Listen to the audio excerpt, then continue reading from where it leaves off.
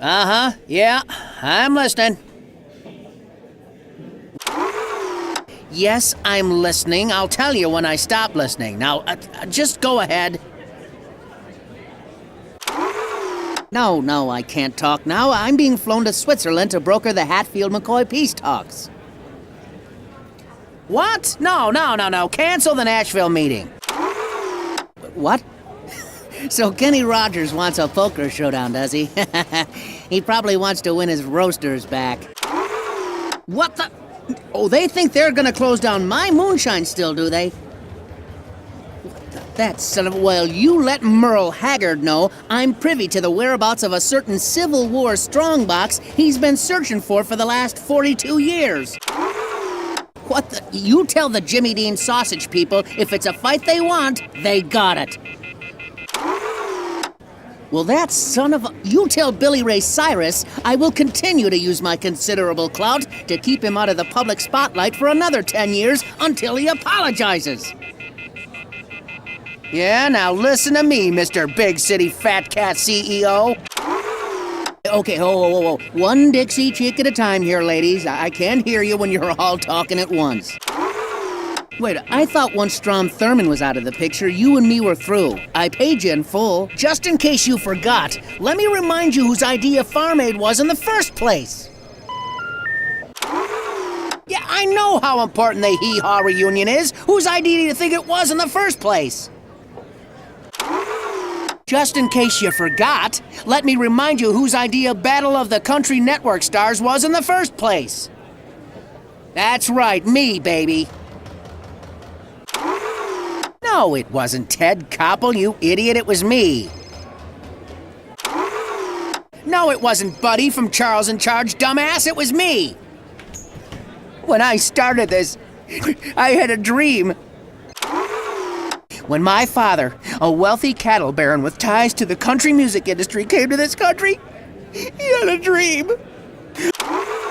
When my great-great-grandfather, Colonel Reginald James P. Aloysius Calhoun Jr. came to this country, he had a dream. A dream to help farmers and their children. A dream to get rich off the backs of the poor. A dream to help rednecks and their families, and I will not sit by and watch you destroy it. And I will not sit idly by while you big city fat cats try to increase the banjo tax. Well, maybe the bolo tie is inappropriate formal wear where you come from, mister, but not me. Good day to you, sir. Go to heck. I'm hanging up now. I'm getting emotional. I'll talk to you later. Hey, are you all right? What? Oh, why, yes, thank you. Jeez, look at me weeping like a schoolgirl. 1 second. Okay, no. I'm sorry you had to hear that. I'm sorry. That must have been awful for you. Oh, please forgive me. I didn't see you there. You know, I get so passionate about agricultural issues. It's not every day a man launches his own brand of barbecue sauce, you know? I thought the redness, bumps, and genital irritation were from shaving, but no, I'm not sure. I guess for all the money and success I've had as a country music promoter, I'm really just a good old boy at heart. Oh, I guess for all the money and success I've had as an orgy planner, I'm really just a good old boy at heart. Guess for all the money and success I've had as an amateur porn star, I'm really just a good old boy at heart. But here I go, probably boring you to death, huh? But here I am, spilling the beans, as they say down south, where I'm from. You must be sick to death of me. Oh, but here I'm going on and on, blah, blah, blah, using all kinds of big fancy words you probably don't understand, huh? Forgive me. Oh, no, not at all. You know, I'm from a farm. No! Well, you lying sack of crap, no way! quit trying to hornswaggle me. Born and raised, and I just love country music.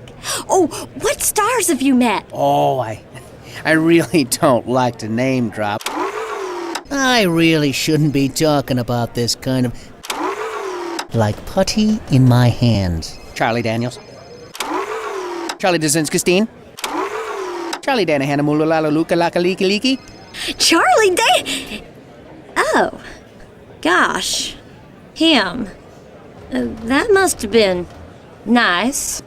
And a certain red-headed stranger named Willie Nelson.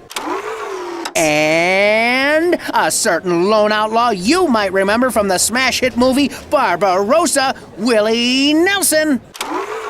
And a certain country music star you might remember from his outstanding performance at WrestleMania 7, Willie Nelson. Willie Nelson? Oh, my stars! I love Willie Nelson. You have no idea. I know every little thing about him. I was there when he got struck by lightning. I was there when he bit Gary Busey's ear off. I was there when he shot Burt Reynolds. Oh, I want to hear everything about it. You're sitting right here and having a drink with me. Gosh, that's amazing. Oh, forgive me. Here I go, just yammering on and on. You must get so tired of talking about this kind of stuff. I'll leave you be. Oh my, that's fascinating. But here I am going on and on. I must sound like such an idiot. I'll leave you be.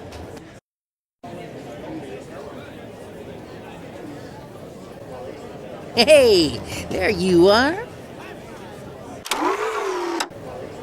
Party! Ow!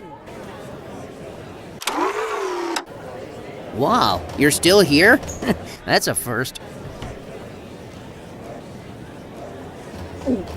Wow, how fancy.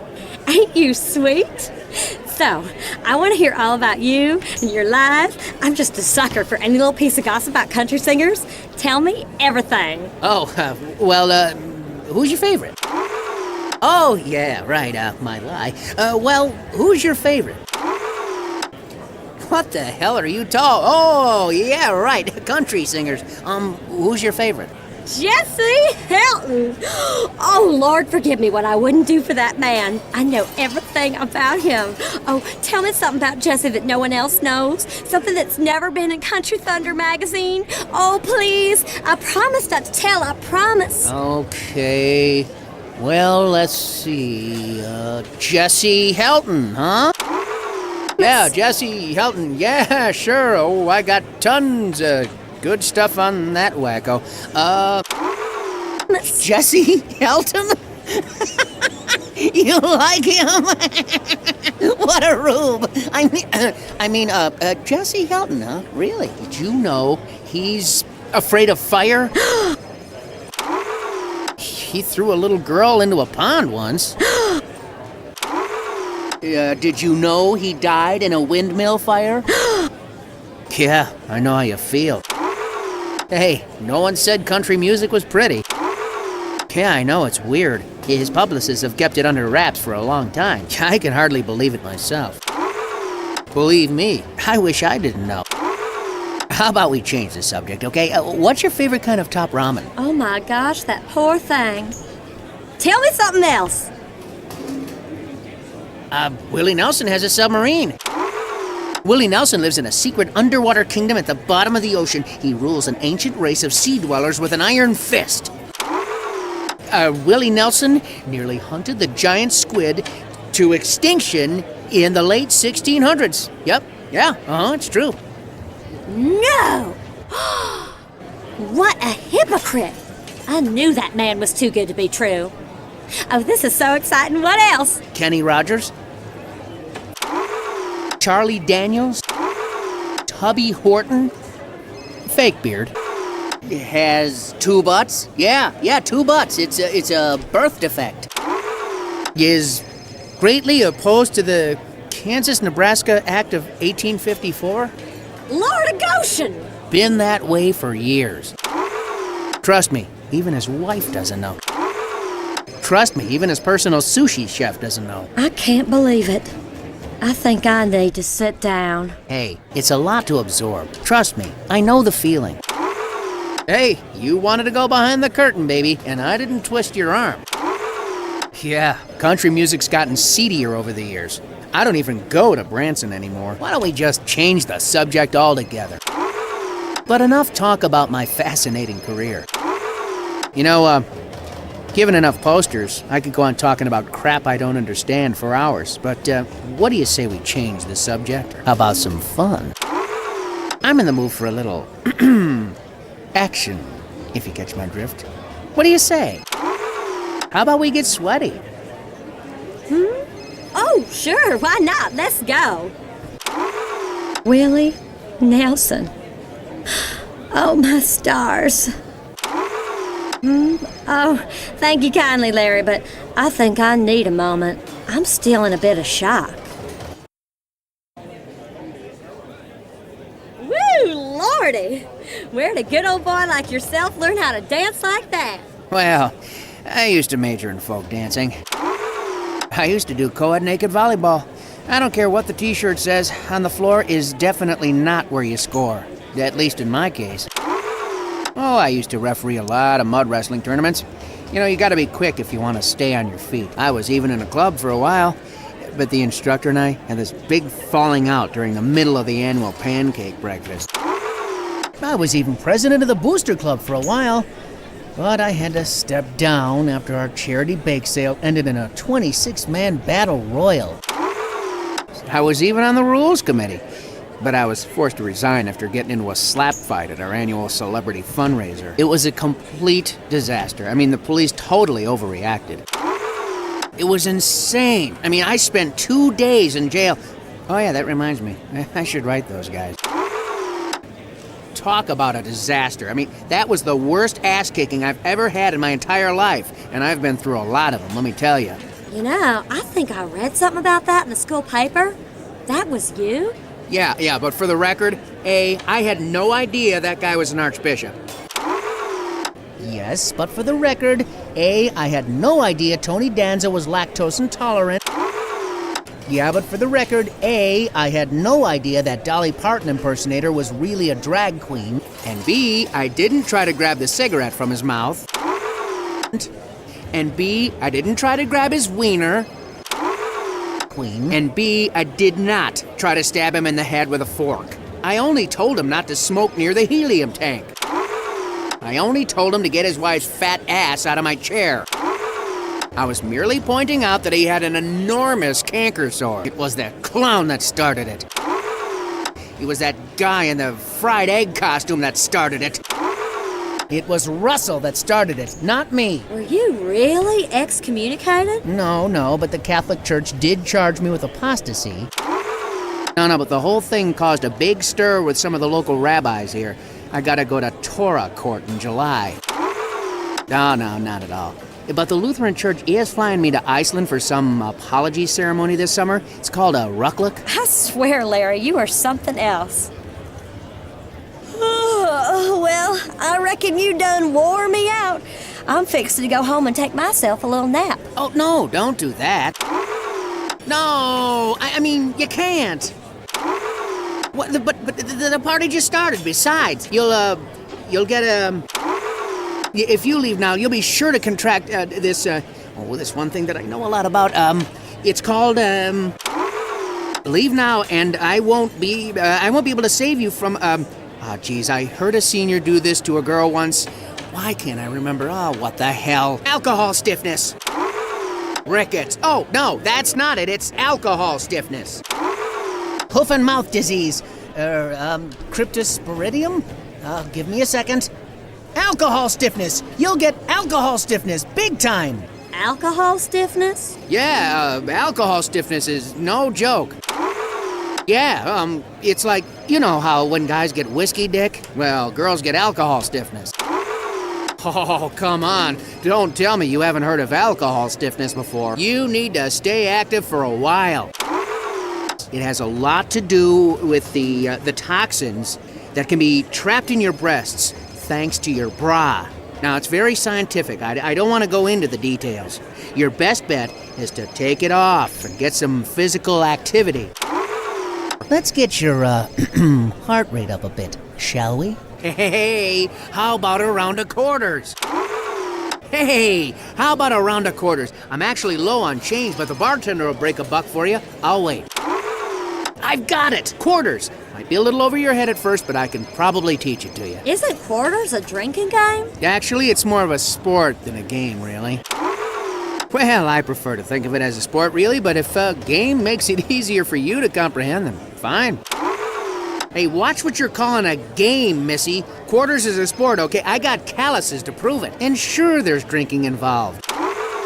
And let's see. Huh, you know what? You're right. There is drinking involved.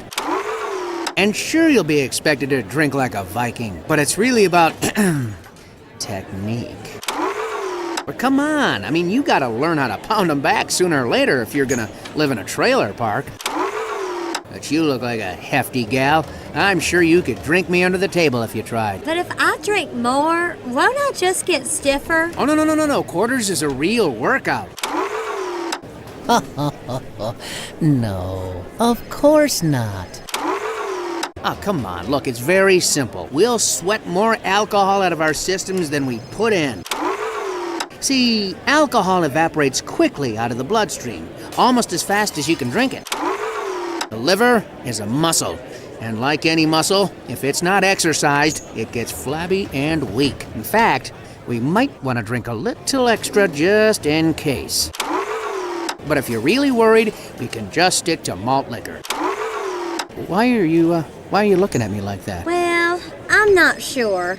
It's getting kind of late. I've got this big paper I'm doing on the bait and tackle industry. It's due next week, and I've barely started. Okay, how about one quick round of quarters? Okay, how about just 4 or 5 games? Wait, come on now. We can get some moonshine, some pork rinds. We can play for hours. Then it's off to work on your paper. Then it's off to my room. Off to the bait shop with you. I'll even help you with your paper. I'm quite the fisherman myself, truth be told. Hell's bells, why not? Let's ride, cowboy. I'm sorry, Larry, but I really need to get down to the Rusty Angler and do some research for my paper before they close. But thank you kindly. You're gonna have to wake up well before the rooster if you want to flim-flam me, Larry. I'm going home.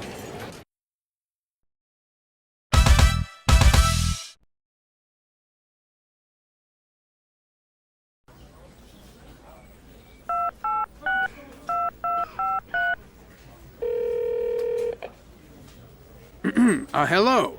My name is Assistant Dean Abramson, and I would like to purchase one of your erotic cakes. Hello. My name is Assistant Dean Abramson, and I would like to purchase one of your erotic ass cakes. I plan to masturbate during our conversation. Hello. My name is Assistant Dean Abramson. I would like to discuss the purchase of a large pornographic cake.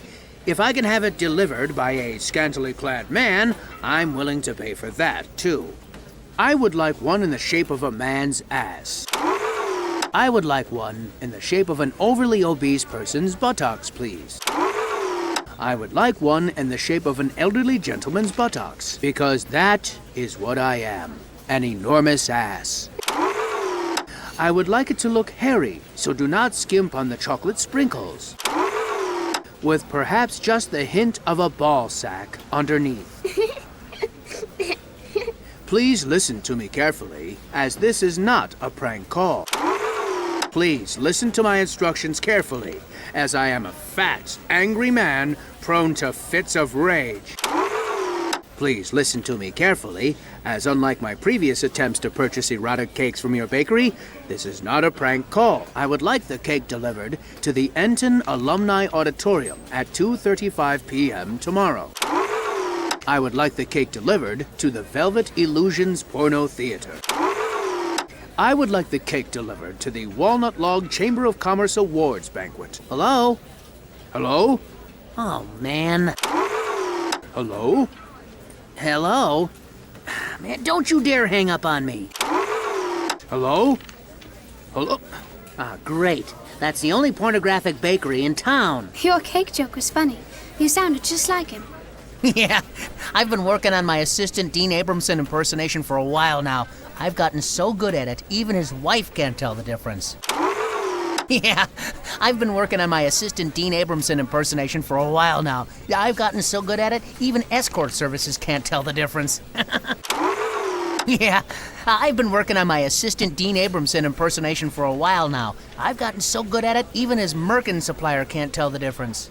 Well, just last week I called his house while he was gone, and I asked his wife to take all the liquor he had in the liquor cabinet and donate it to a local soup kitchen. Why, just last week I called his house while he was out trolling Hura Street for lady boys, and I asked his wife to take all the liquor he had in his liquor cabinet and donate it to a local soup kitchen. Why, just last week, I called his house while he was holed up at the In-Out Inn with a prostitute, and I asked his wife to take all the liquor he had in his liquor cabinet and donate it to a local soup kitchen. Oh, man, would I have loved to have been a fly on the wall when he came home that evening. Sorry, Martin, no cognac for you tonight. Oh, man, what a ball hair. Oh, man, would I have loved to have been a fly on the wall when he came home that evening. Sorry, Martin, no cognac for you tonight. Oh, and just between you and me, I think Mr. and Mrs. Abramson are having just a little trouble in the boudoir. Apparently he uses some kind of a splint. Oh, man, would I have loved to have been a fly on the wall when he came home that evening. Sorry, Martin, no cognac for you tonight. Oh, man, what a douchebag. Ione, there you are. I've been looking all over for you. Make sure to come by the house early tomorrow. We're having the new Chancellor and his wife over for dinner. I plan on opening that bottle of cognac my grandfather brought back from Paris after the war.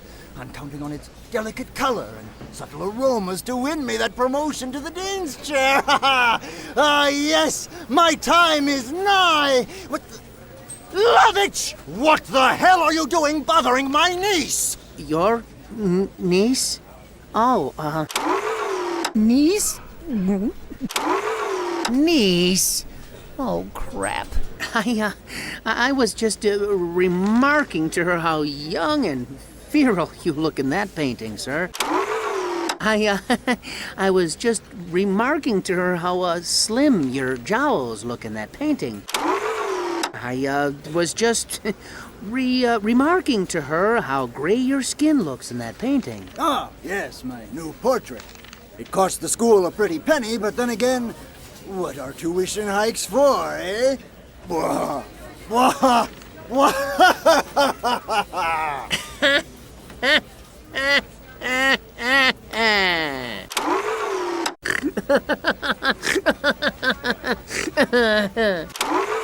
Blah, blah, blah. Quiet, Lovage. I don't have time for this nonsense. I have an important dinner to plan. Ione, make sure you dress as attractive as is possible for you tomorrow. A photographer from the school paper will be there to capture my facial expressions as I open the liquor cabinet. Sir. Herr Abramson.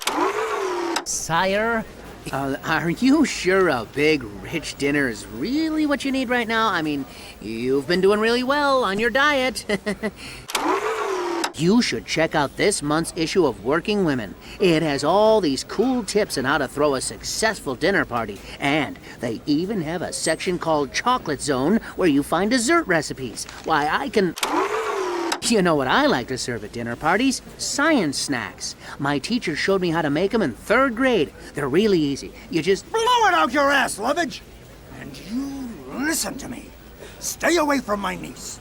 She has enough trouble attracting boys without the likes of you ruining her reputation! What are you people looking at? Get back to your studies! Oh, Larry, please. You've got to get that bottle of cognac back. My aunt will be in ever so much trouble if he finds out she gave it away. Oh, please help. I'm not exactly sure I know where it is now, but I think I know someone who might. Oh, my goodness. He'll kill my aunt when he finds out she gave away his cognac. You're an evil, evil man. Oh, no. He'll kill my aunt when he finds out she gave away his cognac. Look what you've done, you wretched man.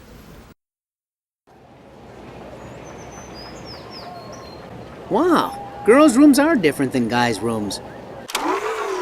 You have a plastic bag I can borrow? I need to take a dump and the bathroom's out of order. Ugh, smells like cat pee in here. A dresser! That's where you keep your underwear, isn't it? Wow, no mildew on the ceiling or anything. A dresser! That's where you keep your vibrators, right? Yes, thank you for getting the cognac back. I guess I'll see you around. Hey, are you into poetry? Books! Man, you must study a lot. I can tell because of your glasses. Books, huh? Nice. I should get some of those. Mostly feminist poetry. Most guys are a bit put off by it. My uncle says men don't find that kind of thing attractive, and that I should major in home economics instead. Yeah, well, feminism is a big waste of time, but he should mind his own beeswax. I think it's great you're into poetry. Yeah, well, he may have a point there, but what does he know? I think it's great you're into poetry. Yeah, well, even a broken clock's right once a day, huh? I think it's great you're into poetry. Watch out for the penis. Watch out, I say. Beware the schlong. Beware, I say.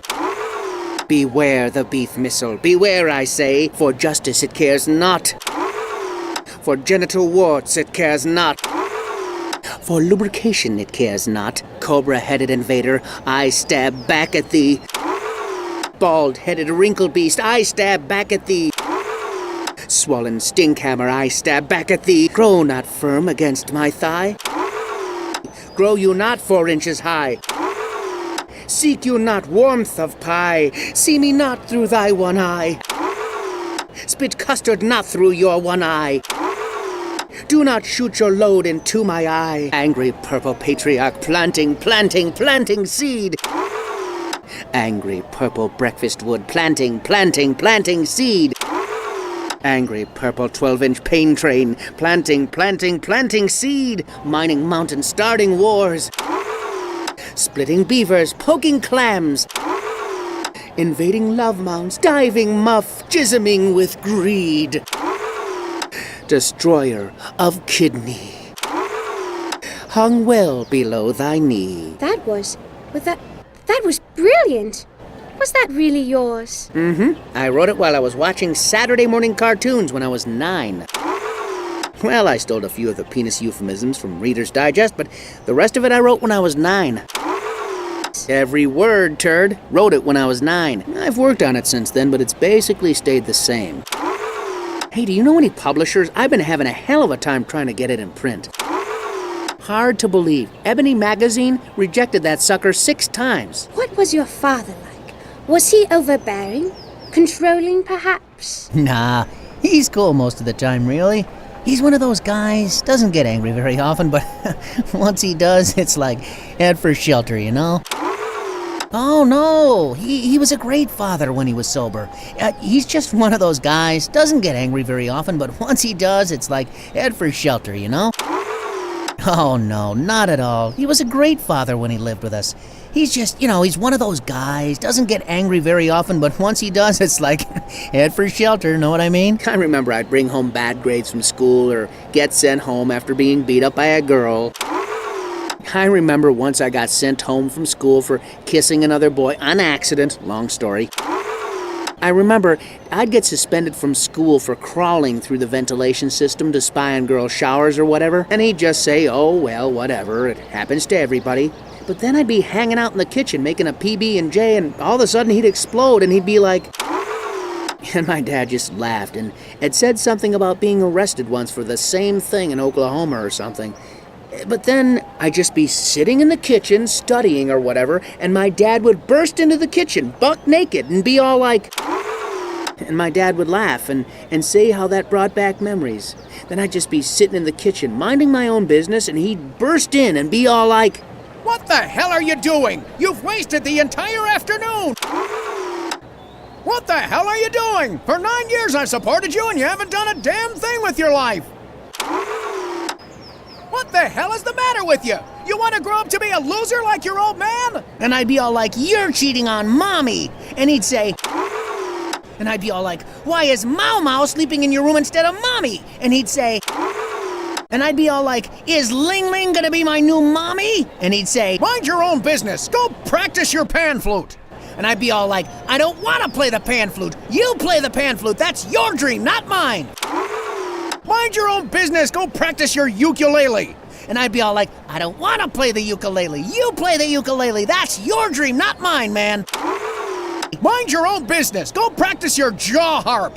And I'd be all like, well, I don't want to play the jaw harp. You play the jaw harp. That's your dream, not mine. But he's great, you know? We get along fine when I'm home. Hey, want to play some quarters? But I love the guy, really. I mean, and he's mellowed out a lot, too, since the state adopted the 3 strikes rule for felons. Hey, want to hang out tonight? I got some Pruno in my room. It's warm, but it'll do the trick. But he's great, you know? He's mellowed out a lot since he's been on parole. Hey, want to get hammered? Yes. Fine. That sounds nice, actually. Oh, I wish I could really. I simply must study tonight. Sorry. I'd better not. But thank you. This has been quite fascinating. Oh man, was that great! Yes, you suck!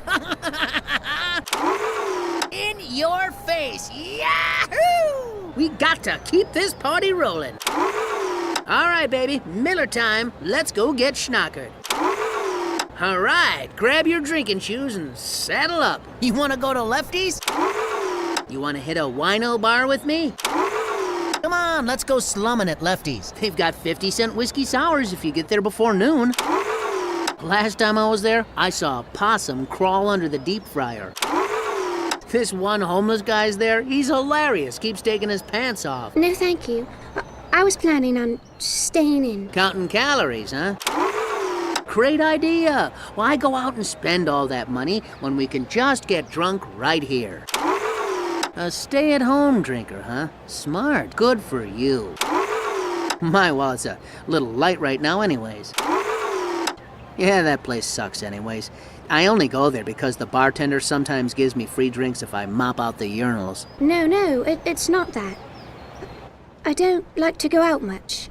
What? A hot piece of cheese like you? What? A hot piece of flounder like you? Why are the pretty ones always such a pain in the... on a Tuesday night? You've got to be kidding. What's wrong? You got hemorrhoids or something? Why? What's wrong? You got a yeast infection or something? I've dealt with those. Do you really think I'm attractive? Pretty much, sure. Yeah, why not? Well, you're not a skank, if that's what you're asking. Attractive enough? Yeah, sure. I mean, look at you. You're not that pale. I mean, look at you. It's not like you have a double chin. I mean, look at you. It's not like you're all pockmarked or you have a huge schnoz or anything. Your face is decent.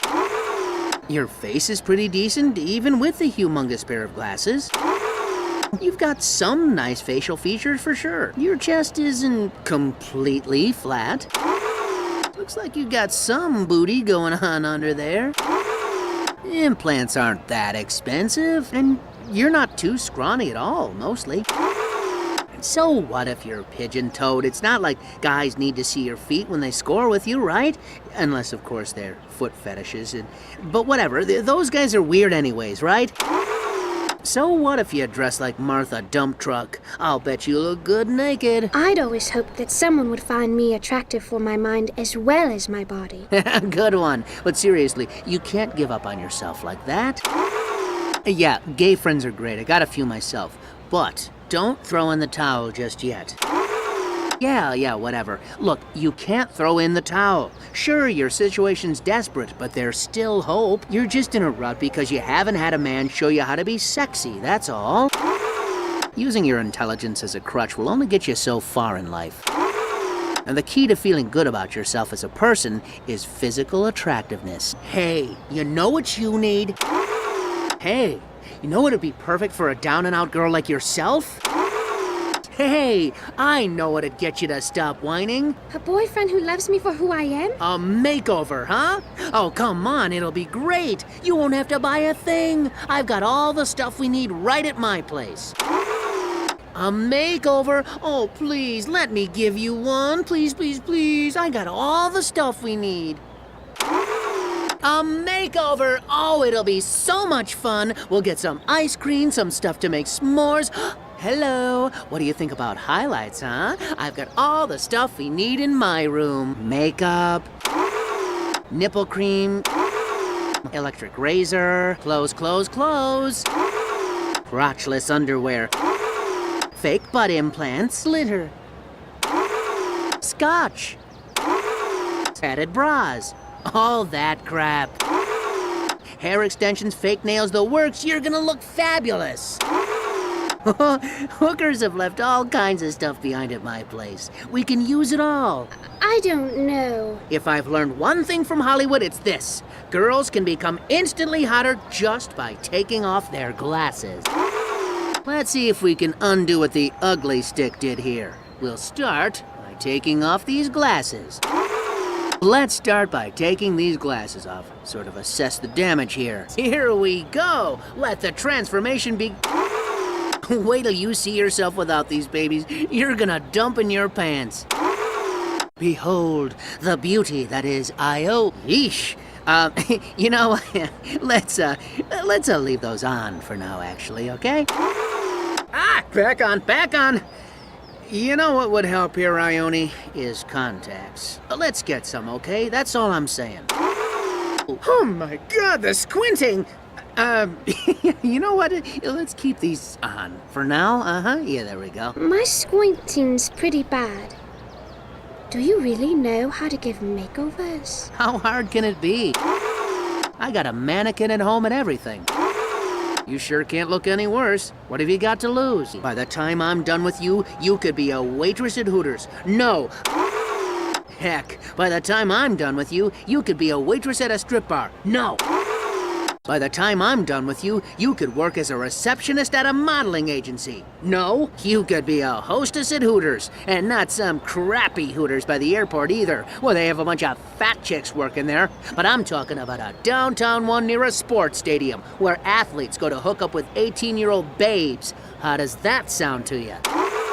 You could work at a bikini bar. No, not just work. You could be a beer tub girl. Absolutely, yes you could. Those girls make crazy money. Believe me. What do you say? You could be a cheerleader for an arena. No, Canadian football team. The Argonauts maybe, or the Stampeders. Heck, any one of them would be lucky to have you. You could live in Edmonton, Calgary, Winnipeg. The world would be your oyster, baby. What do you say?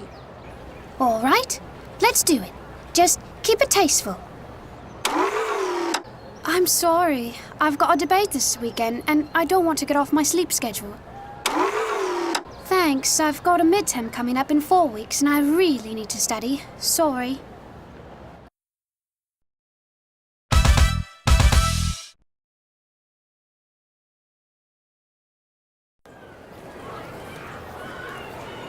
Buenas noches, bombero. Para bailar la bamba se necesita una poca de gracia. Ay, mi abuelita, feliz Navidad, próspero año y felicidad. Calzones, el gato y el perro en mi casa. Hey, fucko, I ain't Mexican, you prick. I'm Italian. Well, my family's from the Falkland Islands. My grandpa accidentally started that war, and that's why my family's here now. Oh, you hungry? I got a 9-inch manicotti in my pants. So, you like Color Me Bad? Hold on a sec. Will you shut your fucking mouth? Yeah? Go where? Well, I say I ain't coming unless I feel like it. All right. I got that thing. I gotta go. What? Ungrateful fuck. I gotta break your fucking legs. Who was that? Was that your parole officer? Was that your bookie? My ma. She wants me to come home this weekend so we can all go to a sanitation workers awards dinner. They're giving my pop something, I don't know. Christ, I hate that shit. I know. Tell me about it. You think they're finally gonna give a sanitation award to Roy Drusky? I mean, the guy's been nominated 7 times. Anyway, you gotta hear this. I've always found the sanitation workers to be a warm, festive people, but listen to this. I had to go home last year to watch my dad get inaugurated president of the Mr. Belvedere fan club. Last year, my dad and Yokozuna lost to the natural disasters at SummerSlam. Last summer, I had to fly down to Baton Rouge to watch my dad get honored by Chef Paul Prudhomme as Amateur Cajun Chef of the Year. Talk about embarrassing. They even televised it. At one point, my dad jumped into the audience and put me in a figure 4 leg lock. Ha! Man, oh man, that sounds fucking boring. You got me beat. Anyway, the important thing is that you don't let him get under your skin. Anyways, the important thing is to never leave home without your magic flute. Anyways, the important thing is to never go swimming without a buddy. But I'm sure it's pretty easy for such a... But if anybody can pass the transsexual rights bill through the Senate, it's up. But believe me, that international arm wrestling title is yours. Nobody can beat a strong, sophisticated woman like yourself. Swarthy, sea-fearing fellow like yourself. A truck-driving son of a gun like yourself. Don't I know it? Ma calls me 3 times a day. She wants to know everything. Where I've been, who I'm with, am I being tailed? Drives me nuts. You should hear the questions when I go home. So I'm filling out the Cosmo Relationship Survey, and every other question's like... So, I get arrested for illicit lewd behavior, and the cops are interrogating me, and they're like, when are you gonna graduate? When are you gonna stop breastfeeding? When is National Butter Crunch Day? Who stole all your mother's bras? Who put the strap-on dildo on the police chief's pet eagle? Who ate my roast beef sandwich? What is this charge to 1-900 senior sluts on the phone bill? How did you dial 1-900 senior sluts? It has too many digits. What is the molecular weight of barium? Jordanus Nemorarius wrote Mechanica in what year? It never ends. They treat me like a baby. And I don't know any of the answers. You're telling me. My pop's either out all night on business or in Atlantic City with clients, so my has like nothing else to do but obsess on me. It's like the fucking, French Inquisition when I'm home. That's a shame. It's none of my business. Now, I'll never have children due to state-enforced sterilization. Now, I'm not a father myself that I know of, but if I had a daughter as smart and as pretty as you, but if I had a daughter as foul-mouthed as you, but if I had a daughter as curvy and voluptuous as you, I'd spend every spare minute I could letting her know how important she was to me. I'd buy her a pony. I'd get champagne and chocolate-covered strawberries and get a room at the Inn Out Inn and... Wow. That's like real sweet of you to say that. You're an alright guy. I was thinking... There are a lot of whores in Atlantic City, aren't there? Boy, a man could have a different woman every night for a year. Atlantic City has a rather extensive directory of private escorts, don't they? If you settle for the ugly ones, it's only like $65. They got that Tattletale's nudie bar in Atlantic City, don't they? I hear that place is the Gilded Palace of Sin. Now, I didn't mean to imply that your dad pays for prostitutes. Don't get me wrong, I'm not saying your dad's heading up there to get hand jobs or anything. And I'm not saying that sometimes your dad likes to mix it up and hire an Asian male prostitute. It's just they're very popular, that's all. But hey, I gotta admit, if I had the cash, I'd be there all the time. But hell, if he is, can you blame the guy? Exactly. See, I don't have to tell you these things. You know them already. You know the way my pop is. You read right through me. Let's go for drinks. Maybe play some quarters. I'm paying. On me. Aye, do me a favor and get the fuck out of my face, alright? Yeah. Look, I'm gonna go join my girlfriends. See you around. Hey, Analisa. Anal eater. What's the good word? Steve, what's up, my man? It's Analisa, you cocksucker. Analisa. It's Italian? Ugh. Anyway, I was still feeling guilty a little bit, about, not going home this weekend. Still, listen, you gotta take my advice. I was once an alcoholic myself, so I'm speaking from personal experience. Now, I'm a trained guidance counselor, so listen up. Let it go, man. If your parents can't deal with it, screw them. If you show up naked to your grandma's funeral just once, your family will never talk to you again. Never order transsexual strippers to a Daughters of the American Revolution chapter fundraiser. Trust me, I wish it were that simple. I ain't got a family you can just, walk away from. I think you know what I mean. Oh, yeah, I get ya. The Amish. Oh, yeah, I get ya. The Quakers. Oh, yeah, I get ya. Armenians. You should be proud of yourself. People may laugh at your strange and foreign customs, but I find them charming and quaint. If that's what you are, that's okay. It's great you're using telephones and you flung aside those constrictive bonnets and aprons, settling upon a more... You guys invented the cotton gin and the printing press and bananas and flying cars and... I can teach you how to use an electric can opener and you'll find you can go to a store and buy butter. You don't have to churn it yourself. What? You got a fucking cannoli in your ear? How many times I gotta tell you, I'm Italian? Italian! Okay, whatever, alright, check this out. Yeah, Mongolian, I get it. Don't interrupt me again. Anyway, so I'm home last summer, my parents were gone for the weekend, and I was looking after the house. So my parents went away for a weekend last summer, and the babysitter goes out to the store to pick up some canned ravioli. So last summer, my parents left me alone in the house for a day. Of course, they didn't tell me they were having the house fumigated for scorpions. So I'm leafing through the yellow pages. I was eating brownies, and I'm trying to find the number for a good state appraiser, and I accidentally get chocolate on the escort pages, and I start freaking out, right?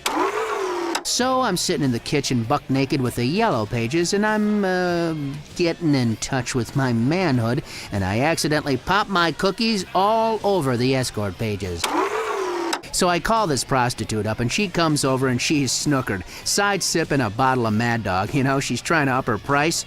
So I grab the phone book and turn to her ad in the escort pages, and she pukes all over it. So I get some paper towels and I start trying to wipe off the pages, but I just ended up smudging all the ink. So I'm scrubbing furiously with pine sol and warm water, but I end up smudging all the ink. So I toss it in the dishwasher, threw it on the rinse cycle, and I ended up smudging all the ink. Yeah, that's great. Is this going somewhere? Yeah, so like 2 months later, my dad comes up to me and he's like, Do you have any idea who smudged up the escort pages? yeah, so like 2 months later, I caught my dad under the bridge with a 7-foot-tall transvestite, and he's like, You see what I've been reduced to? What the hell happened to the escort pages? yeah, so like 2 months later, we're at my grandpa's retirement dinner, and my dad's pointing fingers at everybody asking, Who ruined my escort pages? and then I'm like, why were you looking at the escort pages? Then I'm like, ever since you rehid your back issues of Jugs, it's the only thing around here I can masturbate to. Why are you asking? Then I'm like, me? I was ordering up a hooker. What's your excuse? What did he say? He says, I was looking for a whore, Larry. Have you seen your mother lately? And he says, I was looking for a whore, Larry. I'm tired of looking at your mother's big ass and cottage cheese thighs. He says, I was looking for a whore, Larry. Lately, your mom's been too busy eating bonbons to clean out my rope. after that, we didn't make eye contact for a few days. Didn't speak for like 3 weeks. I told my grandpa about it, but he just told me some story about the time he got arrested for rubbing up against Calvin Coolidge. I brought it up at my Gamblers Anonymous meeting, and my sponsor asked me, what the hell does that have to do with gambling? And then he threw a poker chip at me and hit me in the eye. Whores. You pop too, eh? And you spit in his face. Right in his face. Ah, what a pair of gagoozies on this kid. Oh man, when I'm home, anything goes. I order a pizza, get this, with hamburger on it. Oh man, when I'm home, the place turns into a madhouse. I pig out on Funyuns. Oh man, when I'm home, it's crazy. I'll wear one of those fake arrows through my head. I'm cranking Belle Biv DeVoe until 11:30 at night. I'm watching Emmanuelle movies on late night cable. I taught my cat to tell my dad to go to hell. I put a pair of sunglasses on my dog and he's running around the house and my mom's like, "Why's the dog wearing a pair of sunglasses?" I made some bleachers out of popsicle sticks and set up all my action figures together, and I pretended I was the keyboardist from Manfred Mann's Earth Band, and I had a big arena concert in my room. I put some food dye in the milk, and my mom's like, "Why's the milk blue?" And I told her Papa Smurf peed in it. Whoa, what a pack of zingies. You doing all this at your parents' house? I set up a pup tent in the backyard and took my boombox out there, woke up my dad, and he ran out there and kicked the tent down. He was real mad. Not exactly. I got locked in one night at Discovery Zone. It was cool, though. I slept in the ball pit. When I came home the next morning, my dad was really mad when he saw me. He thought I'd finally moved out of the house. No, I was talking about my dorm room. My parents have the phone number here. My dad calls and checks up on me like every 6 months. That fucking prick. That's what I'm talking about. You try to have a good time, they kick your pup tent down. Listen, forget about going home. You gotta let him know who's boss. You gotta take him down with cunning, quickness, and strategy. Next time your mom calls, let it ring. Next time you do the wild thing with some guy, imagine it's me. Next time your mom gives you attitude, you give her the crippler crossface into the figure 4 and have her beg for mercy. What the hell? Sure. Everyone's always kissing my pop's ass back in the neighborhood. About time somebody told him no. Thanks, but this is a family thing, you know? No outsiders. See you around. Yeah, look. Thanks for the advice. This is something I gotta deal with on my own, you know?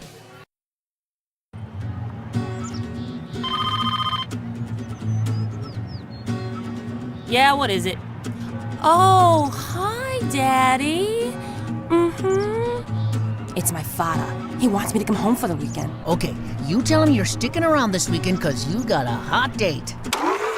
All right, tell him you're gonna go pheasant hunting this weekend.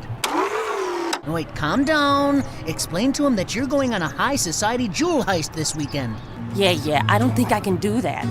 My pop, he ain't used to people talking to him like that, and, who am I going this weekend with? With me? You've got a date with me. With AJ from Backstreet. Oh, he's the best one. With Jeff Goldblum. He's dated everybody. Hi, come on here. He knows I got standards. I ain't dating no ugly guys. All right, first, don't panic. All right, first, if you have a burning sensation when you urinate, it's best to see a doctor immediately.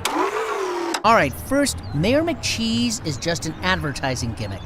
Second, ugly guys try harder, okay? Second, REO Speedwagon has gotten an unfair bad rap from critics over the years. And second, never try to eat a live water moccasin, even on a dare. And third, just lie to him. He's not gonna know the difference. And third, never give a prostitute a blank check. And third, in spite of its apparent popularity, licorice tastes like an old dirty butt. Listen, I can't leave the man on hold here. I gotta tell him something. Here, hand me the phone. I think I can handle this. Yeah. Just give me the phone already. Give me the phone. I'll hit him with a little street knowledge. All right, but you listen good. Don't go breaking balls, or he'll have yours bronzed up on his mantle. Yes. This is Assistant Dean Abramson calling on behalf of Walnut Law Community College. Yeah, hey, this is Larry Lovage. Hello, sir. I'm Russell, calling from Norcom Technologies. I'm afraid Analisa is going to be busy tonight, so she'll have to take a rain check on coming home this weekend. Capiche? I'm calling to tell you you may be eligible for our $50 million grand prize. I'm just gonna need your name, credit card number, and your birth date. Now look, I don't know how you got this number, but would you please not call here again? And if you could, take us off your phone list. Well,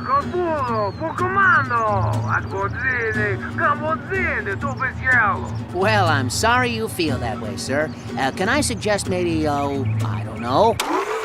Well, if you don't like Chinese cuisine, I can also suggest... Well, somebody's got a little temper. Why don't you do me a favor? How about sticking your thumb up your ass? A career in home furnishings. Eating my doo-doo. Yes, I know what a car crusher is. Why? Oh, I see. No, you wouldn't want to do that to me. I'm affable. My balls in a pickle jar? No, I don't think I would like that. Oh, and you're on campus right now, I see. Put your top on! You're in town? Here? Oh, for God's sakes, put something on! You're here? At school? Be decent, woman. Put some clothes on. No, I wasn't talking to your daughter, sir. I swear, I never laid a hand on her. No, I don't know why I said that. I'm here all by myself. Nobody here but us chickens. No, I was talking to Dean Abramson. Abramson, come now, think of the children.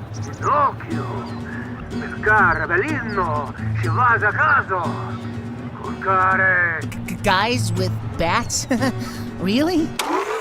Guys with anti-aircraft guns? Well, I'd say that's a little ostentatious. A Sherman tank?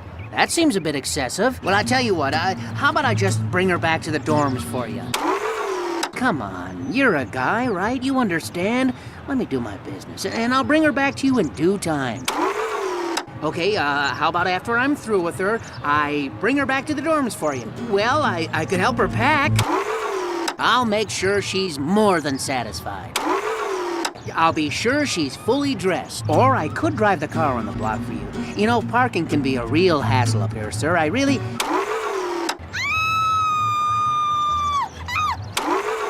Okay, how about I give you my money and my car, and for my part, I get out of your face. Take the phone! Run for your life! Help me! Tell him I'm sorry! Okay, don't panic. I know a guy in Tijuana. He can give us whole new faces and IDs. Let's get out of here! Relocate to Toledo! He'll never look for us there! Hurry, Larry. I think that prick traced the call. Let's get back to your place quick. He'll never think to look for us there. Good job, numbnuts. Now he's really pissed. Go ahead and get the hell out of here. I'll take the heat myself. Jerk off. All right. You've done enough here. Christ.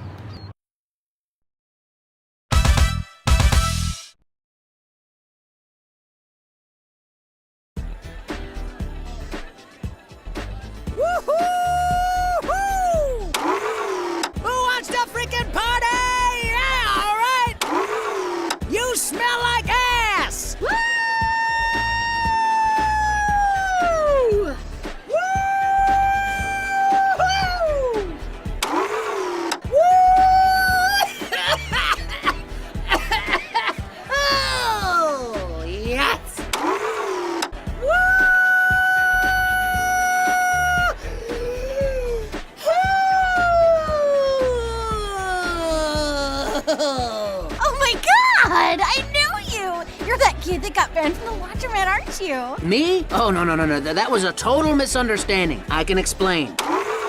Stupid campus newspaper. Didn't even want to hear my side of the story. Listen, I can explain. Damn it, that was 3 years ago. When will it die? I'm sorry, I didn't mean that. Look, I can explain.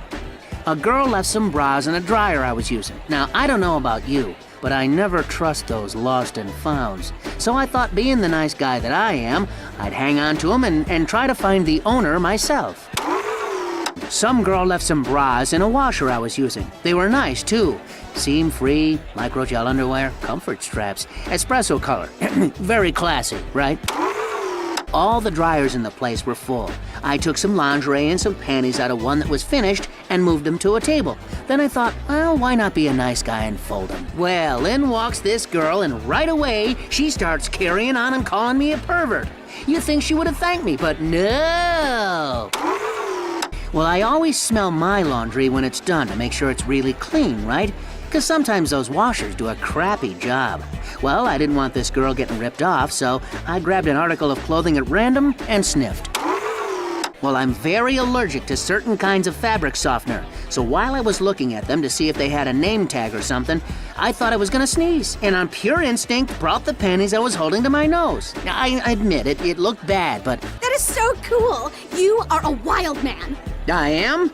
I mean, I am. Oh, totally. Really? Well, yeah. My lawyer says I have practically an airtight case if I want to sue. That laundromat violated my rights and trashed my rep pretty good. Now you take that back. I mean, I am? Yes, I am. I am a total wild man. Actually, I can't do my laundry anywhere on campus anymore. Hey, if you're in there sometime, could you see if I still have the high score on Bubble Bobble? My initials are P-E-E. Hey, you think sometime when you're in there and nobody's looking, you could take down that warning poster that has that drawing of me on it? I'd pay you, of course. God, the last time I did laundry, I got so hammered, I ended up having sex with the janitor guy in one of the dryers. I can't go there anymore either. Wow, we really do have a lot in common. Except for the sex with the janitor part, of course. Say, maybe I do have a shot here. You had sex with Carl? That dude's at least 50 and has the longest nose hairs I've ever seen on a human being. Say, maybe I do have a shot here. You had sex with old man McAllister? That guy has 2 fake hips, Tourette's syndrome, and a club foot. Hey, maybe I got a shot here. So how about you? Ever got off in public? Oh, yeah, sure. I've gotten off on the roof of my dorm. Let's see. Me? Heck yeah. I've spread my seed from one end of this campus to the other. Oh, yeah. I've dropped a lot of baby batter on this campus. Let's see. The library, the computer lab, dental museum, and the art gallery. The Japanese rock garden, dental museum, half the closets in the Mayan student center, half the restrooms for sure, the dental museum, most of the closets in the student center, and once just sitting in the back of the student theater during a freshman orientation seminar. The dental museum? I've always wanted to do it inside the dental museum. How was it? It was cool, except I almost got caught. Not great. They have this really annoying Doc Holliday animatronic in there now. I couldn't concentrate too well. Not so good. Apparently they have tours now. A security guard caught me with my pants down. Some visiting historian got all in a huff and called the cops. Assistant Dean Abramson spotted me and went berserk. He threatened to beat me to death with a fire extinguisher. I barely outran him. Hey, did you know that ancient Mesopotamians thought cavities were caused by tooth worms? What a bunch of dumbasses. Thank God for sweatpants. You know, you can still run pretty fast with those suckers, even if they're down around your ankles. Oh, man. What happened to the chick? Chick? What are you talking? Oh, yeah, chick, the chick. She, finished early, so she left before I did. You know, gosh, I feel like I'm just talking about myself here. What about you? Oh, no, I was masturbating. Chick? No, see, I was jerky to her, and she left it all in a huff. Oh boy, I really feel like I'm going on and on here. What about you? Where have you gotten off? Oh man, do I miss having sex in public. My last boyfriend was the biggest prude, and his sister was even worse. You should try the trampoline on the main green sometimes. Lots of couples go there around 3, 4 in the morning when they think nobody's watching. You know, sometimes I'll watch the trampoline outside the sorority house with a telescope and just masturbate for hours on end. Sometimes when I'm finished, I'll even send them a dozen roses. Oh, if they only knew. I have this little trampoline in my room, and sometimes I'll jump naked in front of my window and think to myself, I wonder how many gay men are looking at me right now. Wow! I had my first threesome on a trampoline. We really do have a lot in common. Well, it's high time you had another. 6 cheers for double penetration. Hey, you want to get out of here and take a bounce with me? What do you say to a round of grab ass on the rectangle? How about we go hit Taco Bell, then go for a bounce? Anything on the value menu? My treat. You know, there's a trampoline not far from here. There's actually a trampoline nearby. Now, I'm not supposed to use it on account of my asthma, but what the hey? What do you say? There's a trampoline nearby. A homeless friend of mine has some wine buried under the bushes next to it. He won't mind if we take some. Wait. 3 quick shots of tequila, then let's hit it. Thanks, but I'm kind of supposed to meet this guy tonight. If he can get his ankle bracelet off. I would, but I promised the bartender I'd have sex with him in front of his roommates later. I'd invite you, but you know, it's his house, so I'd feel awkward. Hey, Luba, how's it going? Word up, Cheddar Dog. How's it hanging? Hey, there's my little hooch hound. How's it going? Oh, hey, Larry. Not bad, just a little tired. This guy I slept with last night had an incredibly huge cock, not to mention the stamina of a bull, so my jaw is sore and I can barely walk. But other than that, things are cool. How are you? Fine, I guess. Wow, that's really great that you can share that with me. Yeah. Pretty much the same. I mean, you know, things are cool with me too. I was just gonna see if you wanted to, I was, just wondering if, maybe if you're feeling better later, I was just gonna see if wow. Can you really talk about wieners in a Sierra game? I mean, I've seen ones that were longer, just barely, but that was definitely the thickest piece of salami I have ever pulled down. And it's not like he was just a rammer. He knew how to ease things in and out, but he was hung like a giraffe. You want to see a Polaroid? Yeah. I mean, no. Yes. I mean, yes. I mean, no. Maybe I'll wait, you know, until you have an album of them or something. Then I could just look at them all at once, right? I was actually hoping maybe we could, get together, I guess. But, size doesn't really matter though, right? Right. So, do you, need some ice packs or something, or, And this guy was small, too. About your size, I never, ever would have guessed. We did it for 6 straight hours. I had 32 orgasms. He had 7, and then he wanted to stick it in my... Okay, I get it. I understand. Enough with the penis talk already. I get it, okay? Geez, crow. I get it. You enjoyed yourself immensely, thanks to his giant rod. I get it. Who the hell was this guy, Peter North? You know, it was probably a fake anyways. They have all kinds of extensions nowadays. Trust me, I know. Can we please change the subject now? North, describe his wiener for 10 more minutes, why don't you? Jeez. Do you ever not tell people every single thing that's on your mind, huh? Jerry, what's wrong, dude? You seem upset. Well, yeah. I was all excited about tonight, hoping you'd be here and we get to hang out. Well, duh. I've been trying to ask you out this whole time. I had a rap worked out and everything. It was about provolone. Well, that's because I like you, and I don't want to hear about how you got laid last night. This wasn't supposed to be this way. I'm sorry, Harry, really. I tend to forget how guys fall for me. I remember this one time I met this really amazing guy at my cousin's funeral.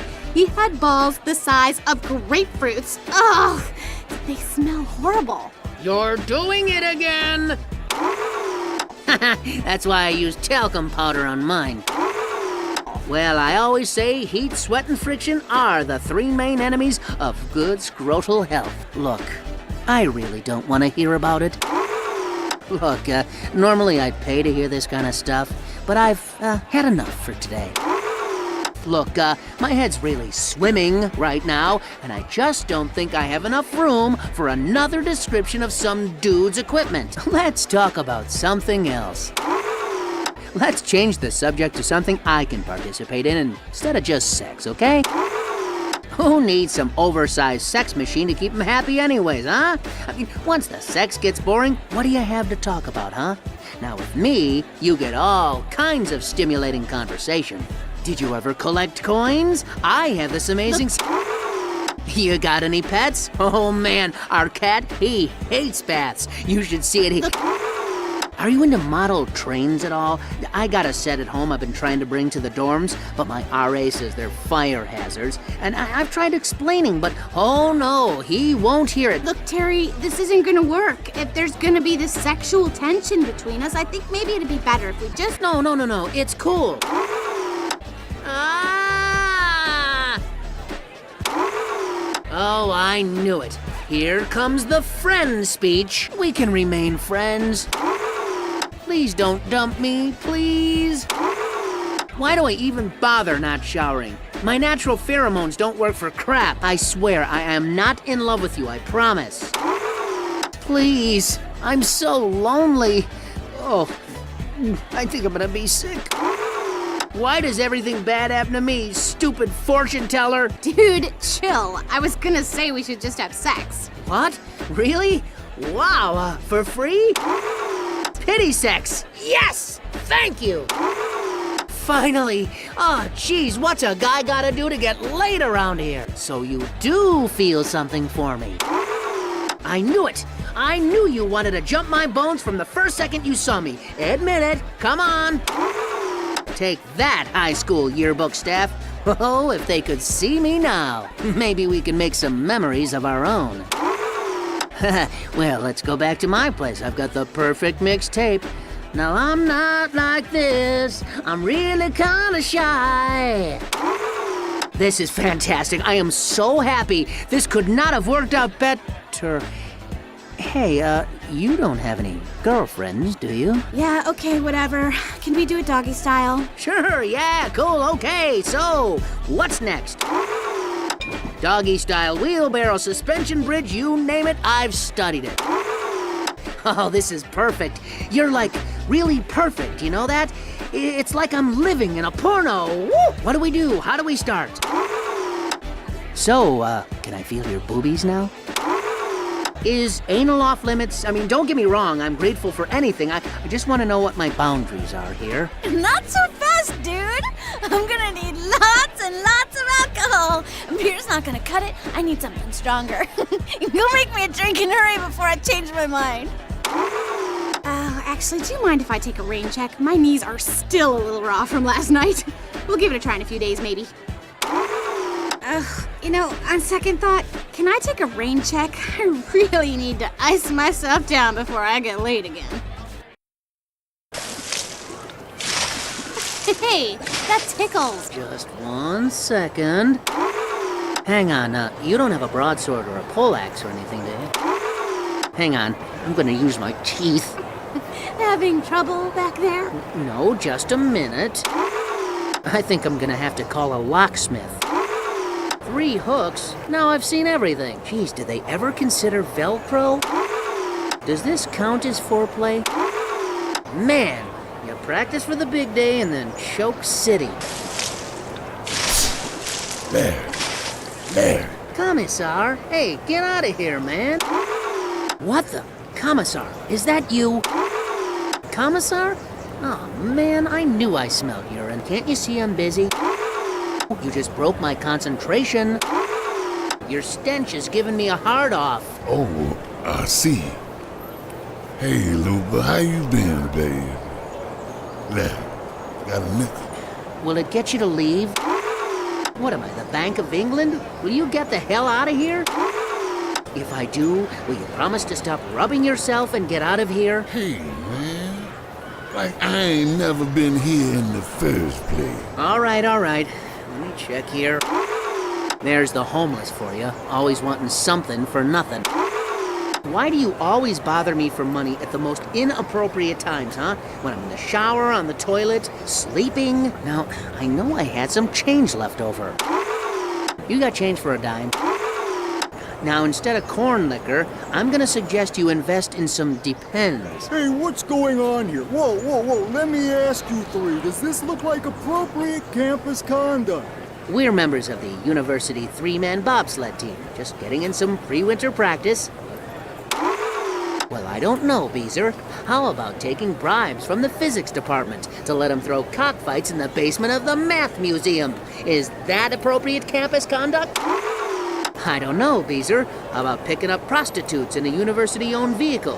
Is that appropriate campus conduct? Oh, so you're a joker, huh? All right, come on, tell me jokes. Fred, can't you see we're trying to fuck here? Miss, I do not need to hear that word. It's disrespectful to me, disrespectful to you, and disrespectful to the university. Fuck, fuck, fuck, fuck, fuck, fuck, fuck. Beezer, don't Assistant Dean Abramson's shoes need a shine or something? Beezer, doesn't Dean Bickler's grandmother need a ride to her hair appointment or something? Beezer, shouldn't you be wiping Dean Bickler's ass for him or something? You want to disrespect a public safety officer, Mr. Lovage? I'm through playing games.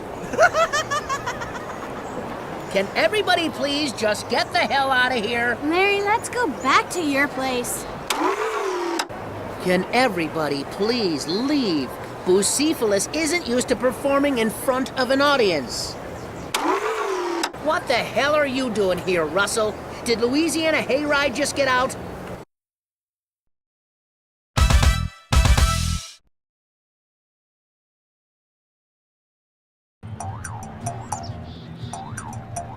Oh, hello. What is this? Check it out. Bow chicka bow bow. Do my eyes deceive me, as they have with so many cross-dressers? Female, no boyfriend in sight, no girlfriends to make her feel self-conscious about talking to me. Jackpot. Thank you, horoscope. Sexy and talented? She's sexy, talented, and knows how to make noises with her mouth. Sexy, talented, and a possible oral fixation. Yummy. Ah, my little darling. It is love at first sight, no? I am but a snake, and you have charmed me, no? My little soldier erects a tent in my blue jeans, yes? Oui. Ah, darling, you have found me. My soldier rises like a gentleman, does it not? Oh man, I miss that skunk. Hey, Excuse me, but are you a parking ticket?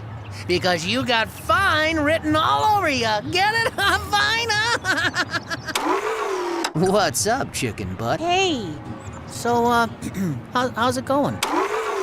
So, how's it going, babe? So, how you doing? pretty good. Oh man, this is going better than I thought. Oh man, this chick really wants to jump my bones.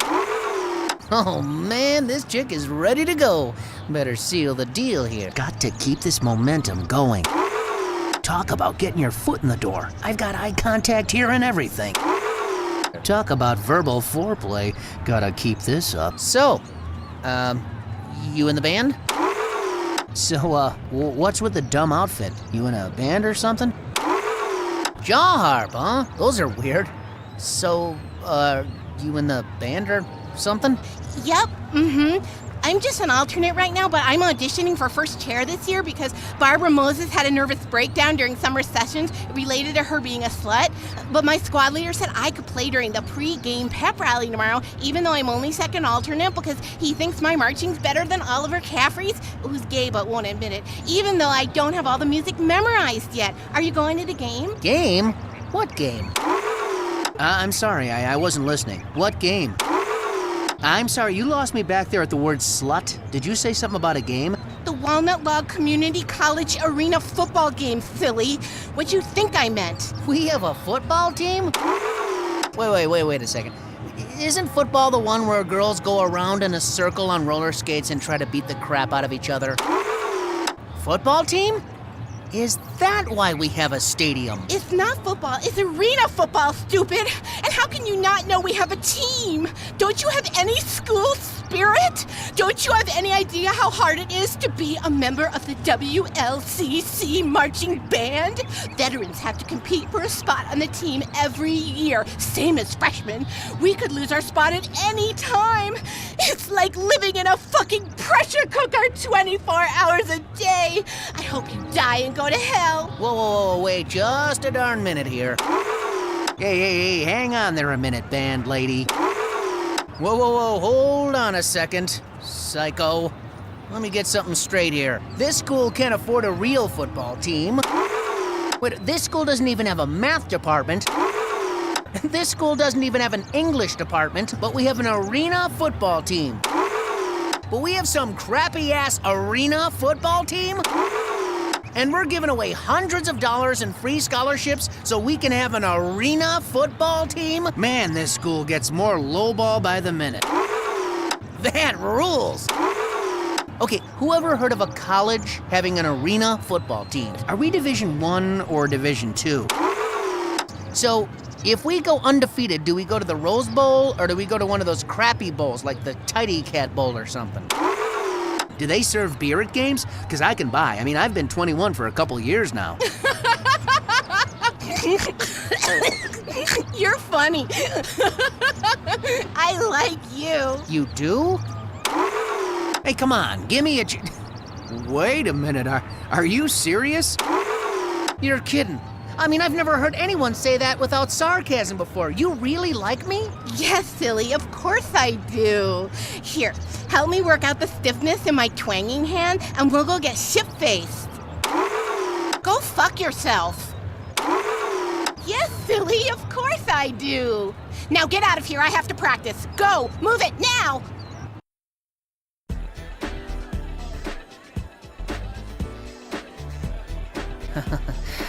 So... Hey, do you like unicorns? Man, my balls really itch.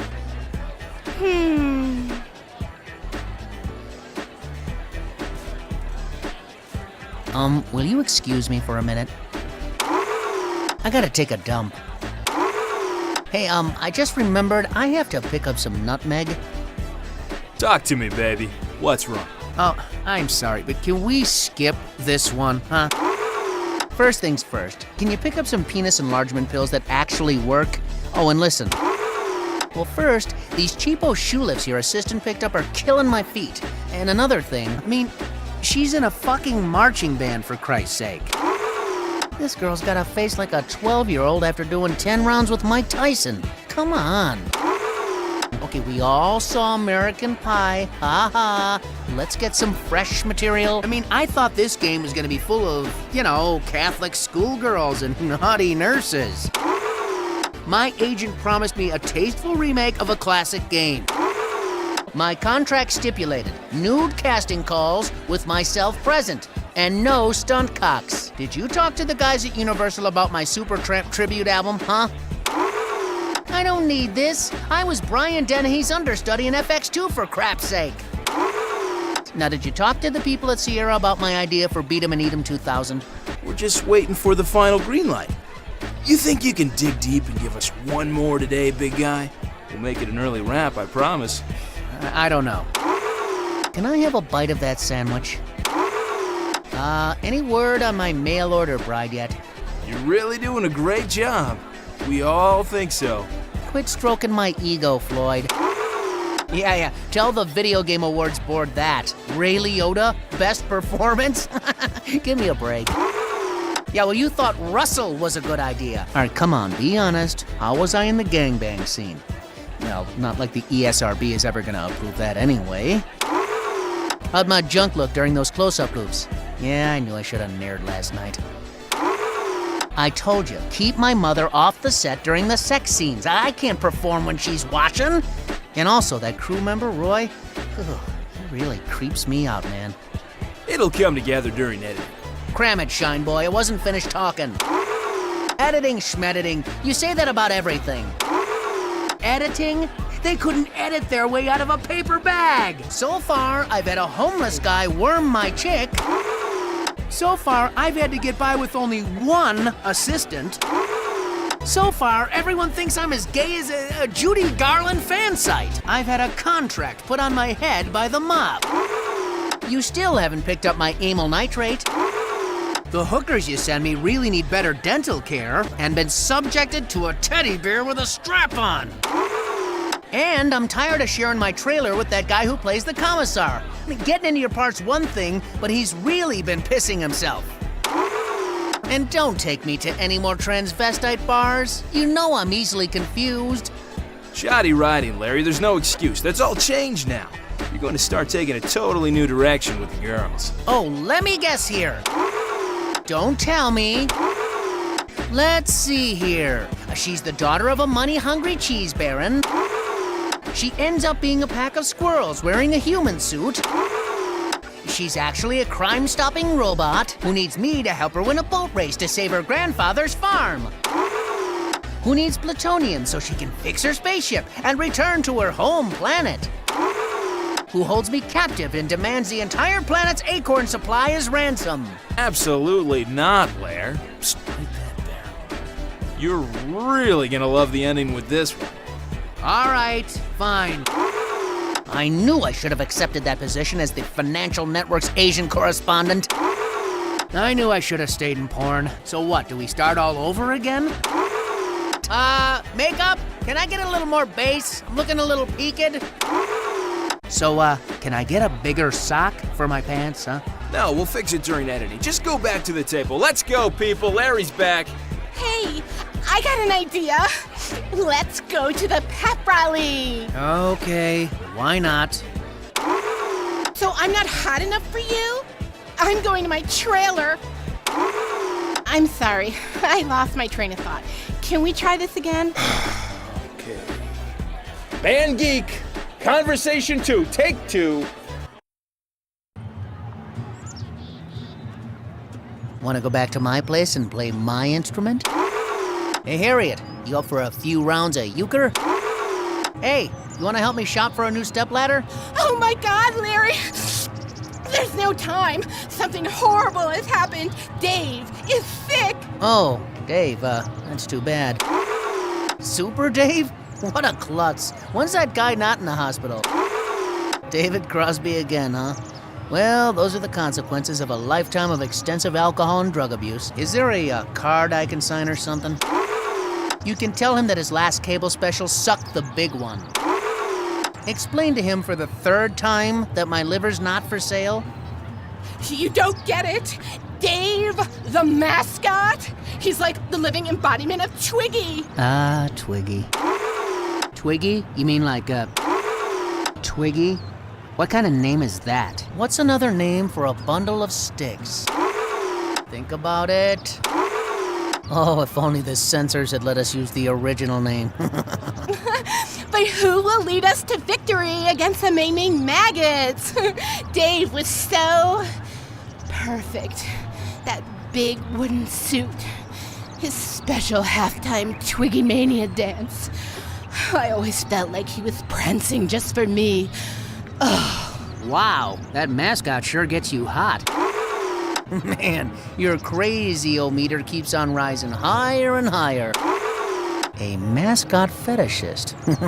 Kinky. Hey, Harriet, why don't I fill in for him? Listen, if it'll get me laid, I'll wear it. Maybe wearing the suit will make you like me. You do that for me? That's so sweet. You must really care for me. Ah, it's nothing. Well, I really care about certain parts of you. Yeah, this is a really deep relationship we have here. I'm sure anyone with any school spirit would do it. I'm sure anyone who wanted to get into your pants would do it. I'm just really, really horny. You really love me, don't you? I knew it. I knew we were destined to be together. Till death do us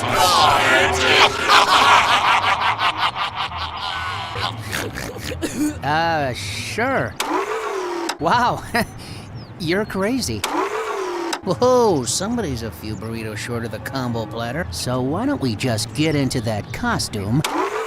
So why don't we just get you nice and heavily sedated? So why don't we just get you situated into a nice mental institution, and then I can be on my way. And then I can enter the witness protection program. And then I gotta go buy a small handgun. I'm sure you have lots of things to do. I'm sure you have lots of self-mutilation and animal torture to occupy you. Look, I'm sure you have lots of antipsychosis medicine to take. Busy, busy, busy. Crazy, crazy, crazy. Psycho, psycho, psycho. No, I've got plenty of time for you, big guy. Let's get you suited up, you hot hunk of man. No, you're not Twiggy. You're not my kid. No. Go away. No, there's no way this will work. You don't know how to be Twiggy. We're all doomed.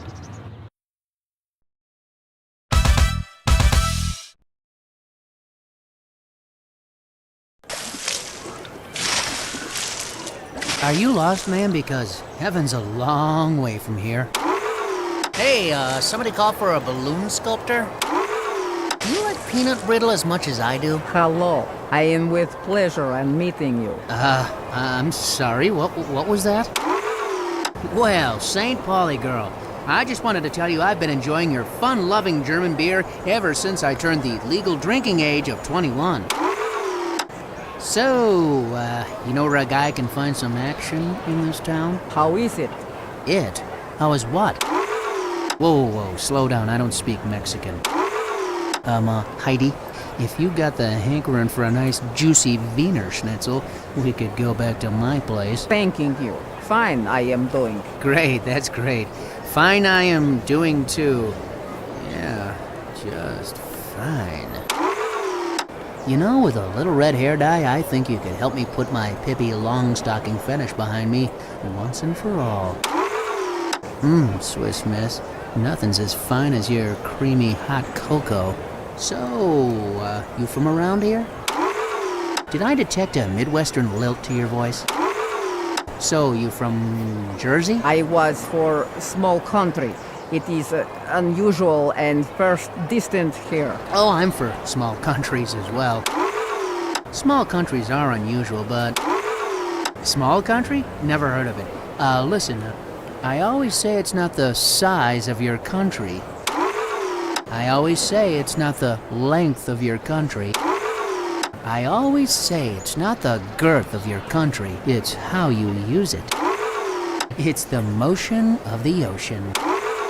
It's the magic in the stick. Speaking as an American, let me say, as someone who happens to be 1/8 Eskimo, I may be staring directly at your breasts right now, but listen to me. I think your country must acknowledge that Ivan Drago's murder of Apollo Creed was not an accident. I think it's time Nikolai Volkov issued a few public apologies.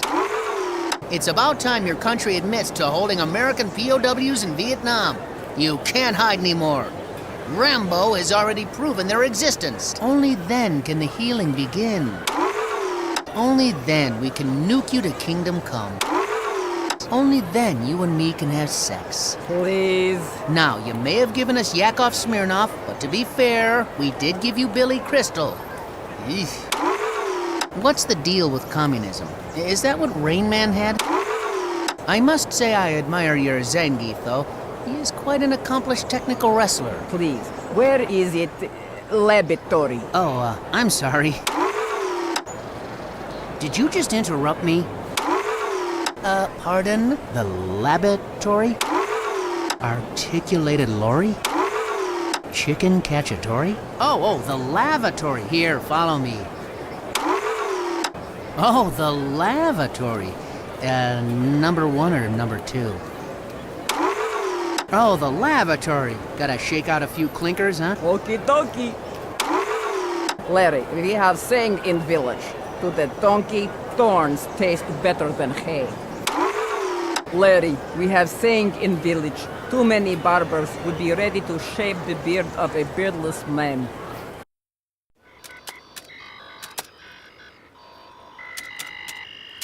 What you doing? Plaid Mart's got expired beats on sale. Only $4.99. Oh man, you should see what I found in the garbage today. Condoms. You wash them out, they're just like new. Nothing. I do nothing. You see nothing. Hey, what is that? I'm sorry. I thought I could catch you going to the bathroom behind the bushes, but hey, what is that? What is that beeping? I could have sworn the CIA stopped tuning into my brainwaves after I took out all my fillings. What is what? That thing that you're... I know what that is. It's one of those Morse code machines. What? This? Is speak and spell. Speak and spell, eh? That doesn't look like any speak and spell I've ever seen. Oh, yeah? Looks more like a speak and math to me. Speak and spell, eh? That's mighty suspicious. Trying to phone home, are ya? Is no. Is more high quality. Okay. Well, how come it doesn't speak? Speak and spell prepared me for a whole lifetime of giving up early. I still can't spell beach. Yeah, you can't fool me. I wasn't born yesterday. I was born 20-some years ago. Is speak and spell. Cat. K-U-T. Cat. I suppose you're right, but... Speak and spell makes learning what it should be. Fun. That's an easy one. Can it spell rendezvous? So, dude, what favorite American activities are you two doing today? I'm gonna go to the store to get some spot remover for my sock stirrups. I was going to go to the retirement home and help check the residents for deer ticks. I was gonna go shopping for some new manila folders. Yes, that's sounding so rad to the max. You and me, we go do this thing. What you say, amigo? Nah, I don't think you'd be interested. That's okay, but if you want, I can get you some deodorant while I'm out. Sorry, my unicycle only carries one passenger. What? This is no good? Is Dweeborama, right? We two party hardy? So, you Eastern Bloc girls like to party, huh? I've had no idea what you've been saying for at least the last 5 minutes. Dweeborama? That's not till December. I hear Urkel's gonna be the keynote speaker, though. Larry, you coming with me? We two playing favorite pastime of my village. Larry, we have saying in village, the meek lamb sucks from two mothers. Larry, we have saying in village, if you break the fast, better eat pork, not curds.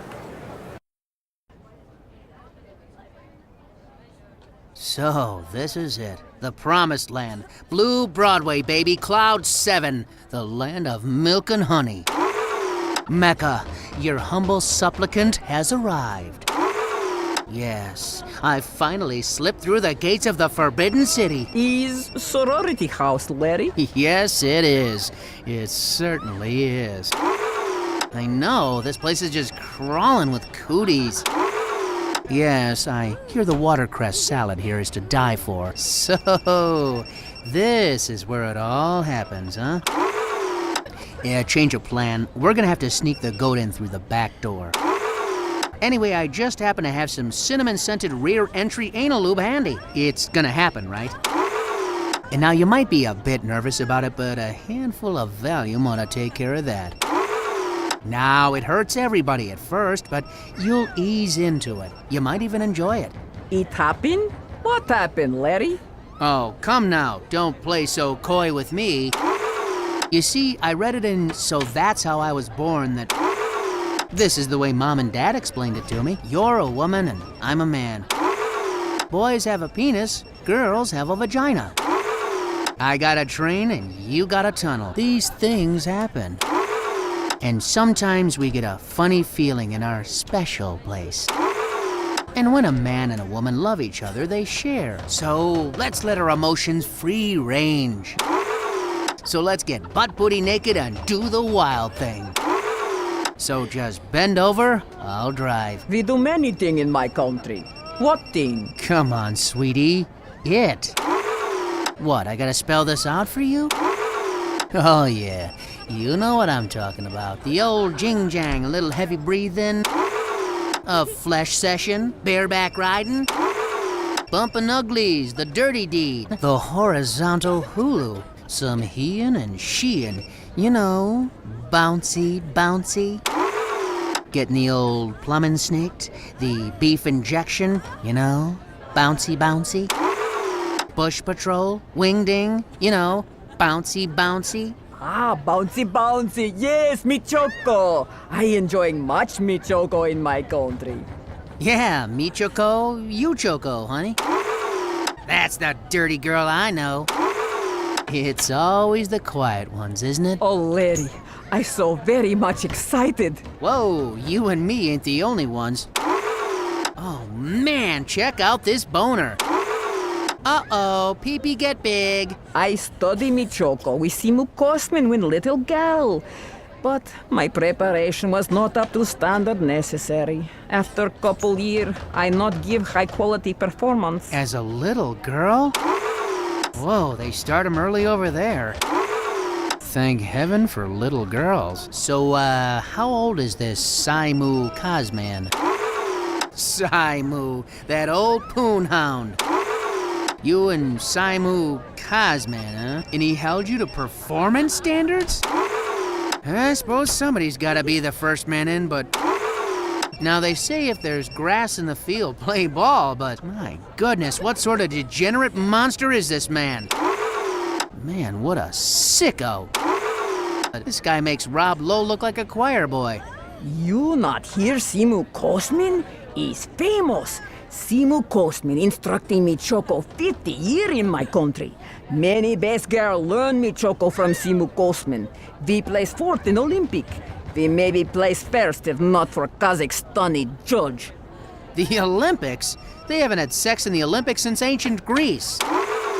There's a sexual Olympics? How did I not know this? Leave it to those Kazakhstanis and their uptight, puritanical Russian Orthodox lifestyle to spoil everyone else's fun. Wait a minute. Bouncy, bouncy. You're talking about a trampoline, aren't you? Hold on. I frequently do this. Michoko isn't sex, it's a trampoline, right? Wait a minute. It seems once again my frequent confusion and one-track mind have wrought hilarious consequences. You've been talking about a trampoline this entire time, haven't you? Yeah, trampoline, mi choco. I saw you guys. You were lucky to get 4th place. Hey, wait a minute. Your equestrian team got eliminated for steroids, didn't they? You guys are some of the most dirty, underhanded Olympians ever in the games. These insignificant third world countries, every once in a while, they think they can compete with the big boys. These festering Eastern European sewers actually think they can play basketball. These decaying nuclear test site sand pits think that they got a chance in the curling competition. But the good old US of A cuts them back down to size. But maybe if the Olympics starts to host more events involving headless goat carcasses, you could actually win a medal. You know, maybe if you'd wax your female gymnastics team's backs, you might actually win some more brownie points from the judges. You say this thing of my country? Ha! I say same at you. USA is weak, little man. Is sitting duck. We will crush your USA. Anytime, any place, Big Red. Uncle Sam put your name at the top of his list. Ooh, justice will be served and the battle will rage. We'll light up your world like the 4th of July. And there's gonna be hell when you hear Mother Freedom ringing her bell. We'll put a boot in your ass. It's the American way. You may have defeat me at your quarters recreation, little man, but I will show you now our physical superiority. Larry, we have saying in village, when the sea turned to rye meal, the poor man lost his spoon. Good night, Larry. Larry, we have saying in village, the blind hen, when it sees again, wants even to mount the cock. Good night, Larry.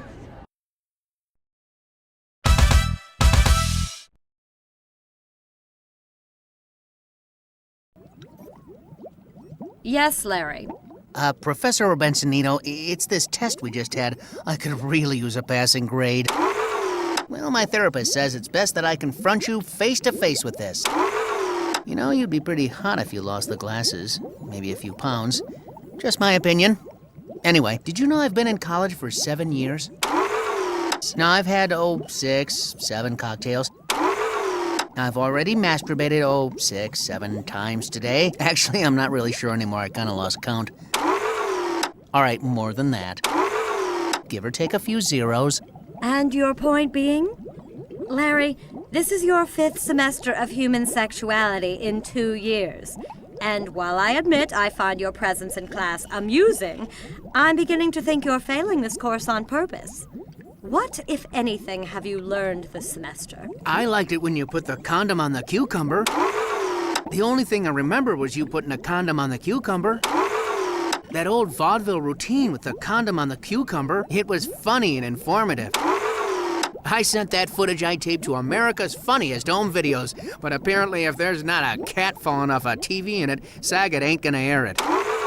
You mind if I steal your act for the school talent show? Oh boy, it'll have 'em rolling in the aisles.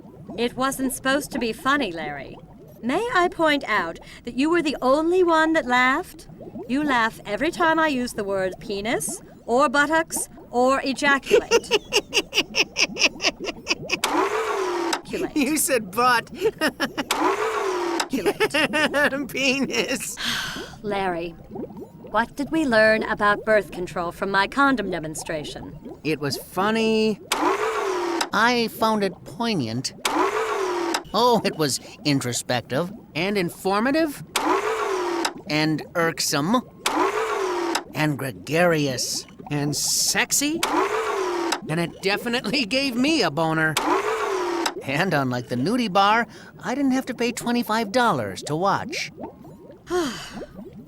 Larry, I demonstrated placing the condom on the cucumber in order to teach the class how to prevent eating cucumbers because they taste so bad. Did you steal that routine from Gallagher? Do they make condoms for carrots too? That's very funny, I'm sure. Larry, I'm going to suggest that perhaps you take another course to fulfill your science requirement. Might I suggest Introduction to the Honeybee and Beekeeping, or Poultry Seminar, or Insects and People? Do you teach those classes too? Are there boobies in the textbooks for those classes too? Those classes are about sex too, right? No, Larry. Those courses are taught by the director of our College of Agriculture and Life Sciences, Professor Khoury. Is she as pretty as you? Since it's pretty obvious I'm getting nowhere with you, you think Professor Khoury will go for me? Are Professor Khoury's boobies as big as yours? Professor Khoury is 63 years old, Larry. And he is married, as am I. You're 63 years old? Wow, I thought you were 57 tops. That's okay, you still look good. For your age. What? No, I'm not 63 years old! Now listen, Larry. It's become abundantly clear to me that I'm not going to rid myself of you anytime soon. So, perhaps you could assist me here in the lab for some extra credit. Let's see if we can boost that grade to a solid D-. What do you say? You can start by feeding the monkeys. They're in the other room. Larry, if you don't mind, I have a lot of work to attend to. Larry, if you'd like to set up a meeting, would you please sign your name to the list taped up on my door, as I've instructed the class to do on numerous occasions this semester? Hello, Larry, and how are you and Leopold getting along? Just fine, I guess. Man, look at him go! Leopold, oh man, and I thought I masturbated a lot. That's great. Just great. Oh, if you'll excuse me, Larry, I've got a phone call from my husband. Hello, honey. What? Her? No! You can't do this to me! I hope you get anally fisted by a gorilla, you bastard! Whoa, you really gave it to him. Well, sounds like you're on the market again. What's got your panties in a twist now? What's with you men? What do we have to do to please you? Well, I've always liked strawberry topping. You just need to sex it up a little bit, you know? Maybe undo a button on your blouse or get a new haircut. Well, when the romance heads south, there's no problem a little role-playing in a 12-inch dildo can't solve. Larry, listen to me. I've put 9 long years of my life into this relationship, and the son of a bitch up and leaves for that fat whore who works at Kenny's Shoes. I'm 36 years old. I want a child, Larry. A child. Well, that's my cue. You might want to prepare yourself. Well, okay. You want to do this right here? Oh, dear God. Ah, my time to strike has arrived. She is sensitive. She is vulnerable. Now the flowers and fruits of love shall ripen and bloom. She shall be my bride. What was that, Professor Robensenito? So, are we just gonna do this on the floor? Yes, it is magnificent, isn't it? Oh, no! The boy understands! Understands what? Tired you out already, did I? This isn't very romantic. Turn around, you fool! Face me! Where is that voice coming from? Okay, it's definitely time I stopped drinking paint. Charlton Heston was right. You will never have her. 5 years I have waited patiently. Rosebud lips and eyes like harebells bathed in dew. Cheek that with carnation vies. The music breathing from her face. Oh, how it makes my heart run wild. You really love her, don't you? Yeah, get in line, pal. Sorry, man, I don't think she's into guys. I want to inspire lust in that beautiful, complex woman, exploring the sacred mysteries of her body.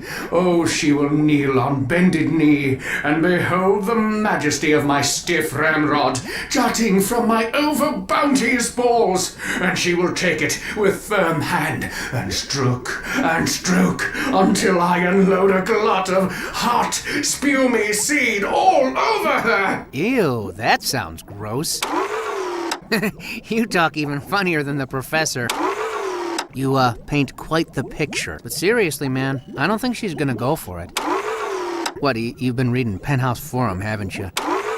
Sure. There's a future for you in erotic literature. Oh, you young bucks are so full of beef, beer, and lust. What do you know of love? Take it from a man who's experienced this firsthand. Well, I had a brief torrid affair with a marsupial mole, so I know that after me and Artemis the tortoise broke off our engagement, I learned that these interspecies relationships never work out. You can get gonorrhea from just about anything, man or animal. Contrary to popular belief, you will not produce some sort of hybrid offspring. You just end up with a head full of lice and a severe case of scabies. You just end up with a Class D criminal felony on your record and a $5,000 fine. It just ends up being circulated around various sexually deviant news groups. Yes. I'm afraid you're right, old chap. A mighty pain to love it is. But perhaps you could be the vessel from which my love finds expression. Together, we will form one mighty hero of romance. What do you say? I like it. Yes. Release me, and we shall partake in drink and merriment in celebration of our new friendship. Please, leave me to my darkest cavern of loneliness. Ah, heaven hears, but pities hapless men like me not.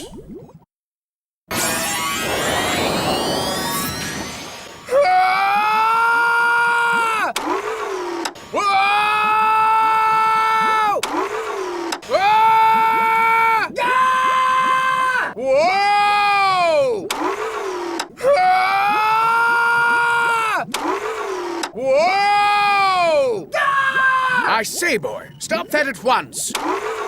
What are you doing, boy? Don't do that. Yes. Oh, yeah. Stop it at once, I say. You are abusing my penis.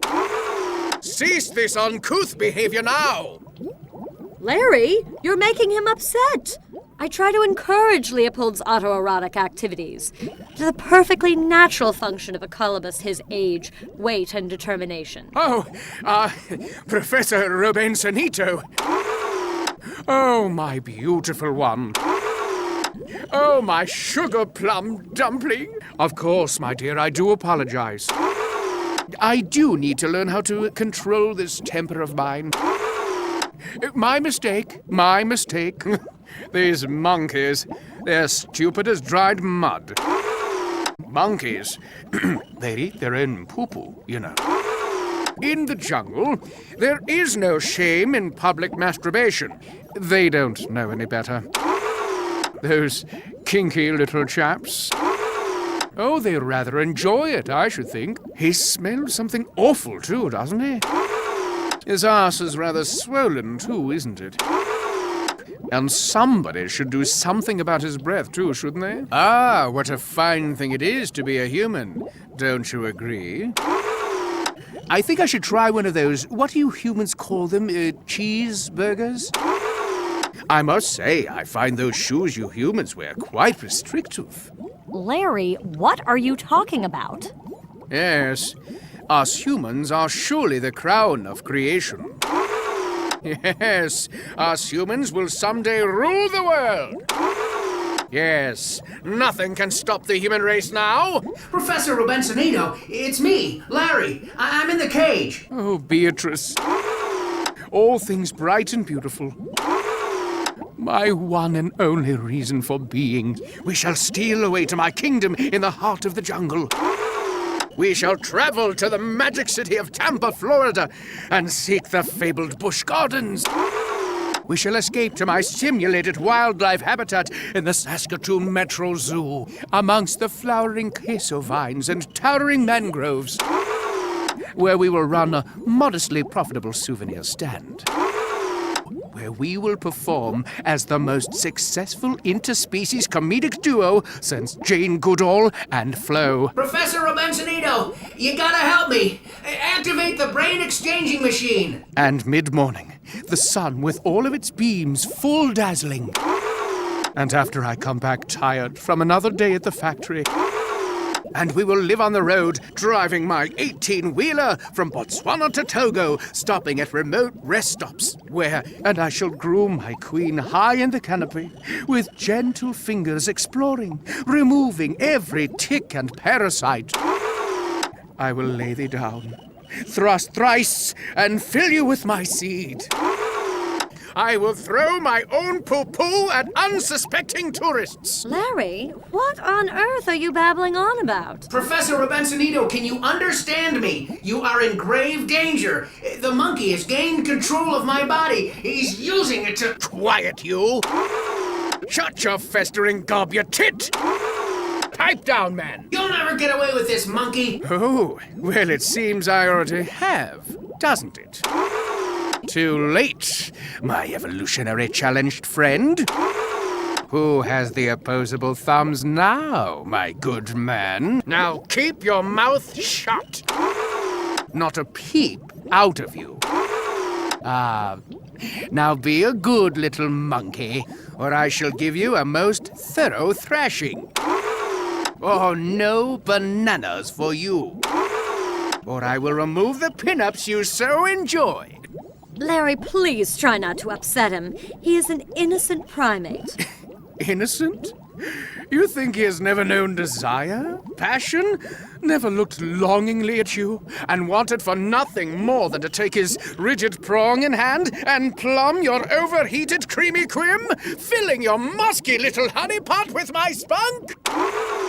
Machines, effects, fading, returning to my former primitive, gnarled shell. Whoa.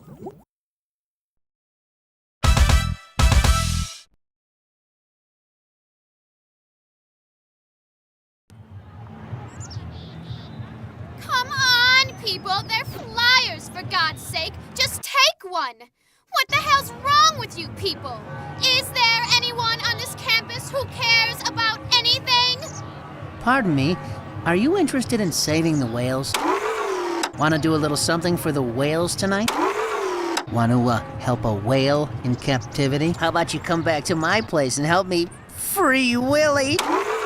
How about a humpback at my place? 'Cause I got a sperm whale in my pants that needs releasing. Oh man, one for every situation. Oh man, that was great. Oh man, that is a great line. Wait till I tell my uncle. So, what's your name, babe? So, what's your name, Toots? So, what's your handle, Mama? My name is none of your business, and your mockery is neither appropriate nor... Pardon me, ma'am, but I'm afraid I'm gonna have to ask you to disperse from this area immediately. Beezer, the lady and I are having a discussion, okay? Hey, excuse me, fat ass. The lady and I were talking. Excuse me, comb over. The lady and I were having a discussion. You save that sass for Mom and Dad back home, Lovage. I'll deal with you in a minute. Ma'am, I've got direct orders from Assistant Dean Abramson to put a halt to this assembly immediately. We are not leaving until Professor Robensenito agrees to have an open forum with the students against the unethical treatment of animals. This facility... Hey, Beezer! Facility. Excuse me, officer. Facility. Hey, check it out. Sweet mother of God. That's right, Beezer. An 1139 streaker on campus. Balls up, Fred. Check it out. That's right, Fred. We're making a stand for healthy, stress-free nude recreation, and we're making it now. Oh, your ass is mine this time, Lovage. No one makes a fool out of public safety on this campus. I'm making a citizen's arrest right here and now. I'm sorry, what was that? I'm sorry, come again? Why, I'm so sorry. Were you talking just now? Oh, I couldn't hear you over the sound of my own testicles flapping gently in the breeze in plain view of half the campus. I was momentarily distracted by the sight of my John Thomas flapping gently against my scrotal sack in full view of half the campus. I couldn't quite hear you over the sound of my own scrotal hairs flapping gently in the breeze like so many brightly colored windsocks at a child's birthday party. I see you staring. Go ahead, look. There's nothing to be ashamed of. Oh, I quite fancy the use of baby powder down there, don't you? Heat, friction, and sweat are the scrotum's three worst enemies, in my opinion. What are your thoughts on this matter? Go ahead, enjoy. Why shouldn't you? You work hard, you're underappreciated. You deserve to have a good time. I don't know what you're talking about. Oh, come on, sure you do. Here, check it out. It's okay, Beezer. You're among friends here. Just relax, enjoy. Here, watch this. Hey, it's all right. We've all had feelings for other guys at one point or another. Why hide it? Why not celebrate it? I like to shake my nasty. You watch me shake my nasty. You like me nasty, nasty. If I move my hips just right, you can really hear it flap. Come on, baby, make some noise. Wooba, wooba. If I rotate my hips just so, I can get it to twirl around really fast. Woo! Okay, now counterclockwise. You knock that off, you little pervert. I will not have you embarrass me in front of this campus. You cuff me, I'll get a hard-on right in front of everybody. You touch me, I start masturbating right in front of everybody. You touch me, I start dry humping you right in front of everybody. I swear I'll do it. Trust me, I have no shame whatsoever. I've got nothing to lose, Beezer. What about you? You're bluffing. Am I really? Believe me, I wish I was. Oh, if it were that simple. There's only one way to find out there, sugar lips. Enough talk! I'm horny. Didn't figure you for a gambling man, Beezer. Not on your salary. Ooh, is that a chub I'm sporting? Hold on. What's this? Could I be semi-erect? But oh, what's this? Blood rushing to my engorged member? Or is it just a trick of the wind? Or are you just imagining things? Oh, who knows?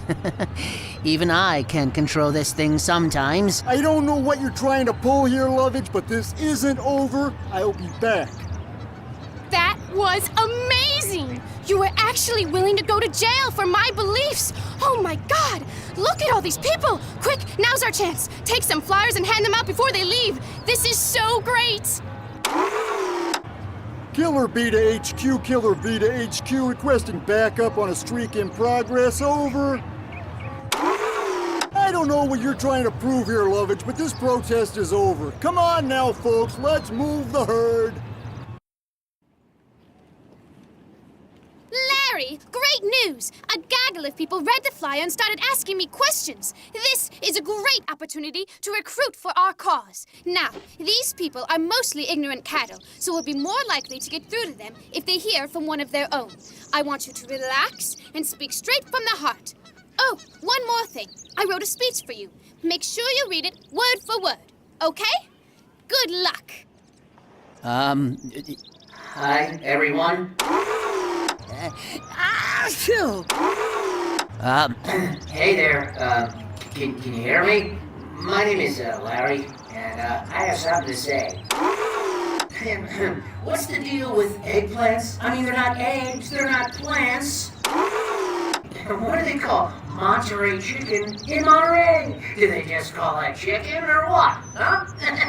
Fuck you! You suck! Not funny! Until I joined the students against the unethical treatment of animals. Until I began subscribing to Tropical Fish Hobbyist. Until I began shaving women's armpits in their sleep. My life was, as yours is now, without meaning or substance. My life was as yours is now, an endless parade of anonymous handjobs at seedy truck stops and highway rest areas. My life was as yours is now, completely dominated by herpes. Hey, you have no right to judge us, asshole! This is some bullshit, man. Yeah, fucker! Okay. Look, people. All right, look. I'm a schmuck. I admit it. All right, look. I'm a moron. I admit it. I may not know a lot about animal rights and all that stuff. I may not know a lot about animal rights or how to incite mobs to violence. I may not know a lot about public speaking or even hygiene, but I've watched enough TV and enough movies to know one thing. But I've spent enough time stimulating my colon to know one thing. But I've spent enough time in gay bathhouses to know one thing. Monkeys don't belong stuck in some cage in a scientist's lab. Monkeys don't deserve to be tortured to death for any reason, much less for limited and unreliable medical research. Monkeys are thinking, feeling, and loving sentient beings. They don't deserve to be butchered in the name of science. What? Research? What's going on? Wait a minute. Since the dawn of man. Since the Industrial Revolution. Since the dawn of Hollywood. Monkeys have done nothing but make life easier for us, you know? Monkeys have bent over backwards to make life more bearable for us humans. Monkeys have played major roles behind the scenes during some of history's most pivotal moments. They've worked as entertainers and as bellhops. They've enforced our laws, cared for our children. They've held jobs as pilots and as fashion executives. Heck, some of the first astronauts in space were monkeys. Did you know that chimpanzees were the first mammals to have the balls to go up into space, huh? And what about the chimpanauts, huh? The first mammals to go up into space were primates, huh? That's what I'm talking about. Sure, they worked for the Russians first, but so what? The Cold War didn't matter. They wanted to explore space, so that's what they did. Sure, maybe they had ulterior motives, but so what? They paved the way for our astronauts. That's what mattered. Sure, they failed to find their home planet, but so what? They paved the way for our astronauts. That's what mattered. I hate the man, but he's right. Let me tell you a story. Now sit tight, little lambs, because I'm gonna tell you a little story. Now gather close, kiddies, because old Grandpa Lair's got a story for you. It's a story about a kindly orangutan, the sweet, lovable, practical, joke-loving partner of a foppish jewel thief who takes him for granted. It's a story about a kindly orangutan, a sweet, lovable beast, with a bad case of Tourette syndrome and a henny-sniffing owner who takes him for granted. It's a story about a kindly orangutan, the sweet, lovable, Republican-loving partner of a homosexual jewel thief who takes him for granted. When he makes his escape in a 5-star hotel on the eve of the social event of the season, sure, mayhem ensued. When he makes his escape in a 5-star brothel on the eve of the social event of the season, sure, bestiality ensued. When he makes his escape in the Imperial Palace in downtown Tokyo on the eve of the social event of the season, sure, cultural misunderstanding ensued. I'll be the first to admit it. I'm not sugarcoating anything. I am not gonna make excuses for him. He's an orangutan, he should know better. I'm not gonna lie for him. He was a pain in the ass at times. But that orangutan made a friend too. The 10-year-old son of the hotel manager. But when the 10-year-old son of the hotel manager needed someone to take the rap on a petty burglary charge, he was there. But when the 10-year-old son of the hotel manager needed advice and encouragement to face his own sexual identity crisis, he was there. Dunstan may have checked in that day, but he didn't check out. Dunstan may have checked in before noon that day, and maybe he didn't tip the maid the way he should have, but he didn't check out. Dunstan may have checked in that day. He may have raided minibars for which other people were responsible, and he may have left an ungodly mess in the shower, but he didn't check out. You were doing great before! Keep reading from the cards! Shut up, bitch! Yeah! How about Clyde, huh? Remember him, huh? What about Clyde, the redneck orangutan, huh? Anybody remember a certain beer-loving orangutan by the name of Clyde? When Clint Eastwood's back was to the wall, did Clyde bail on his human friend? Hell no. When Clint Eastwood's ass was in the sling, did Clyde bail on his human friend? Hell, I know I would've, but he sure as hell didn't. When Clint Eastwood needed him, did Clyde turn his back on his human pal? Heck, I know any of you would've. But Clyde stuck it out. The two stood side by side, bare-knuckle brawling from one end of the county to the other, tearing up saloons and staying one step ahead of the law to rescue Clint's girlfriend from the mob. There they were, side by side like the Three Musketeers, tearing up saloons and staying one step ahead of the law to rescue Clint's girlfriend from the mob. Not since Paul Bunyan and Babe the Blue Ox have a man and his animal kicked so much ass in a barroom brawl like Clyde and Clint. They stuck together through thick and thin, every which way but loose, man, because Clyde was loyal. Alright, hell, be honest, okay? How many of you wouldn't trade in your best friend for an orangutan if you could? Clyde left us back in 1980. His legal affairs a jumbled mess. His estate in ruins. Why, it's with a smile on my face and a sadness in my heart that I watch his story unfold every year on the anniversary of his death. Now I ask you, can you turn your backs on these guys in their time of need? I ask you, good citizens, can you ignore Clyde's call for vengeance from beyond the grave? So when the pool cue of medical science comes crashing down over the head of primates' rights, are you gonna turn a blind eye? Well, I know I can't. Who's with me? Now, let's tip some cop cars. Who's with me? People, I say this to you. Get some hair on your nads and let's burn this mother down right now! Damn right, that boy's telling the truth. Now, how many of you have watched orangutan porn? All right, let's be honest. Who else here enjoys orangutan porn? Okay, honesty time. Who here enjoys orangutan porn as much as I do? Huh? Go ahead, raise your hand. Come on, don't be bashful. Julius, I know you do. What about the rest of you? Not even once? Twice? Come on, you're not a pervert if you have, really. Come on, there's no judgment here. Maybe at a bachelor party? By accident, maybe, you know, surfing the web. Yeah, just for fun? No one, huh? Russell. Sweetwater. Well, it's not half bad. Well, it's pretty damn cool. Well, it doesn't suck. Larry and the monkeys. Yeah, I love you, Larry. I love your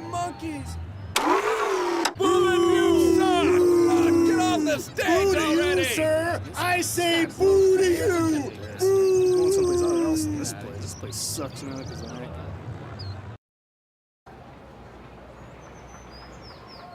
Hey, Luba. Hey, Charlotte. Girls, girls, girls. Hello, ladies. Oh, Russell. Russell. Oh, man. Russell. Please sit down so we can get started. I didn't have time to stop by the store, so I brought some American cheese. I didn't have time to stop by the store, so I brought some toast. I didn't have time to stop by the store, so I brought some muskmelons. I only brought 3 slices, so someone will have to do without. I only brought 3 slices. Old Scoop Shovel Charlie over there will have to go without. I only brought 3, count 'em, 3 slices. Old Boxcar Willie over there is gonna have to go without. Oh, donuts. Can I have one? Ooh, donuts. Can I have one? Yummy, donuts. Can I have one? Please take a seat, Larry. The donuts are for after the meeting. If the donuts are for afterwards, then why does Russell have one? Well, then why does Jerkface Russell have a donut? After the meeting, huh? Interesting. Very interesting. Well, it looks like somebody forgot to tell Russell, though, because he's eating a donut right now! Russell doesn't have a donut, Larry. We're saving them for after the meeting. 3 apiece? All right. Let's move on. Now. He had a donut. I'm not crazy. Bullcrap. It was jelly. I saw it. Open the frickin' box. I'll bet you $50 there's only 11 in there. He put the last of it in his mouth right before you looked at him. He's doing this just to piss me off. Mark my words. He looked right at me when he ate it. He did it out of spite. You think you're so slick, don't you, Russell? Smell his breath. I think it might have been a coconut. Oh, I hate him! Dude, chill out on Russell. You can have one of my donuts. I don't want one of your donuts. I want one of my donuts. No, I always back down first, but this time I'm making a stand. No way. There's a larger issue at stake here, and I'm sorry if you guys can't understand, but this is important. And I don't see why everyone here has to treat him like he's some... He's a con man. He's a con man. Look at him. I can't believe you girls fall for his act. What, am I the only one who sees through this guy? Brothers and sisters, please! We need to focus here. There is a larger issue at hand, remember? Now, according to my sources, the security guard enters the building every evening at around 5:45. What is it, Larry? I want to ask Russell a question. I'd like to ask your little helper over there a question. Oh, I want to ask the Utah kid over there a question. I won't hurt his feelings. I'm not gonna kick his ass. I promise not to upset your precious golden boy. I'm not gonna get mad. I'm making a stand, and I'm making it right here, right now. I'm not gonna make him cry. I just wanna ask him something. There's something I need to know, and it can't wait. Charlotte, please take this down. I'd like Russell's response documented. Fine. Russell, I just want to know if the donut you ate was coconut. Russell, I'd like to know if you find me attractive. Also, I want to know if the donut you ate was coconut. Russell, yesterday evening at precisely 5:30 p.m., I received in the mail a Polaroid of my toothbrush inserted into a man's ass. It was taken in my dorm room without my knowledge, and it was dated 3 weeks ago. Now, I'd like to know if that was your ass in the photograph. Also, I want to know if the donut you ate was coconut. It's not a big deal. It's not like I give a crap. Hey, if it was, I could care less. More power to you. I would just like to know, that's all. I just want you to tell the truth, man. I'm just trying to get the facts for the good of the group, that's all. Larry, how in the world could that possibly matter to you? I know from experience that whenever you ask for a dozen donuts, they usually only put 1 coconut in the box, unless you specifically ask for more. Listen to me, and listen well, because I'll only say this once. It's a select few that enjoy coconut. I happen to be one of them. Rarely do you get more than 1 in a dozen. I happen to know that the particular bakery from which those donuts came make very few coconut ones. I've complained about it to the management, but that's neither here nor there. Coconut happens to be my favorite, and it would be a shame if certain people, because they thought they were better than anyone else, coconut is my favorite. I'm not saying Russell knew this, but it would be a shame if, due to his selfishness, that man... Coconut is my favorite. If anyone would have bothered to ask me before the meeting, I would have told them. I think it's a real shame if... Oh, to hell with it. Russell, Luba, you keep watch. Larry, you kidnap the monkey. Got it? Fine, let's go. That's it. Meeting over. God, this school is pathetic. Oh, for Christ's sake. That's it, I'm out of here.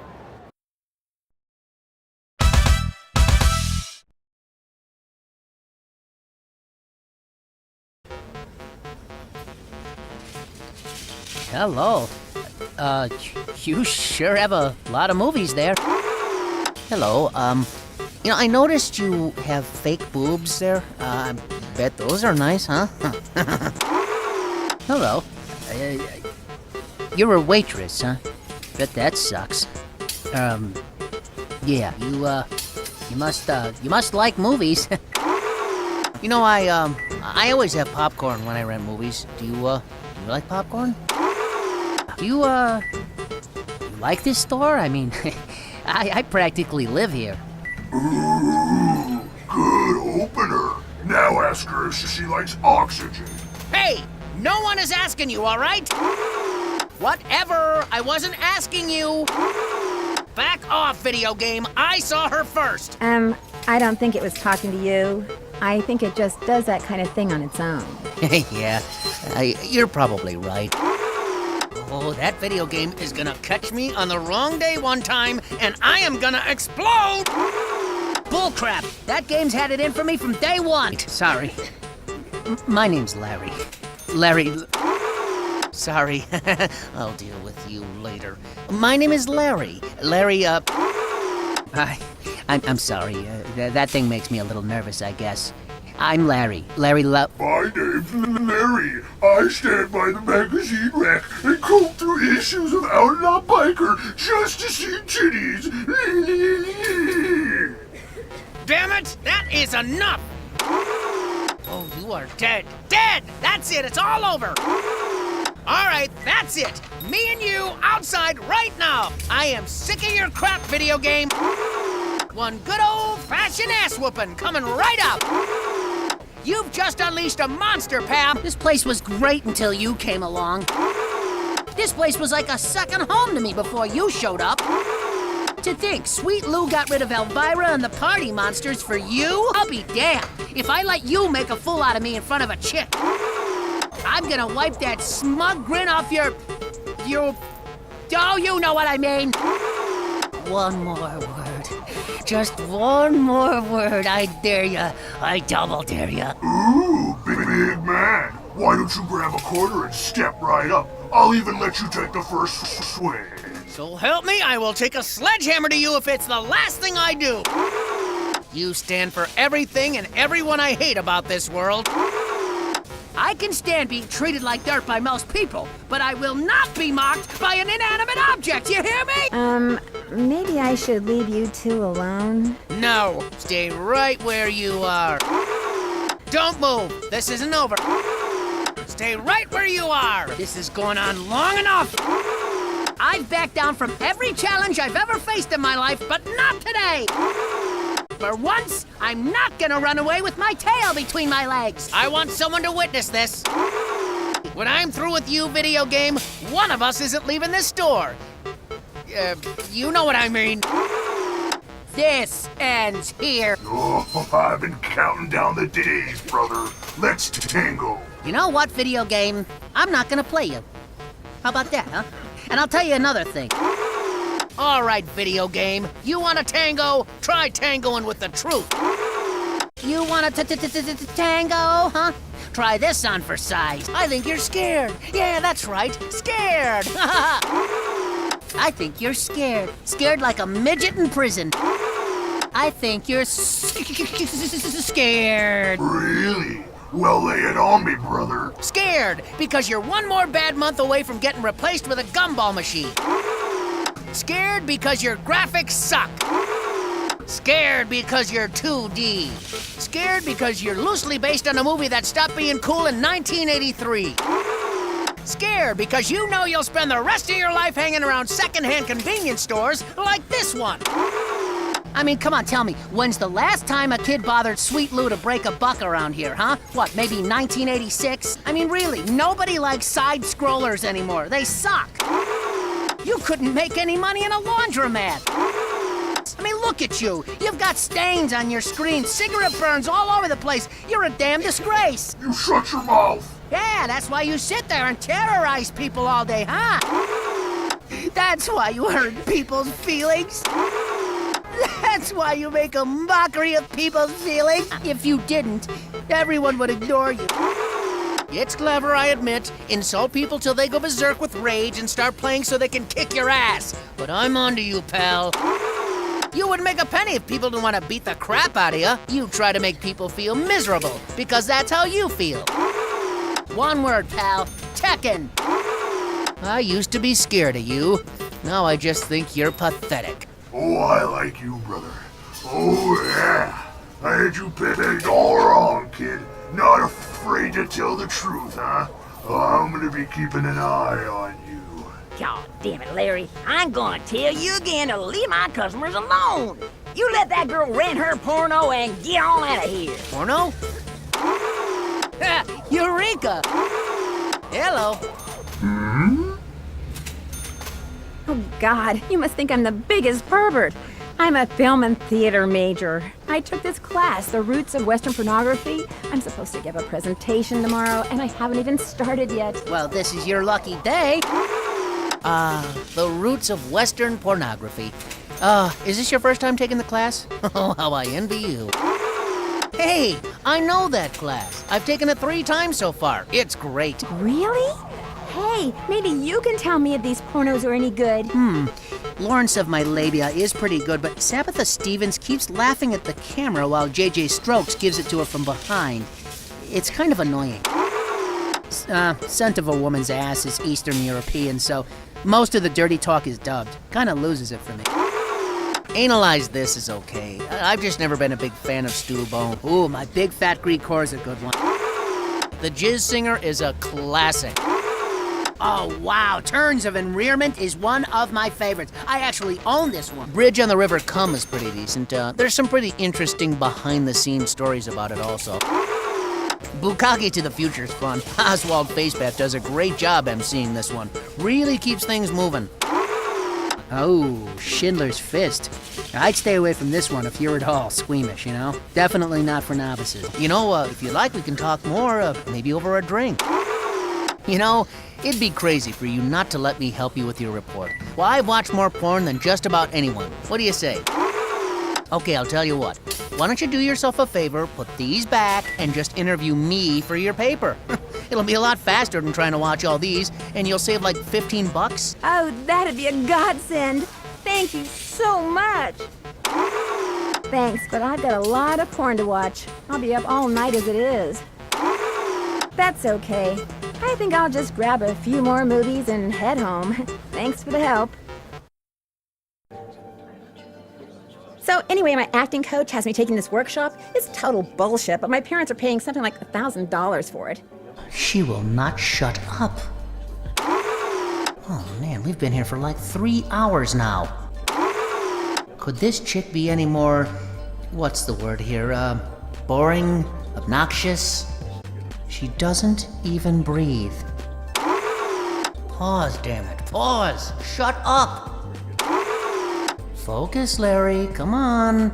Make the old eye contact, nod a couple times, there you go. She just keeps talking and talking and talking. Okay, she could at least show some cleavage if she's gonna talk my ear off. Stop talking. Stop talking! Stop talking! How am I supposed to get her naked and back to my place if I can't get a rap going?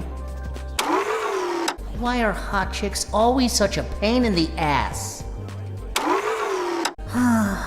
At least she hasn't touched her banana Streisand. Why are gay drinks always so expensive? So I go last Thursday, and you'll never guess who shows up.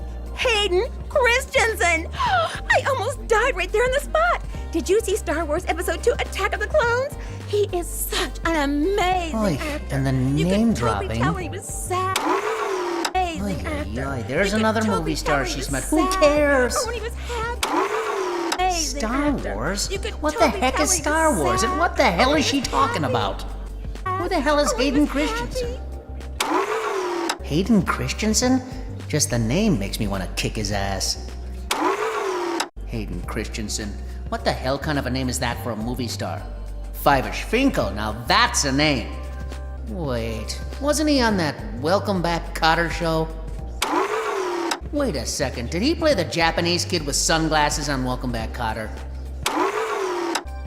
Wait a second, did he play that whiny transvestite dude on Welcome Back Kotter? Or was that Ron Palillo? Or was that Anthony Hopkins? Or was that Fatty Arbuckle? That doesn't make any sense. Those two names don't sound anything alike. Wait a second. Come on now, I'm starting to lose it. Focus, man, focus. Must see her boobies. Jeez, who cares? Take your clothes off, take your clothes off. Yeah, Horshack was such a great sweat hog though, huh? Oh God, I loved Horshack though. He's the only sweat hog I could really relate to.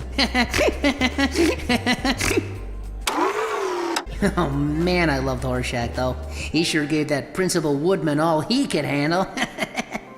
Oh, Mr. Carter. Wait a second, I got it. Horshack. That's it. That's what I'll call my strip club. Arnold's Horshack. I'm losing my mind. And he is such a great leading man. Those scenes with Natalie Portman. Oh my goodness, look at those headlights. Oh man, check out those fun bags. Man, oh man, check out the lady balls on this broad. Are those real fake breasts? Or are they fake breasts? Like one of those Wonder Bras. Wow, are those real fake breasts? Or are they fake breasts? You know, like with pads and tissues and bubble wrap and stuff? Are those real fake breasts? Or are they fake breasts? Like one of those push-up bras with the underwire frame and just the faintest smell of vanilla aroma dyed into the fabric. Like it really matters. Oh man, so what?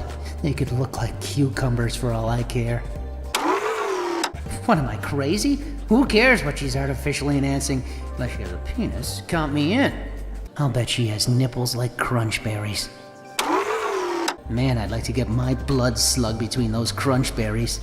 Oh man, would I like to get my clam hammer between her crunch berries. Crunch berries. Do they still make the cereal that's made of all crunch berries? Crunch berries. I wonder if you can have a crunch berry enema. Crunch Berry Island. Garr! That's weird. Now that's awesome. Man, I need to get laid. So then Hayden says to me, why don't you choose the scene in this really sexy voice? And then he smirks at me, just like he did in Attack of the Clones. Nurse Electra's and Nurse Kornakova's tests are indeed conclusive. Well, Larry, we've run some tests, and I'm afraid the model you were with last night is correct. Well, Larry, your baseball coach is correct. Your penis seems to have grown both in length and girth, seemingly overnight. Your man cannon has grown to monster proportions, seemingly overnight. Your John Thomas has nearly quadrupled in size. Congratulations. It's about 9 inches now, and I expect it to hold steady. It's about 1.5 feet now, and weighs nearly 6 pounds. Well, Larry, I've looked through all of my medical textbooks. You'll be happy to know you own one of the largest cocks known to science. Not to worry, the growth is permanent, but it's quite common and, as a matter of fact, enjoyable. You'll need to have several orgasms a day for the first few months or so, or until the adjustment is final. So I'm going to refer you to a blowjob specialist. Symptoms include frequent sexual encounters with several different partners, often at the same time. Oh, a few of the nurses have asked that you call them after hours. Here are their numbers. Oh, several pornographers are waiting for you in a limousine outside. I'm guessing you'll have a lot to talk to them about.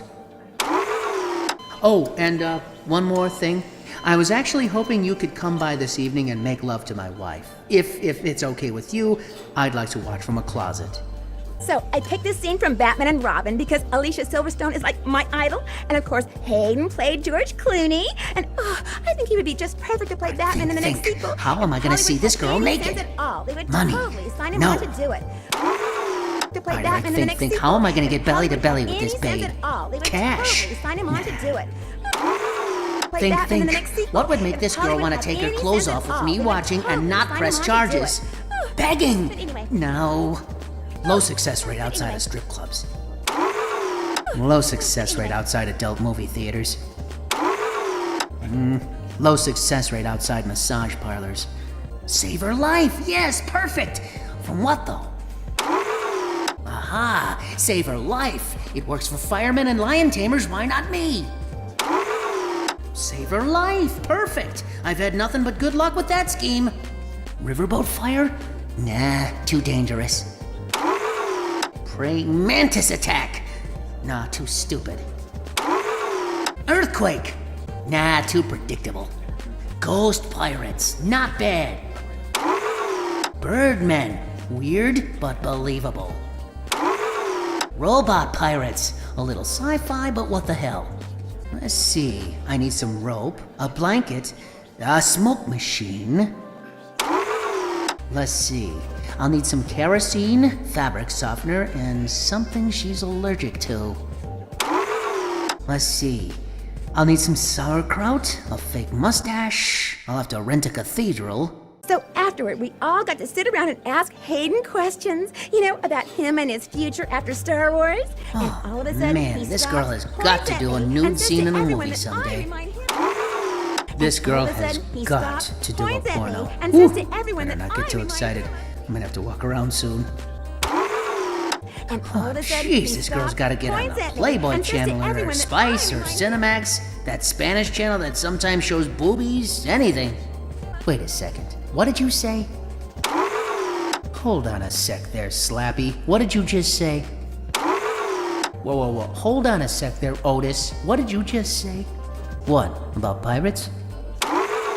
What about Welcome Back, Kotter? What about Hayden Christensen? No, dumb ass. About her getting naked on film. Are you thinking what I'm thinking? Oh my gosh, I can't believe this. Please tell me you're thinking what I'm thinking.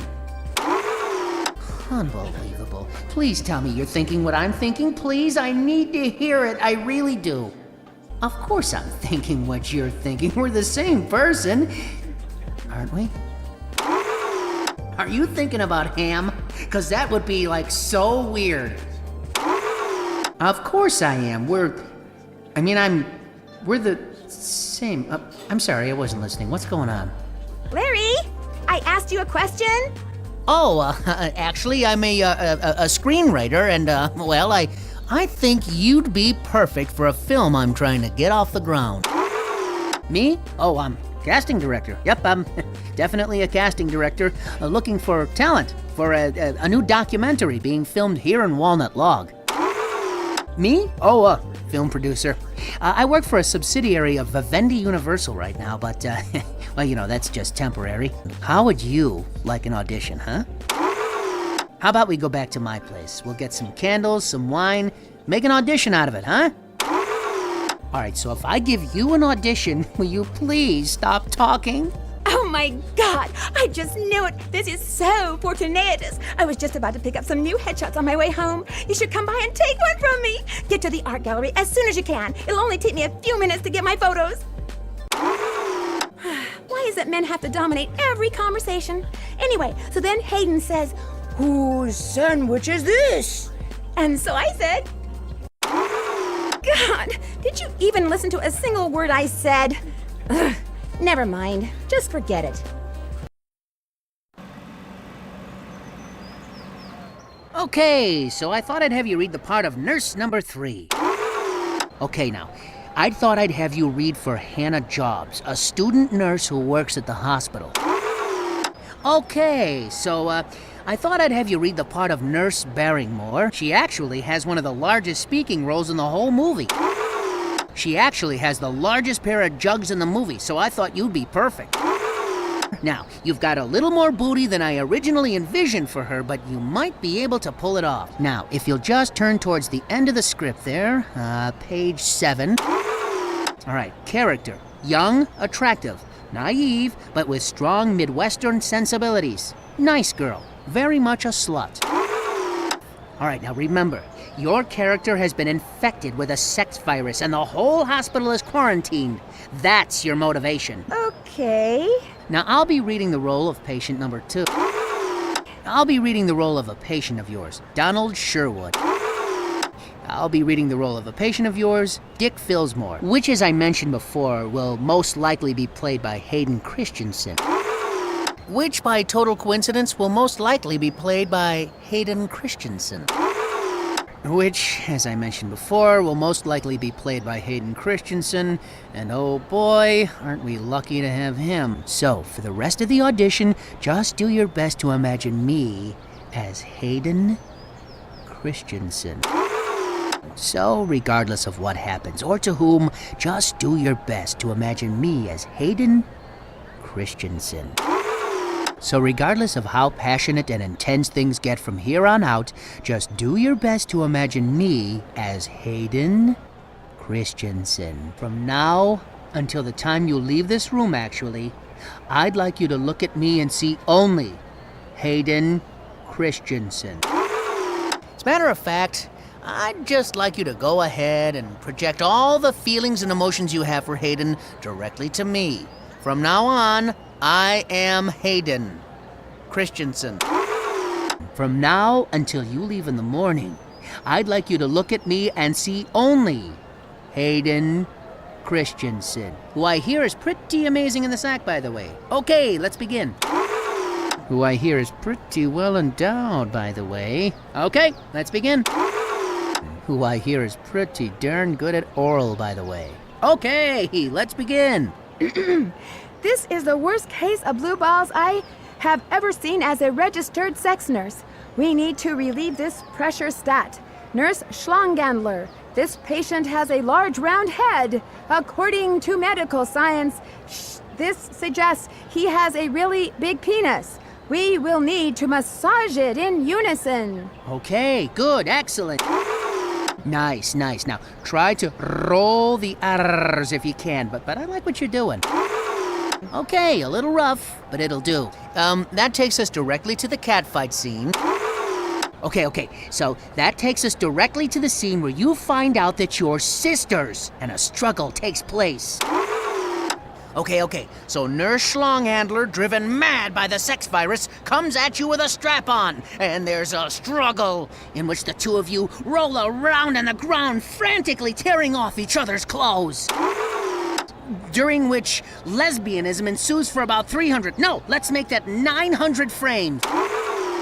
During which the two of you fall into the Mr. Turtle pool full of chocolate syrup. When did I add that? Gosh, that's gonna be fun. You emerge the victor, approach my bed, and then your opponent collapses after having too many multiple orgasms, leaving you free to approach the patient by yourself. And... No! Please! You don't understand! I can't become erect! This man has only minutes to live. Looks like I'll have to handle all 15 inches of peen by myself. Please, listen to me. Ah! Quim tickler, stiffening, testicles swelling. No! Ah! Cock stiffening, testicles swelling. No! My engorged man shaft is too big for any one nurse. My tummy sausage It has a mind of its own. I can't control it. It's too powerful. It's too powerful for any one woman. Ah! My solid foot of meat flute is too impressive for any one woman. Ah! This is a rock-hard, glistening megaboner, to be sure. However, I took an oath that promised that the health of those I serve would be my first and only priority, that I would not permit considerations of religion, nationality, race, politics, or shaft size to intervene between my duty and my patient, even if they have back hair. What is this, Larry? Excellent. Okay. Wow. Great stuff. Not bad, kid. A little more emphasis on mega boner, but not bad. Not bad. Try to look a little less disgusted, though. You know what? You gotta sell it. You know what I mean? Sell it with your body. So, moving on. All right, blowjob time. Let's get you a pillow. Well, I don't know about you, but I feel like we've been auditioning for hours. How about a champagne break? Oh, man, who could that be? What, again? Man, if bail bondsmen don't trust you to show up for trial, then they shouldn't loan you the money in the first place. Hang on.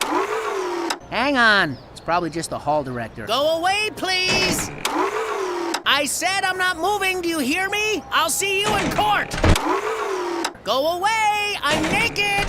Hey, pal! Heard you were having a party. Thought I'd stop by, bring over a 12-pack. Hey, how you doing, baby? Holy buckets! What the crap? What the crap is this? How the heck did you get up here? Does someone want to explain to me how you're not at Plaid Mart right now? It walks now? Give me a break. How the hell did you get up here? 316 extension cords. Most of them stolen. That's it. I give up. That's it! Of course, I should have known. I'm out of here.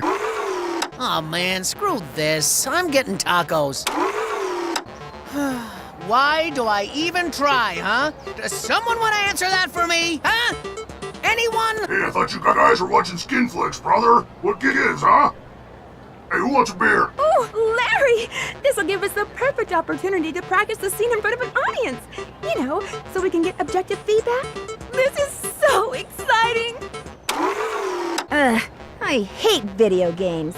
Give me a call when he's gone and we'll hook up again. Yeah, I should probably go anyway, Larry. Thanks for the audition. Let me know if you start filming. It sounds fun.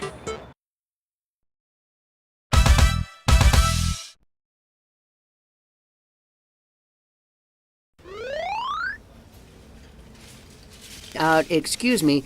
I'd like to buy this heart-shaped cookie for you. Take this humble offering of love. This cookie is symbolic of the unity between a woman and a man. Compliments of the commissar. I'm saying it's from the commissar because, well, I'm ashamed to express my love openly. From the commissar, but hey, if he can't satisfy your love, try me. Doctor, tell me I can't mix my veil tricks and my alcohol. What? Commissar? That no-good, stone-broke old heister. Tell him stay away from my store. Well, I like you, though. Kinda look like that Weird Al fella. What in the hell are you talking about? I think I remember him. Who was he again? Sorry, I didn't hear you. I was lost in your eyes. You know, he takes songs, we all know. Then he changes the words from what they regular are and puts in things about food and stuff that are funny. Actually, people tell me I look like Robert Redford. Actually, people tell me I look like Nick Nolte's mugshot. Actually, people tell me I look like Hulk Hogan. Who? You know, he's in the movies and on the cover of magazines. You know, he was in the movie with that black guy. You know, that guy with the blonde hair and the teeth and stuff? Oh, yeah, that asshole. Ha ha, gotcha. See, you're cute. If I had some bread, I'd just sop you right up. Yum. Yeah, don't need bread. Just this cookie from the commissar. Ooh, that sounds sexy.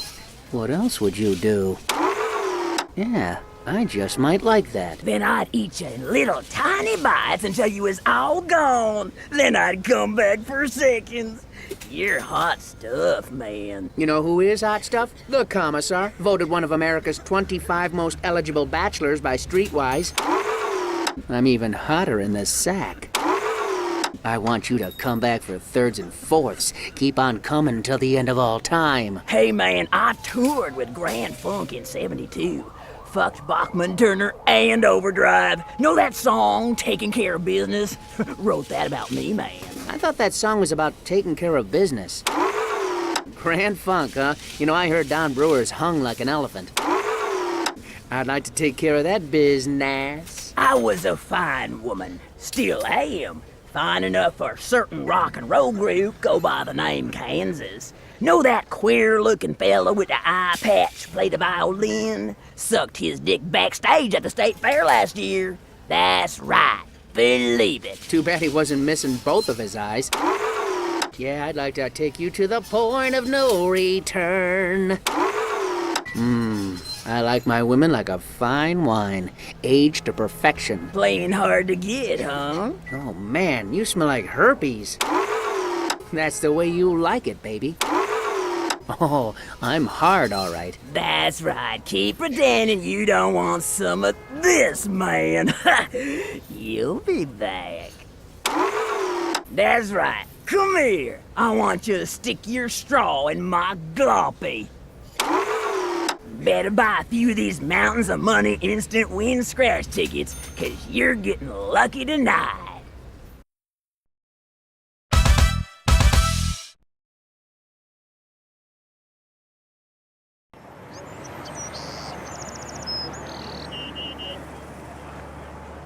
Oh, a clown. Hilarious. Laugh at the funny clown. Ha ha ha ha. Hey, Clowny McClown, take your act elsewhere. Listen, clown, this is an honest, God-fearing community. Take your flashy, freewheeling lifestyle somewhere else. Listen, I got a message for your clown buddy, Sandman Sim. Next time you're out in your little clown car with Sandman Sims, tell him to go get bent. I've been trying to work through my fear of clowns ever since I met your buddy, Sandman Sims. Yeah, I know all you people know each other. Yeah, I know you clowns. Flaunting convention, making the scene. Was it him who put you up to this? Let me explain.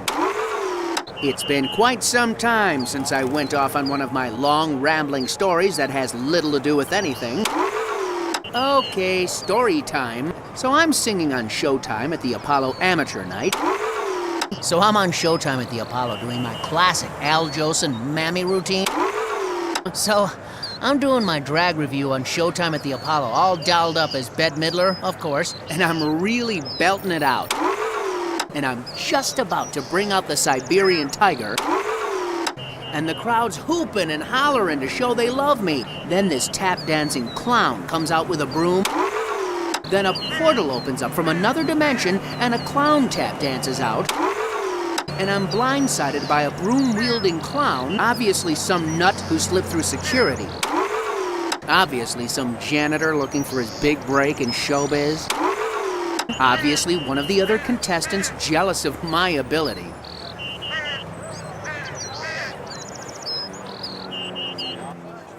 And I'm trying to finish my song, so I pretend like nothing's happening. And I'm trying to get Kiki Shepard's phone number, but he's trying to sweep me off the stage. But he's probing my every orifice with his broom. But he's poking me in the eye with his broom. He's really laughing it up. He thinks he's some sort of funny guy. He's laughing at me, which I hate, so I, get this, grab the broom from him. So I pull out my own broom, which I keep on me at all times just for this occasion. So my grandpa stands up from the crowd and throws me a broom, and I start sweeping him off the stage. and I start beating him mercilessly with it. And I try to fly away, but I guess that only works for witches. So the audience is booing. So the audience starts rioting. So security is shooting at me with tasers because they want to hear the rest of my song. Because they hate clowns too. Because they realized that I was being assaulted. So I've got him halfway off stage. So I've got the clown set up for an underhook suplex. So I've got the clown almost beaten down when he trips over the broom. When I put him into an inverted atomic drop. When he slips on a banana peel somebody thrown during my act, and he falls into the orchestra pit. And he bounces a few times, but eventually lands, and there's this horrible cracking sound as he falls, right on Ray Chu and the crew. Right into a giant banana cream pie. Into a compromising position with Luther Vandross.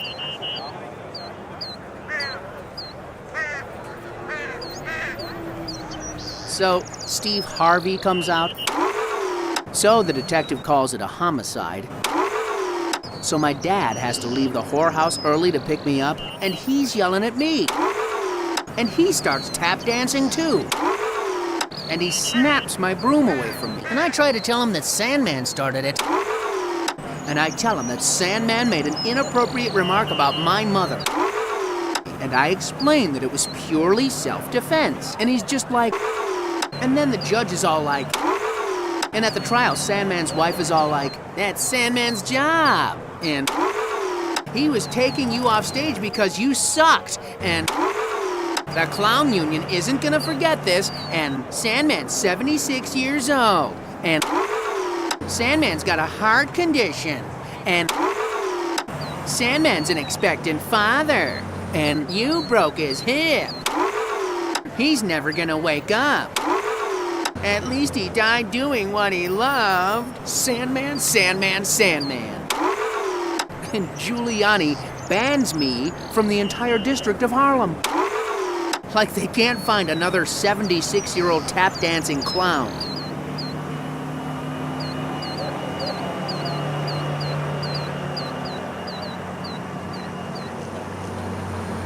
Oh, and apparently only poor Sandman's important? Everybody loves the clown. So what, we have to respect our elders, even if they're jerks? What about me? No one even said anything about my act. What about my strained shoulder from pushing him around? What about my feelings? My dreams of stardom were snuffed out like a cheap candle. Even people who aren't clowns can cry on the inside. Everything has to be done for the clown. You clowns get all the breaks. I bet he's rolling around in his insurance settlement right now. You idiot! I am not the clown. I am the mime. Mime! And I know not of which you speak. This Sandy Man and this Stephen Harvey. Oh, that's just great. I should have known. You know, that's what's wrong with you people. Take Sandman's side. Make a martyr of Sandman. You like Sandman better than me just because he's a clown too. Just because he's one of your people. Just because your face paint is all the same color. Now we do something that requires you not to speak. You will mime with me to forget your paltry troubles. And no talking.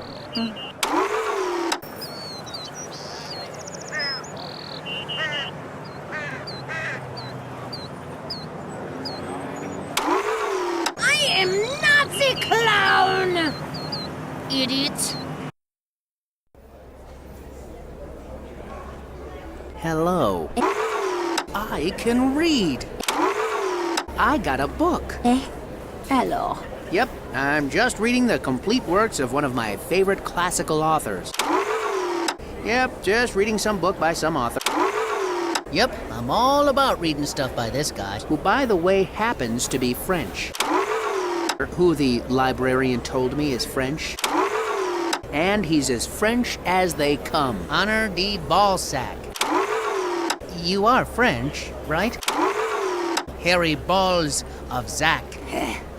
I find Balzac's work to be the well-sugared pieces of pedestrian sentimentalism. So, I haven't seen you here before. My, that's a lovely bikini you have on. You must be here for the surfing contest. Is this your first visit to our seaside town? Would you like to see my pet alligator? Would you like to meet the best surfer in town? Eh? But we have met Larry. I am the mime you perform with on the street. Boy, this is sure a great day to be at the beach.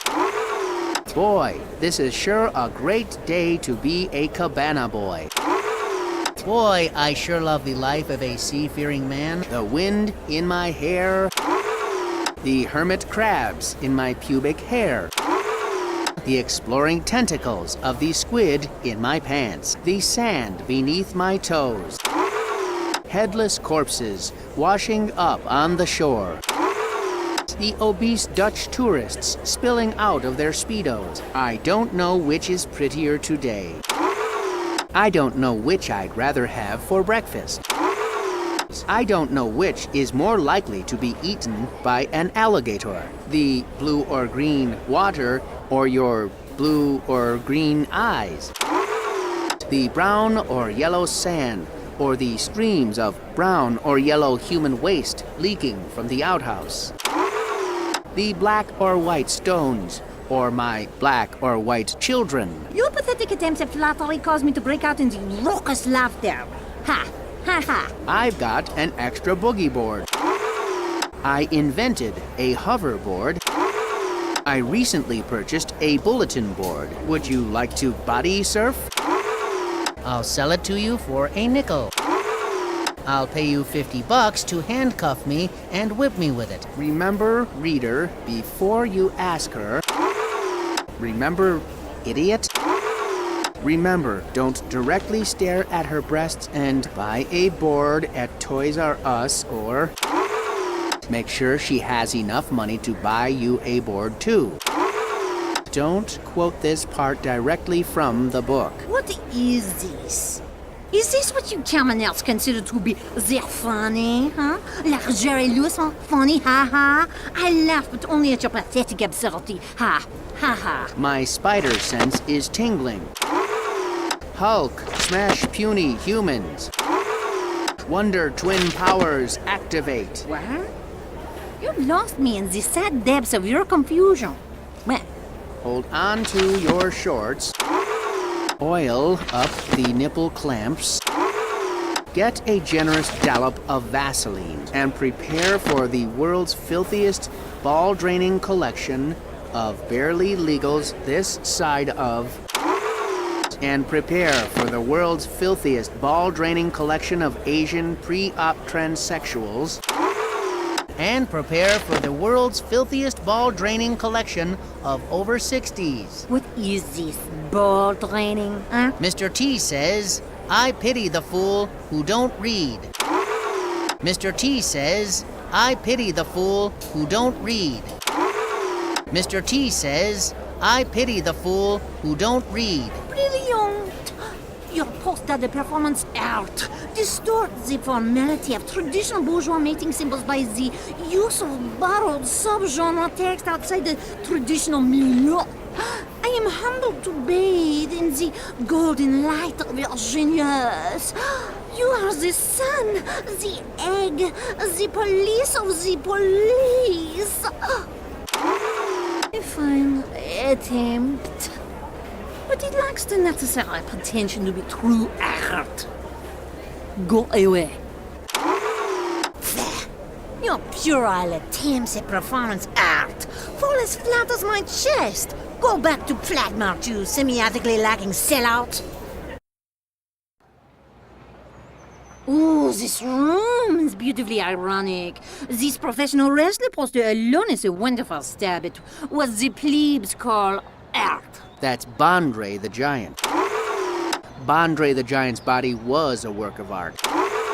Bondre the Giant's mule kick was art in motion. He's French. He's over 7 feet tall. He sold the WWF title to Ted DiBiase, like you. Like you and the Ayatollah Khomeini. Like you and my biological father. Yes, like me. Wait a minute, you're French and you don't know who Bondre the Giant is? Come on, children in France are taught in elementary school who Bondre the Giant is. Come on, Bondre the Giant is on the 10-franc notes. He was the president of your country from 1981 to 1988. He invented saltwater taffy. He assassinated Archduke Franz Ferdinand. He abolished the death penalty and put into legislation the punishment of the public mule kick. When he died, they found $36 in change and a full brontosaurus skeleton in his stomach. He demolished George Hamilton's ski lodge with his bare hands because he said it was obstructing his view of the mountain. Oh, yes. Yes, of course he was. How could I forget? Gotcha. That was Francois Mitterrand. Gotcha. That was Charles de Gaulle. Gotcha. That was Napoleon Bonaparte. Hey. You are a funny one, you are. Hey, what about Prime Minister Pepe Le Pew? Hey, what about King Ding Dong, huh? Hey, what about Mayor McCheese? Yeah, I get it. All right, you got me. I'm not from France. I'm from North Dakota. Hey, there's no shame in that. Oh, you poor thing. That sucks. North Dakota's a great state. You've got... It's better than living on Mars, though. They don't even have liquid water there. And you've got... It could be worse, though. You could live in South Dakota. You've got, trees and... grass and...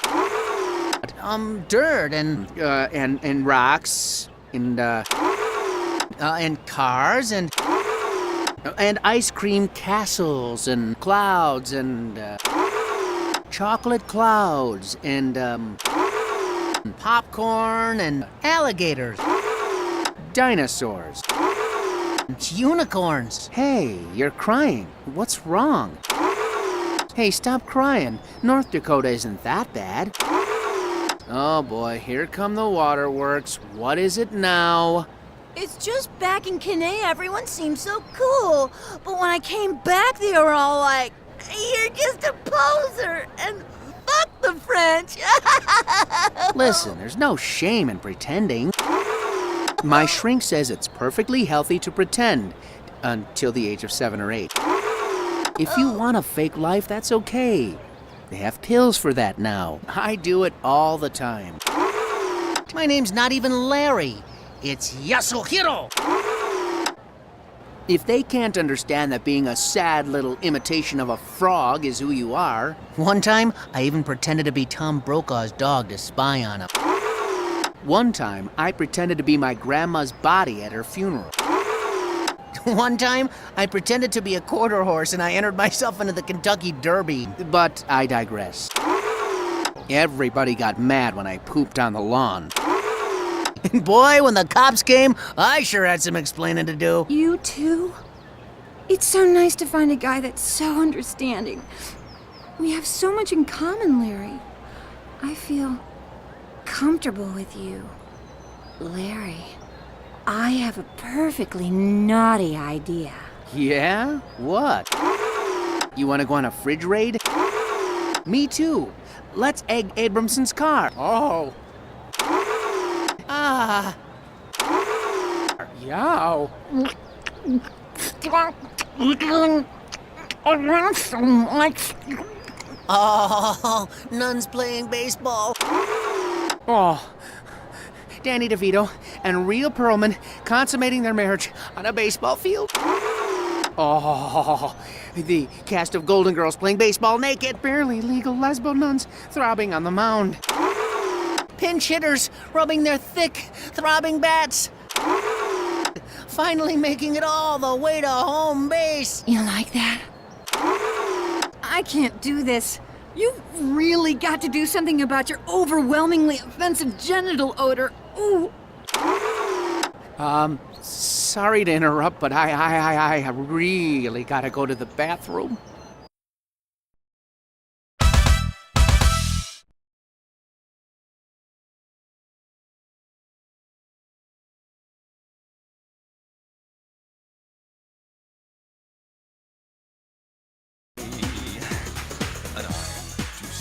Rim Riders! Dildos, get your dildos here! Butt plugs, get your butt plugs here! Hard Riders! Ticklers! Ticklers! Jelly plugs! Climax balls! Power strokers! Get to a gym! Hey, I jazzercise helmet. You know that. Hey, I mall walk helmet. You know that.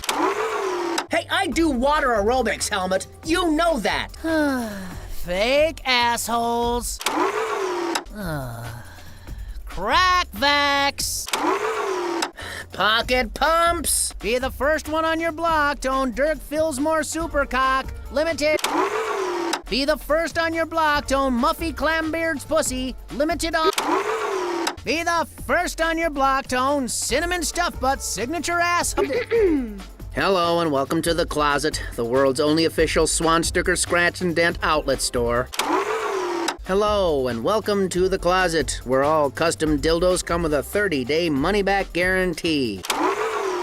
Hello and welcome to The Closet, the world's first European sex toy concept salon. My name is Larry. How may I help you? My name is Larry. How may I make your next sexual encounter less plebeian? My name is Larry, customer service champion for the month of April. How can I help you? How about a strap-on? Yeah, sure thing. I actually just got a box of the Ultra Harness 2s in. Ever try a pink prober? Yeah, sure. I actually just got a box of those wireless wraparounds in. They're pretty nice. Some people are a little hesitant to switch over to a vacuum-lock system, but I've got customers who swear by them. If you're allergic to chrome, don't you worry. They're actually made of titanium. Some of my customers are a little hesitant to try a glass sex toy at first, but let me tell you, you owe it to yourself to try one. Let's see, you look like an 8-incher. Now, I'm gonna mention a dirty word here, warranty. Now, I know what you're thinking, sales guys, right? But we're having a special, actually. Now, if you spend $5 more, I can throw in some lavender anal beads that'll... Perhaps one with a teddy bear attached? Sorry, don't have. Don't get many requests for those. It's always the normal-looking ones. Sorry, we don't sell those. Teddy bear with a strap on. Oh, man. Sorry, don't have. I can give you the address to a cool website, though, that... You know, that reminds me of a story. One time I was with this girl, and we... You might want to try the Cuddlington Teddy Bear Company. I can give you their website.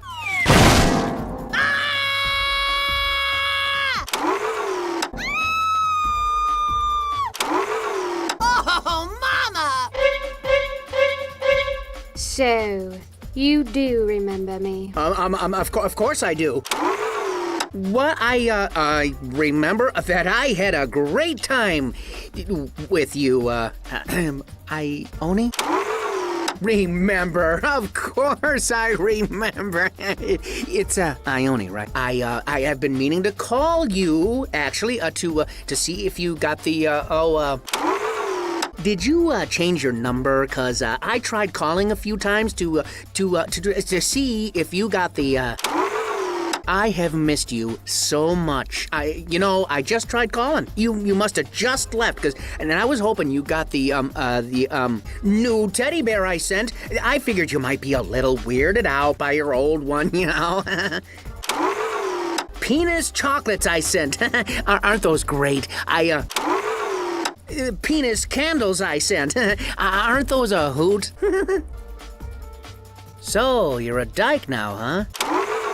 Hey, you're a lesbian. Congratulations. So, you switch teams now, huh? Congratulations. The girls here must be thrilled. Very nice. You know, we should hook up sometime. That's great. So, are you having a coming out party? Because maybe I could bring a dessert. That's awesome. So, do you swing both ways? Because I can get off early. Here's your court order. I suggest you start looking for a new place of employment. I plan on spending a lot of time here from now on.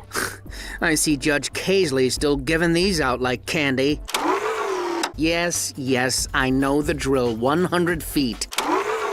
I'm quite familiar with restraining orders, thank you. If you even come near my friend Ione, I'll drag you outside by your testicles and beat you to death with a claw hammer. Thank you, come again. Hey, stand in line, sister. Hey, thanks for shopping. Larry, we overheard everything those bitches said to you. Are you okay? Oh, great. You two. So, what's with all the sudden concern? Oh, great. More gay people. Why do you guys care anyway? Oh, great. The gossip queens. I thought you guys hated me. You said I was the anti-gay. Wait a minute, I thought you guys were still mad at me for opening the store late the day after Thanksgiving. We don't hate you, sweetie. We were just being catty because we were so attached to the last closet boy. Russell. Oh man, I swear to God, if that jerk's in the sequel. Russell, what is it with that guy? Is it the soup can or what? Seriously. Larry, your disgustingness is mildly attractive to me. You may tell us of your problems. Let's talk trash. What happened? Well, it went a little something like this. I better not. Court order, you know. Here, have a butt balloon. It's on the house. I'm sorry, guys. It's a little too painful to rehash right now. Here, have a butt plug. It's on the house.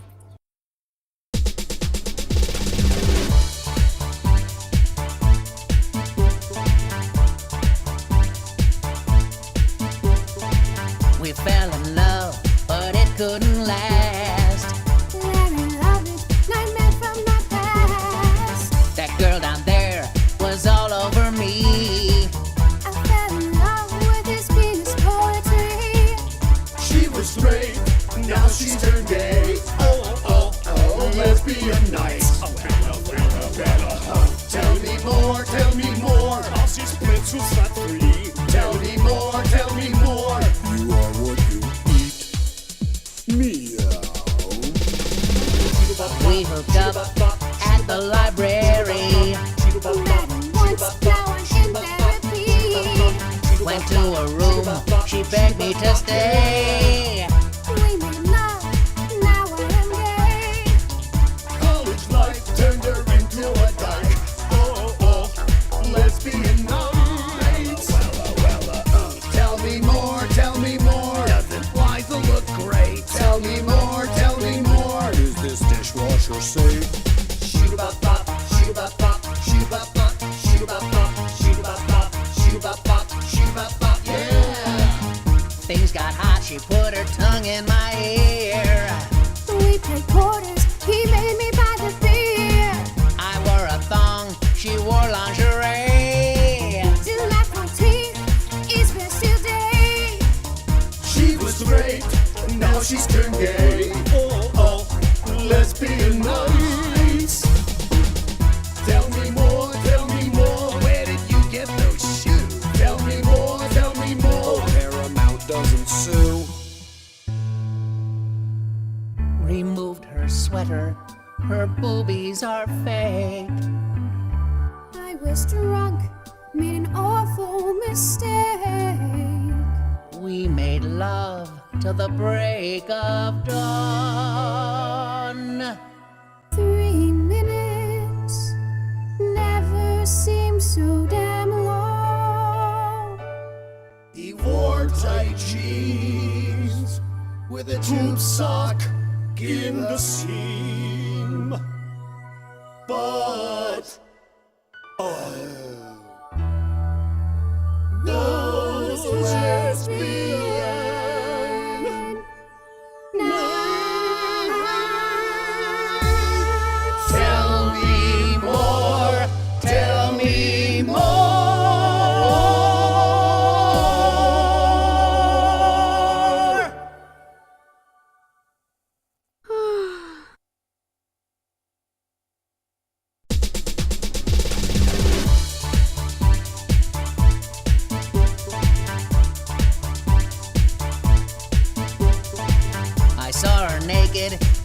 has a big ass. Larry Lovage, nightmare from my past. That dirty girl took my virginity. I fell in love with his penis poetry. She was straight, now she's turned gay. Lesbian night. Tell me more, tell me more. Als je split zo staat free. Tell me more, tell me more. You are what you eat. Meow.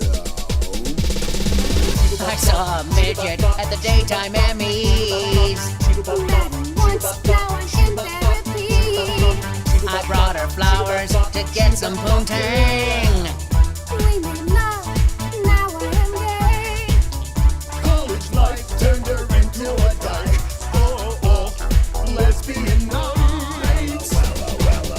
Tell me more, tell me more. Doesn't Liza look great? Tell me more, tell me more. Is this dishwasher safe? Shoot-a-bop, shoot-a-bop, shoot-a-bop, shoot-a-bop, shoot-a-bop, shoot-a-bop, shoot-a-bop, yeah. I paid her cash, gave her a pat smear. We played quarters, he made me buy the beer. Wore buttless chaps to the gay pride parade. Till my 14th is Bastille Day. She was straight, now she's turned gay. Lesbian nights. Tell me more, where did you get those shoes? Tell me more, Paramount doesn't sue. Tore off her bra, her nipples are fake. I was drunk, made an awful mistake. Tap that ass till the break of dawn. 3 minutes never seemed so damn long. he wore tight jeans with a tube sock in the seam. But those lesbian nights. Tell me more, tell me more.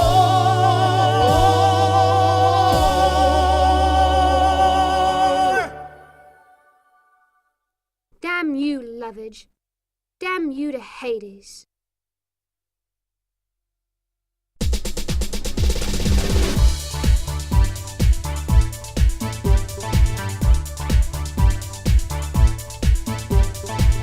I porked her good, then I passed gas. Larry Lovage, nightmare from my past. Fat chick down there gave me herpes. I fell in love with his penis poetry. She was straight, now she's turned gay.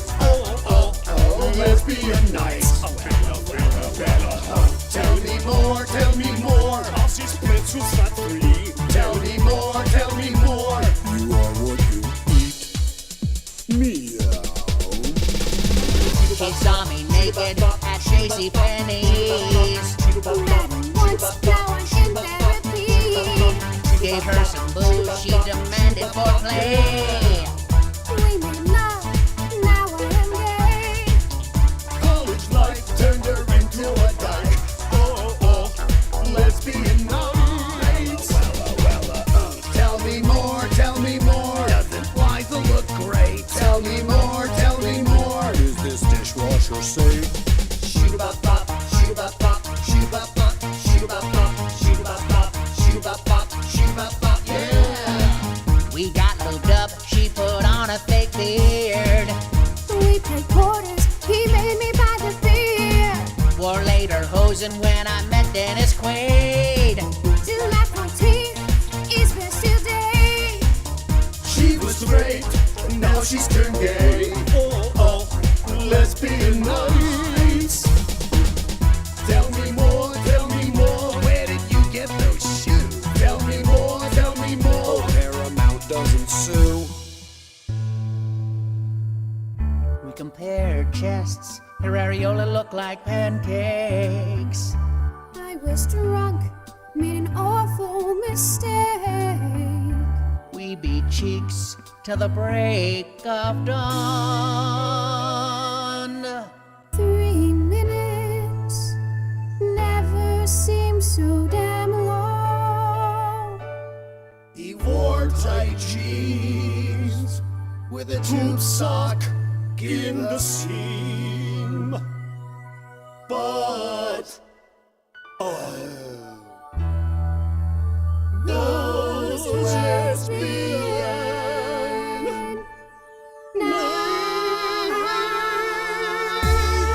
Tell me more, tell me more.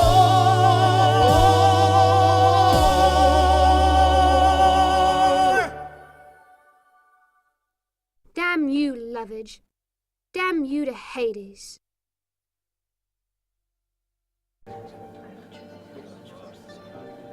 Hey, Ione, can we talk? Hey, Ione, good to see ya. Can we talk for a minute? Hey, sweetheart, how's it hanging?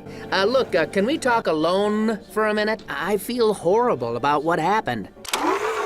Now, I can't help but feeling that you're a little angry with me. Now, that's good, it's honest, let it all out. Now, I don't want to jump to any conclusions here, but I'm betting the reason you're angry is because I didn't sleep over after we porked the other night. Talk? You want to talk? After what you did to me? I can't even look at Pemberton Bear anymore, thanks to you. Look, I'll be the first to admit that things got a little out of hand. Granted, you reacted strangely to my earnest attempt at foreplay. Okay, look, maybe I'm partially responsible for what happened that night. It's just that you sort of threw me a curveball with that whole strap-on thing. It's just, who asks a man to do them with a strap-on, you know? Really defeats the whole purpose of an erection, in my opinion, okay? It's just that, a strap-on? I mean, what's up with that? It's like asking for a hot dog when you could have a hamburger. Now you listen to me, Larry Lovage. I've thought a lot about what I'd say to you should we meet again. And I want you to know something, and know it well. You are, without a doubt, the most selfish, disgusting, horrid excuse for a... I'm gay! I'm a homosexualist! I love men! I knew it! Mimosa's on the house! Come again? I'm gay? I'm a homosexualist? I love men? That's why I used the teddy bear. That's why I scarred you for life. That's why I desecrated your teddy bear. 'Cause I was still in the closet and I was scared that I wouldn't be able to perform and you'd find out I was gay. I was afraid. I'm petrified of it. Oh, I can't even say the word vaginas. Honest, I'm so sorry. I was afraid that having hot naked sex with an attractive woman would turn me off men completely, making me ineligible to serve as Grand Marshal of the Walnut Log Gay Pride Parade. Well, you can see my dilemma, can't you? I don't believe you. You're a liar. Excuse me, Larry. I'm sorry to interrupt. I saw you from across the bar and I just had to talk to you. It's about what happened the other day. Oh, yeah. Look, Beezer. Oh, this day just keeps getting better. Oh, what the hell? Is the whole town here tonight? I'm really sorry about that, but this really isn't a good time.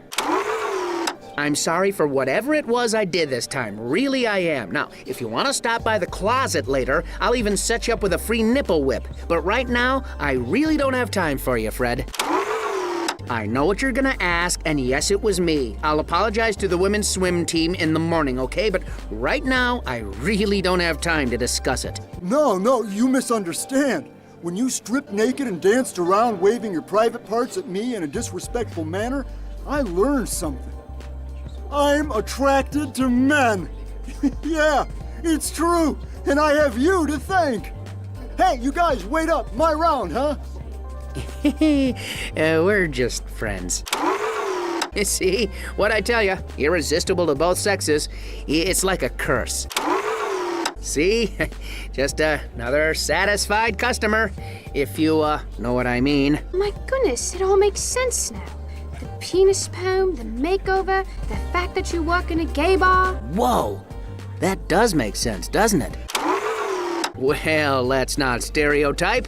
I'm sure lots of straight guys love to give makeovers, right? Maybe I am gay. Oh, Larry, you poor thing. I've been just awful. Oh, you must let me make it up to you. Oh, don't worry about it, really. Please, please, sweetheart, don't torture yourself much or for very long at my expense. Oh, sweetheart, don't be so hard on yourself. I'll get over it in a year or two. Maybe less. Oh, you must. I insist. I'll never forgive myself if I don't set things right. Well, maybe you could call up some of your lesbian and bisexual friends and have a slumber party in my honor. Well, maybe I could watch your next sexual encounter from inside a closet. Well, how about a catfight tournament? You know, with all the lesbians, with me as a prize, huh? If we tape it, I know a website that'll give us at least $300 for it. I'll split it with you. Absolutely. Just let me know as soon as you're done streaking the gay bar and we'll go. Larry, I'd love to, but Francine here is going through a bad breakup, and I promised we'd spend some time together. Perhaps another weekend. Larry, that sounds wonderful, but I've promised Francine here I'd stay with her for show tonight. Perhaps another time.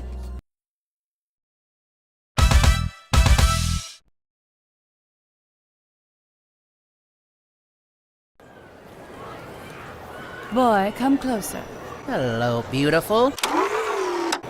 You didn't see a skate key around here, did you? My balls feel soft and mushy. Ah, perfect. Just perfect. You are perfect, yes. Perfect? Me? Yes, I know, I know. This broadbait pheromone spray really works. What say, you and me discuss my perfection over drinks? So I got the keys to room 252 at the Sybaris Pool Suites in Akron. You want to hit Titty City? Hey, if we hurry, we might just make the legs and eggs breakfast buffet. No time, yes. Sit. Do you like me? Yes? Find me attractive, sexually? Would do anything for me? Find you attractive? I'd do anything for that ass. Oh yeah, I find you sexually. Are you familiar with photography, picture taking, Kodakery? The science and art of making permanent images on light-sensitive materials. Yeah, sure. I've taken a few pictures in my day. I Xeroxed my ass in the library once. Oh yeah. You see the beaver hunt and the July Hustler? Yes, then I shall need some photographs. Are you up to the task? What do you want me to snap? You going out for a hustler's beaver hunt? Ambitious girl. Sure. We're gonna keep this tasteful, so no peeing shots, all right? Interesting, yes. Are you familiar with the human form?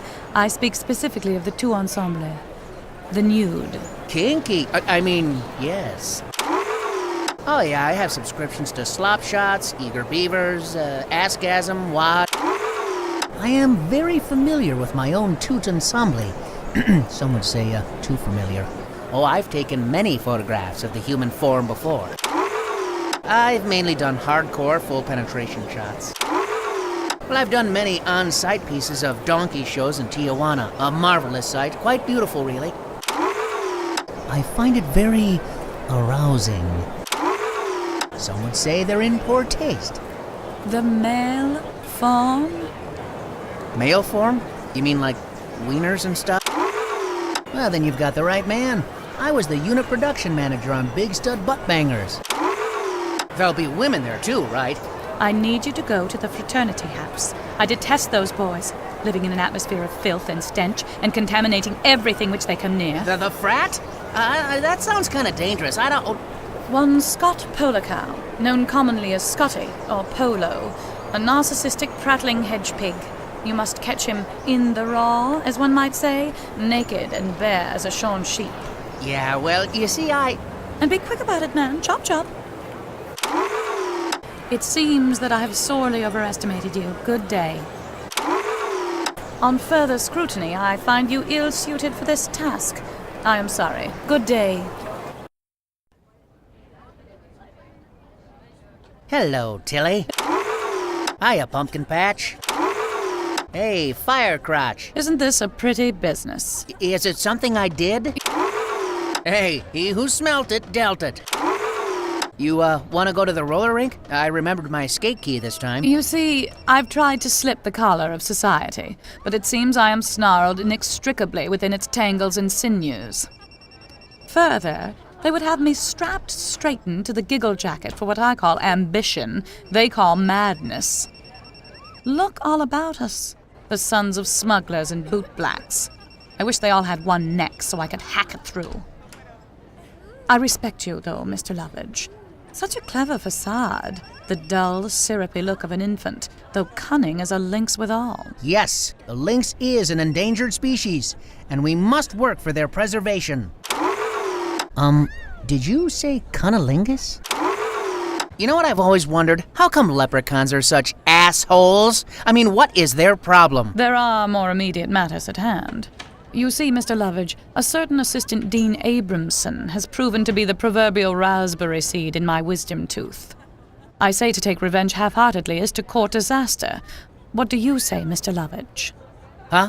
Sorry, I was just trying to look down your blouse. I say if you're gay and your parents can't accept it, that's their problem.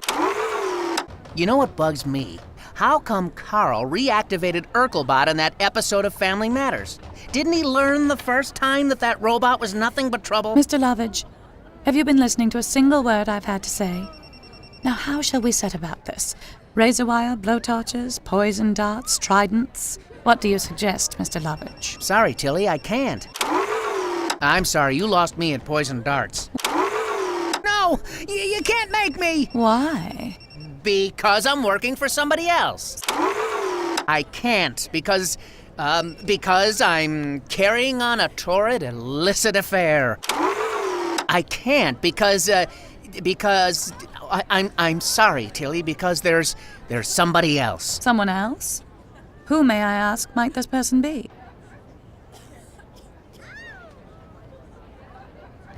His name is Rathgar. His name is Francis, but I call him Rathgar. I'm not quite sure, but he wears a monogram jacket that reads Rathgar. Rathgar, eh? And just who is this Mr. Rathgar? Rathgar? He is the notorious mastermind behind the secret vice organization, the Evil Horde. Rathgar? He's got a mustache and a prosthetic leg with no shoe on it. Rathgar.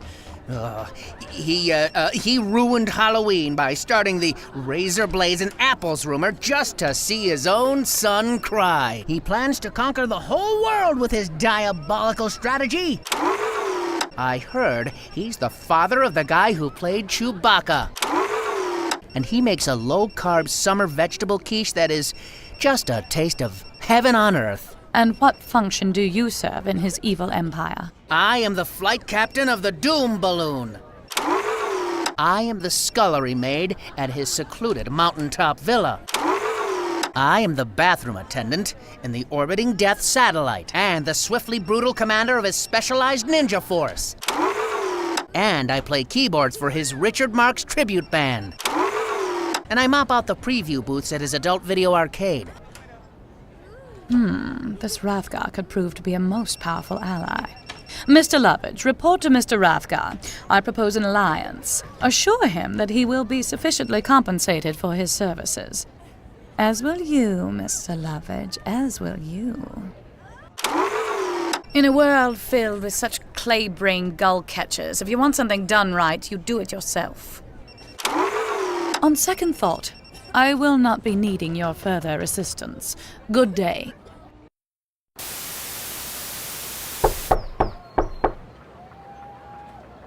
Mr. Rathgar? I am Rathgar, ruthless leader of the evil horde. To the lab! Rathgar wants us to run some tests on this wand.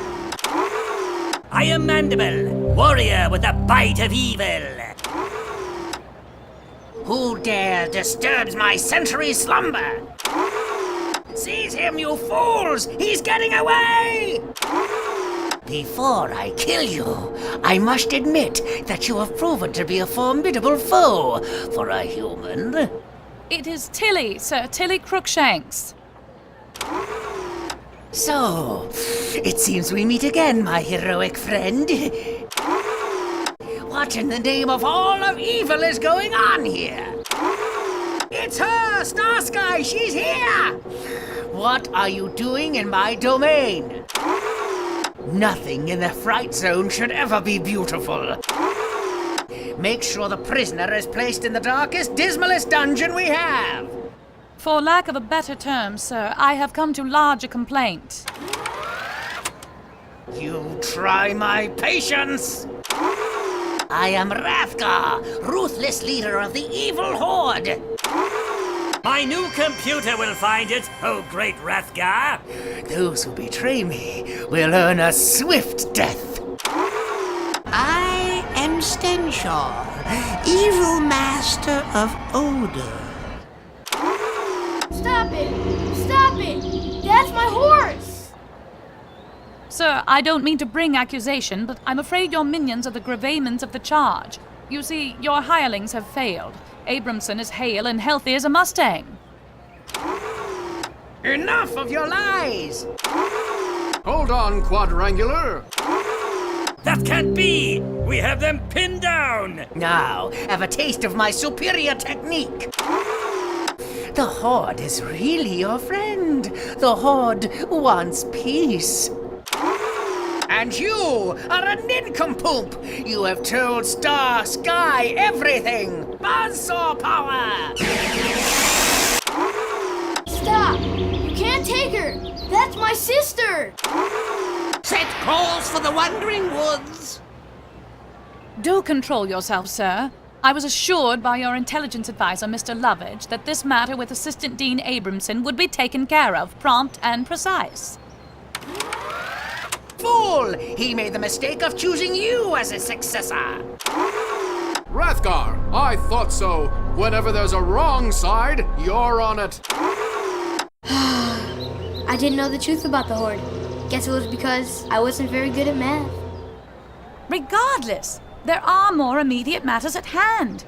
If you would allow me to be whole-footed for a minute, I find myself in a bit of a sticky wicket, and once again in need of your services. You pig-faced little worm! It's her, Starsky! She's here! Yes, but there's just one small problem. No one is as strong as Starsky! And who would dare try to betray the great Rathgar? You'll make your reports to Rathgar with this transmitter. Everyone, to the battle, Squid! In return for your assistance, I can provide you with a most considerable armament. Plutonium bombs, aerial mines, homing torpedoes. Yes, our time to strike back has arrived. Starsky is right. We can beat them if we all join together. They're storming the gates! The magics of darkness are vast! Surely you are the greatest wizard in the land. Once again, we must fight for the freedom of our home. Then we have come to an agreement. I want this troublesome gnat to suffer before he dies. A starship filled with slaves will take off tomorrow for the mines of Copina. Another defeat at the hands of the nuisance, Starsky! Starsky must not slip through my fingers again! And how unlucky it is that you've run into me! I will have no more of it! Return to the Fright Zone tomorrow! If our rebellion is going to grow and succeed, I smell trouble. My attendant Drizzlor will meet you to discuss our plan of attack. I hope you're better than your robots. That is, if you want to get back your title of Horde Captain instead of Horde Janitor. Excellent. Until then. You've made a powerful enemy today, my friend. You, sir, are the most repugnant, base-minded wastrel I should ever come across.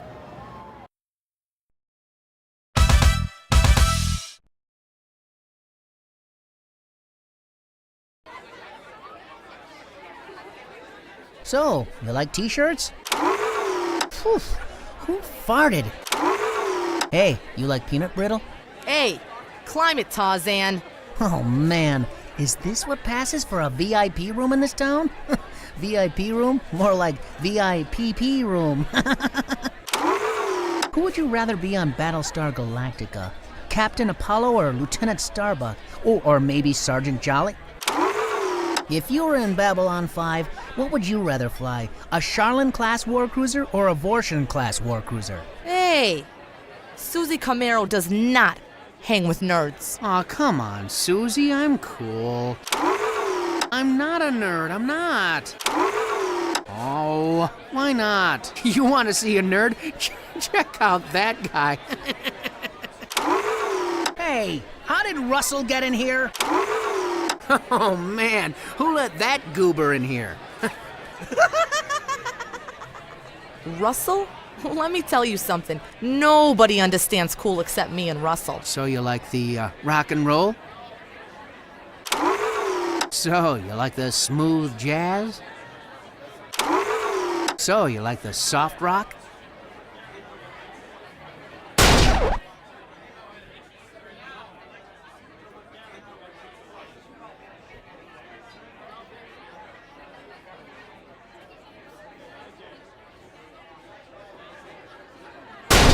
Hey, I like that song. What's the big idea? Yeah, you're right. This stuff might be just a little too heavy for this crowd. I know how you feel. I can't listen to this whole song without bursting into tears. That song's for nerds.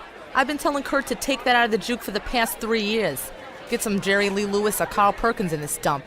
Except Abramson's trying to stamp out rock and roll. That's what he thinks. He's never gonna stop the rock. Well, I'm more of a Phil Collins man myself, but I hear you. I don't have any idea what you're talking about, but if Abrahamson's against it, I'm for it. I'm gonna cruise down the motorway with my girl by my side and the radio blasting. I'm gonna sit my Teddy Ruxpin on the quad tape player jamming. I'm gonna steal my grandpa's 240-volt rascal and roll that mother right into the study hall. Edison Real blasting. Playing nothing but heavy-duty balls-to-the-wall rock and roll. Playing nothing but the imitable piano stylings of Ferrante and Teicher. Playing nothing but the smooth Latin rhythms of Julio Iglesias. So, you're quite the little rock and roller. I think you're all show and no go, that's what I think. You play? Do I play? Sure I play. Love to play. I'm a real player. Did you know that if you play Phil Collins' Susudio backwards, it tells you to kill yourself? Ever since I've been getting the Steam channel in my room for free, I've been playing with myself constantly. Oh, yeah? So, what's your axe? You said ass. When cutting lumber, I find a wet cutting masonry saw can go a long way. I prefer a 2-pound Hudson Bay with a 28-inch curved handle. Your instrument, man, your instrument. Jeez. Do you play an instrument? 'Cause I got a band, and we got a gig coming up. Problem is, we're short a bassist. Hey, no problem. I'm your man. Just, how short is he? Anyway. Band, gig, I don't know what you're saying, but I must admit I am intrigued. I play the bassist. I'm the hottest bassist player in town.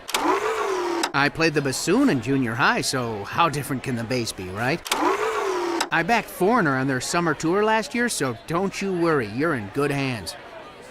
Okay, I gotta admit I believe this like I believe your concept of rock and roll extends beyond Captain Groovy and his bubblegum army. But I'm willing to give you a chance. Do me a favor and pass out these flyers for the show. We gotta drum up a little word of mouth, if you know what I mean. Get it? Got it? Good. Hey, why don't you blow back to kindergarten, eh? That's okay, kid. We don't play no Banana Splits covers. Hey, what's going on here? Hey, what's Abramson doing here? He's not in the band, is he? Hey, I'm going to the store for some macadamia nuts. Anybody need anything? Lovage! I'm shutting you down. Take your godforsaken noise somewhere else, not here! You can't stop us. Yeah, today we're gonna teach Walnut Log Community College about the 3 R's. Rock, rock, and rock. The Rock Brigade's coming to lead Walnut Log Community College away.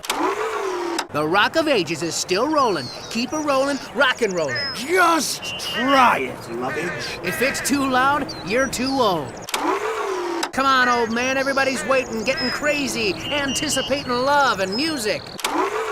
We're the hungry ones on a lightning raid. We are gonna trash the rules and put the school to the limit. We're gonna blow like dynamite. Gonna set this town on fire. We're cooking tonight. Just keep on toking. You will do nothing of the sort. Hey, Abramson, just what is your problem? Rock and roll, with its primitive voodoo-inspired jungle beat, hypnotizes the unsuspecting listener, triggers riots, and leaves them incapable of making sound moral decisions. It is a large part of the tidal wave of promiscuity, narcotics abuse, and political upheaval that have swept our fair country. Aw, man. Susie and the Streetbirds are never gonna play. Man, this guy is a real drag. Psst. Larry? Corn Fairy? What the hell are you doing here? What the hell? Shh, don't worry, Larry. Nobody can see me but you. So from their perspective, I'm just talking to thin air. Boy, I must look like a complete idiot. What, you got a thing for this guy or something? Wait, if you're my fairy godfather, that means you have to watch me all the time, right? You don't see me when I'm taking a dump, do you? Quite regularly, I'm afraid. Speaking as your fairy godchild, you've got a long way to go. Speaking as your fairy godchild, I'd say you're the worst porn fairy ever. Speaking as your fairy godchild, you can have your ring back because this engagement is off. Speaking as the purgatory stranded spirit of Victorian London's most notorious public masturbator and horse rapist, I say Anal Spitfire 6 was far and away the pinnacle of the entire series. So why have you come, porn fairy? Ha! You got that right. Rex Borksley got shafted out of the Best Adult Film Award that year. I'll never know. Well then, obviously you've never seen Anal Spitfire 7. Listen, Larry. There's a reason Abramson has such a deep hatred for rock and roll music. He was once a member of the most contemptible, wretched, vile, odious heavy metal group in all of Akron, Ohio, the Disciples of Hell. After recording their debut album, he was fired from the group for constantly complaining about their excessive drinking, drug use, and womanizing while on tour. Abramson in a heavy metal band? So that's why he wears a codpiece. Have you been drinking paint again? I gotta admit, porn fairy, I find that a little hard to believe. Where do you come up with this stuff? I'm pretty sure you've finally lost it. Oh, ye of little faith, take this. May it serve you well. Huh. Hey, Abramson. What's this? The Disciples of Hell Disturbing the Peace. Interesting. Came out in 1984. This drummer. Why, he looks awfully familiar. What's his name? Mephisto Abramson. Wonder if he's related to Martin Abramson. What? Where did you get that? You give that to me right now, Lovage! Can Susie and the Streetbirds play? Sure, whatever. Just hand over that record album.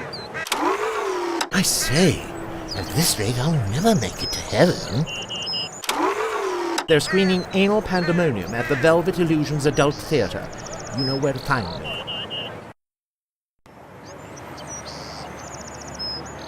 Hey, who's this? Who the hell are you? Hey, I'm going to the store for some macadamia nuts. Anybody need anything? This is Merv. He wants to sign us, Larry. Hey, Merv Marcotte, Merv Music Records, and let me tell you something, Merv likes what he hears. You did? Well, of course you did. Oh, I get it. So you're like one of those guys who constantly refers to himself in the third person? Oh, wait a minute, which one did you like better? Rock Baby Rock to the Rock and Roll or Rock Rock Sandwich Rock? Not me, friend. Merv. Well, yeah, Merv, that's you. Merv Marcotte, Merv Music Records, right? We got a real nut job here. I think Merv has his imaginary friend. I think my grandpa's name was Merv. Oh, my mistake, it was Lawrence. Well, yes, I am Merv Marcotte, Merv Music Records, but I'm just one of an army of lackeys and yes-men all named Merv, under the CEO and founder of Merv Music, Stephen Merv Silvermans. I don't get it. Is it true that the Archies weren't a real band? Wait a minute, how come England Don and John Ford Coley never won a Grammy? Anyway, Merv likes what he hears. It's hot, it's happening, and it is what is now. And Merv wants to be there. You and everybody else in the record biz. Yeah, get in line, pal. Well, you're a little late. We got offers from Capitol, Geffen, Scotty Brothers, Deutsche Grammophon. The good folks over at Def Jam took us out for the buffet at Sizzler. Why, just the other day, I was discussing business with the boys from A&M over a cup of coffee that they paid for. Merv Music's more than prepared to meet opposing offers. Our lawyers have inked up a contract.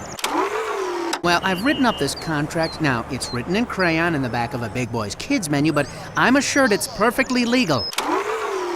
I've got this contract tattooed on my back. It says we require $999,973 million up front.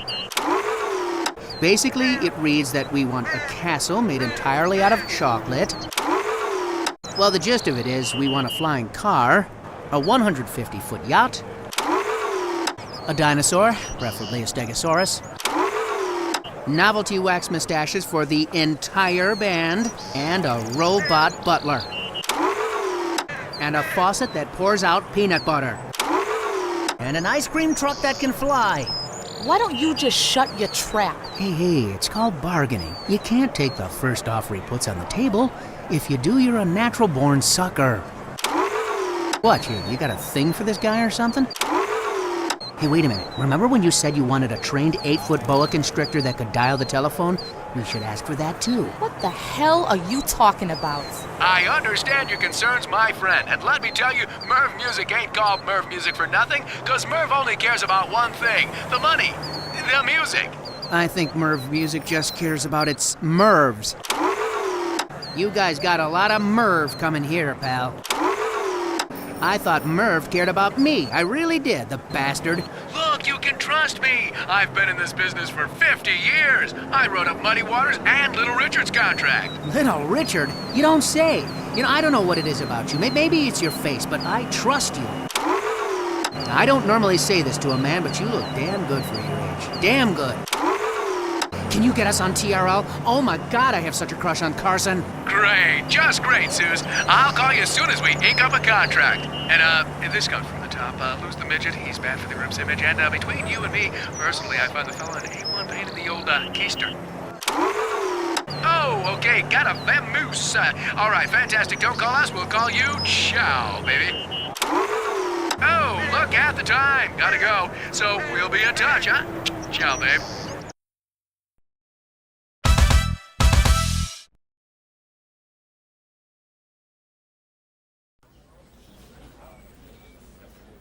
Oh, what a predicament I'm in. Oh, what a pickle I'm in. Man, my life sucks. I have here 2 Choco Mocha Cream Lattes. Why, I have here 2 steaming piles of beanie goodness. I have tasted the creamy goodness of these 2 coffees, yet there's only one of me. I have a really small bladder. I am but a puny little man. If only someone would aid me in this horrible predicament. If only these were the favorite drink of someone nearby. If only someone would fall for my transparent scheme. Did you say Choco Mocha Cream Latte? Yeah, I'll take it off your hands. Those are, like, my favorite. Really? I know. Shut up. It's good to find a woman who shares my refined tastes. It's so good to find a woman who'll fall for my tricks. It's good to find a woman with a nice rack. You know, this morning I was at home reading. You know, this morning I was at home masturbating.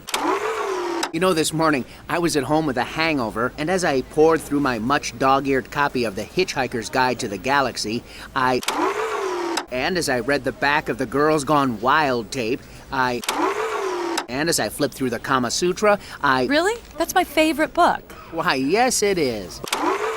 Yeah, ever since you got it on your 13th birthday, I know. No, it's your second favorite. But don't get the impression that I'm some bookish sort. But it's not like I'm some sort of nerd. But really, I'm one of those people who's too cool for books, who does nothing but read all day long. You know, all tea time and limp wrists and getting in touch with feelings. You know, with pocket protectors and chess clubs who never gets laid. I also spend time with my other interests. I also pretend to have other interests. There's lots of other things I learned in prison. Eating blueberry cereal. Dressing up Barbie dolls in bondage gear. Eating strawberry shortcake and buying Dukes of Hazzard lunchboxes off eBay. And buying used underwear on eBay. And selling my used underwear on eBay. Okay, that's a bit too familiar. Do I know you? Probably. No, but I do stalk you. Carnally? Not yet. Hey, you want to go somewhere and talk about it? Would you like to get to know me better? Carnally? So, you, me, some sweet lovin', interested? Like a date? And, have sex? I'll strip first. A date? I don't know. You don't seem too weird, but isn't this a bit sudden? I don't know if I could hang out with someone who I only know in real life. Shouldn't we IM or MORPG a little first? Oh, I know. What did you just say? I was too busy staring at your ample bosom. I'd like to MM your RPG. Or, we could sneak down to the library sub-basement. We could shave each other's armpits. We could dress up like plumbers and have a picnic in the old sewer tunnels. And explore each other's bodies while we explore the sewer tunnels. And hang around in stinky poo gas. It could be quite an adventure. We could attack some rats while we're down there. I'm getting a wee bit hot just thinking about it. What?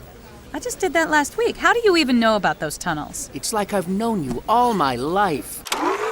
Why, it's like we've had a Vulcan mind meld. It's like I'm not the only one in these pants. We both have a crush on Bondre the Giant. We both lost our virginity to Scotty Peters.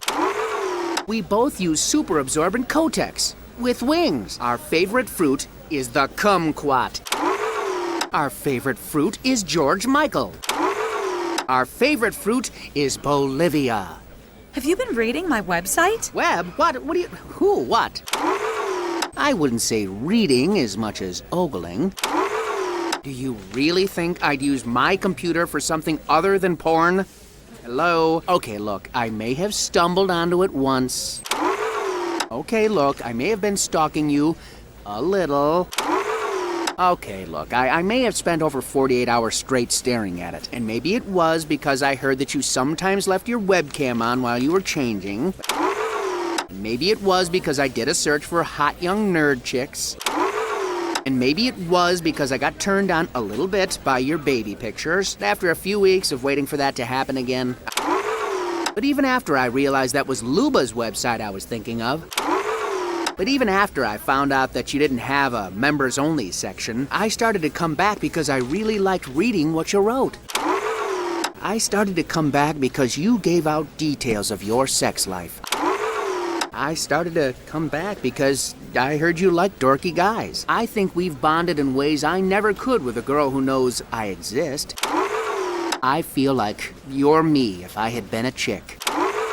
I feel like you're the sister I never had incest with. Wow. I have my own creepy stalker fanboy. Is that so wrong?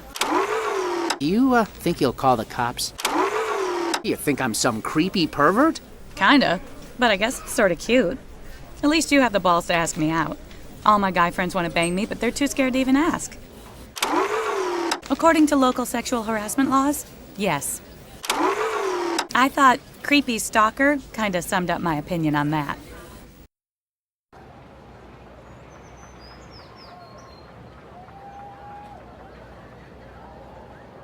Oh, wow. Is that a Bondre the Giant poster? I think so.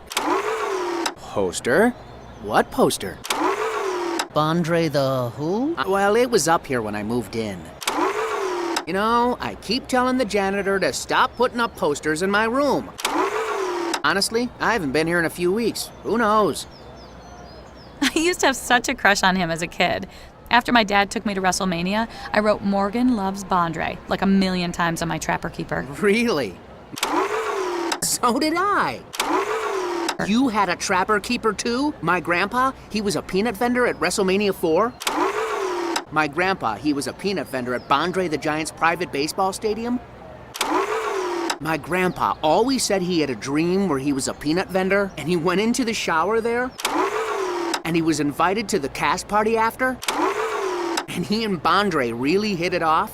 And he said Bondre the Giant's wiener was like a foot long. And he said Bondre the Giant's wiener was only like 3 inches long. And he said Bondre the Giant was the best lay he'd ever had. If your grandfather was a peanut vendor, what was he doing in the wrestler's locker room? My mom said I wasn't supposed to talk about it with anybody outside the family. Okay, so the whole stalker thing kind of runs in the family. Okay, when I say peanut vendor, you need to look for the double meaning, okay? Anyway. Did you know Bondre was over 7 feet tall? 7 foot 2 inches. He was a little taller than me. And he had a posse, 540 pounds. And he weighed more than my Aunt Mabel. But it's not like being taller makes you a better person. See, he suffered from acromegaly. See, he had a really bad eating problem. He suffered from melballalby, a rare disease that results in an overabundance of growth hormones. A rare disease that causes nearby plants to burst into song. A rare disease that makes you really tall and big and kick a lot. You sure know a lot about Bondre the Giant. I should. More than any man alive. More than I'd like to. See, me and Bondre are best friends. See, me and Bondre are brothers, separated at birth. See, me and Bondre are blood brothers. Don't you mean were? No, we still are. Oh, yeah, I do. You don't believe me? I'll call him on the phone right now. He should just be getting home after helping my mom with her back problems. There's no way a phone call can be faked. Hello, Bondre the Giant. This is Larry. Hello, Bondre the Giant. Pretend you know me. Yeah, Andret, is your daddy home? Oh, you and Bulk Bogan are wrestling right now, huh? Oh, you and my mom are wrestling right now? Oh, you're in the locker room with my grandpa right now. Tell the Bulkster I'm sorry for kicking his wimpy butt last year. Tell the Bulkster he owes me licensing rights for stealing my moves. Tell the Bulkster I accept his apology for that time he got mad that I was so much cooler than him. He's telling Bulk Bogan what I said. He's telling Bulk Bogan to get a life. He's telling Bulk Bogan you like him. Bogan sounds really mad. If you'd like to make a call. Bogan is running home crying. If you'd like to make a call. Bogan sounds really turned on. If you'd like to make a call. Oh, really? That's nice, Bondre the Giant. Well, I don't think she's buying it. Oh, really? That's nice, Bondre the Giant. I think you're my best friend, too. I love you too, Snookums. See you next Thanksgiving, old buddy. Well, gotta go. Bye. Yeah, well, I'm almost out of minutes. Bye-bye. I've got a lady caller. Bye-bye.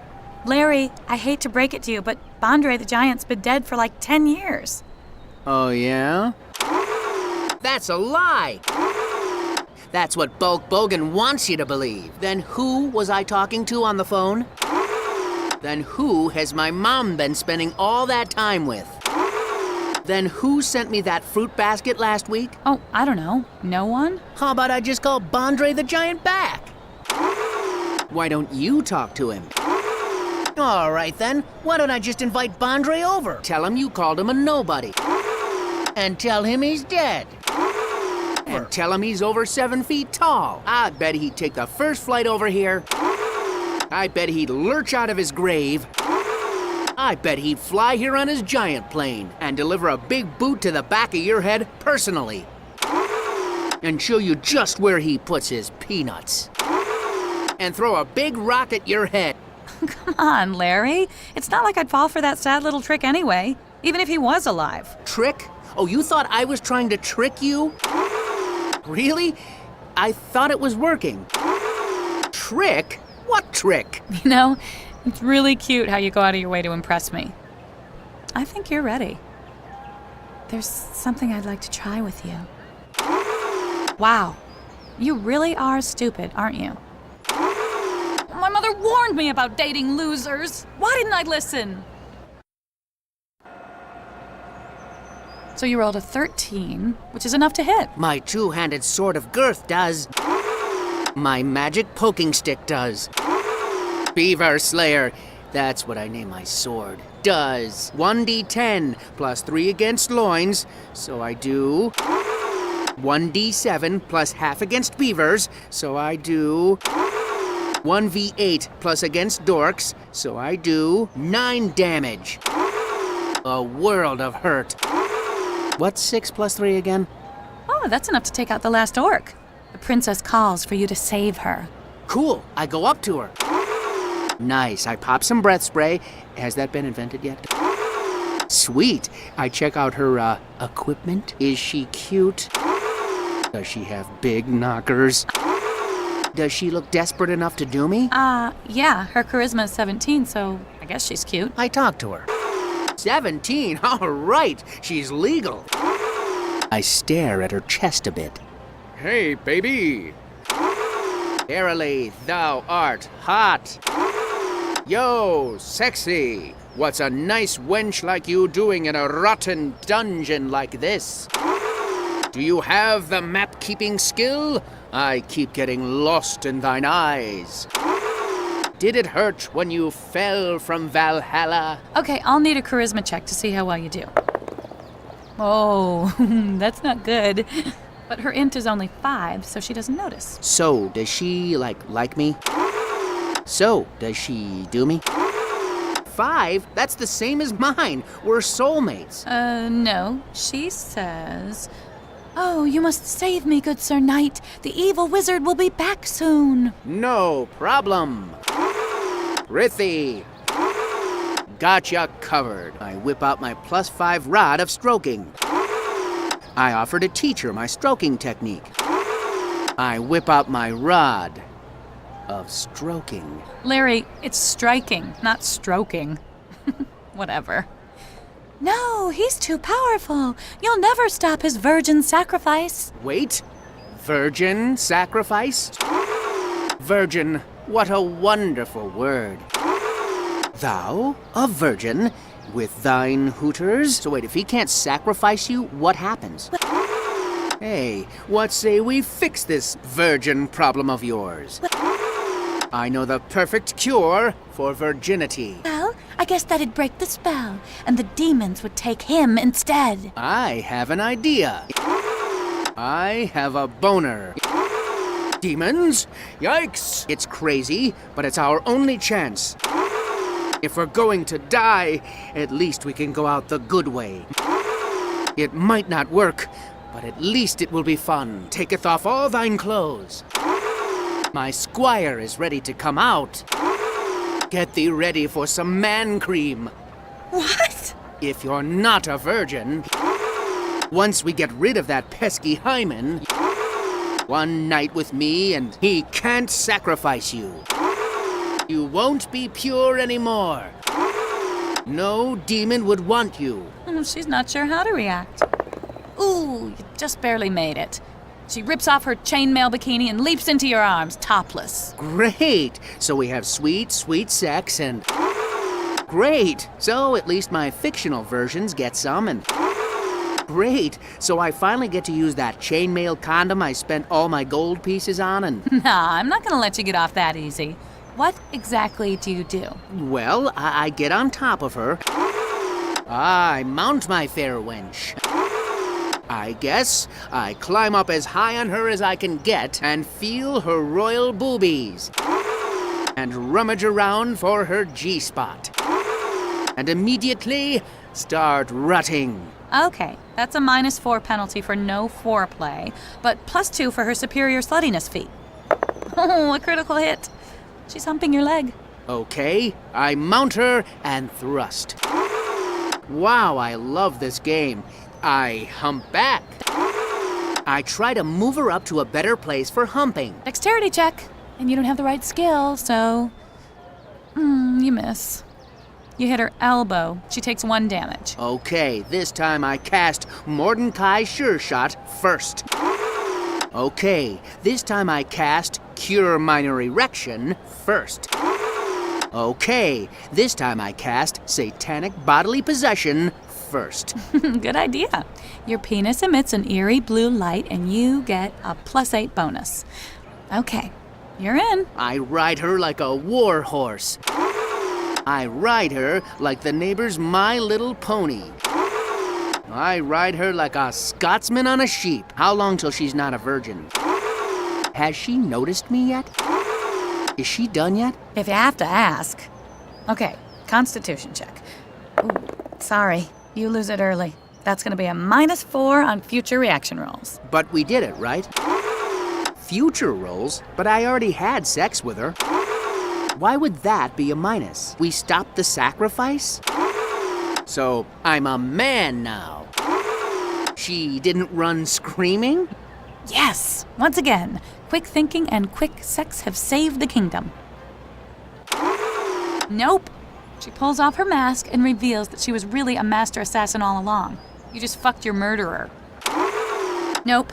She casts Dispel Magic on herself and reveals that she was really the evil old wizard all along. You just fucked the villain.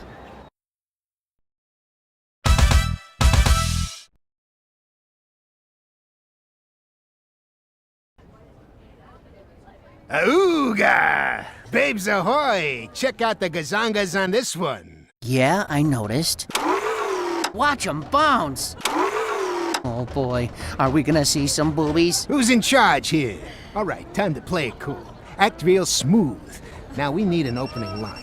Ask her for her autograph. What, are you serious? Why don't we write up a card that says, "Do you like Larry?" And she can check yes or no. Actually, I was thinking about organizing my Little Rascals memorabilia collection today. Just say it. Can I have your autograph? I got a few baseballs in my car. Can you sign them for my son? Will you sign my boobs? Why? All right, tell the broad you thought she was Miss America. You are Miss America, aren't you? You won for Best All-Girl Sex Scene at the AVNs last year, didn't ya? You and Geraldine McWhiskerbox were on-screen magic. You placed second at the Westminster Dog Show last year, didn't you? Well, I was a semi-finalist for Majestic Little Miss Mendocino 1988. Bingo! I don't know, maybe you remember me from the football games? You play football? I prefer backgammon. It's a gentleman's sport. I only watch Canadian League football, the sport of kings. Are you serious? You're killing me here. No, I'm a cheerleader. I used to be a cheerleader in high school. In high school, I led my cheerleading team to the U.S. Spirit National Championships. I used to pretend I was a cheerleader at bachelor parties and school events. Then one day, the team captain pulled me aside and said...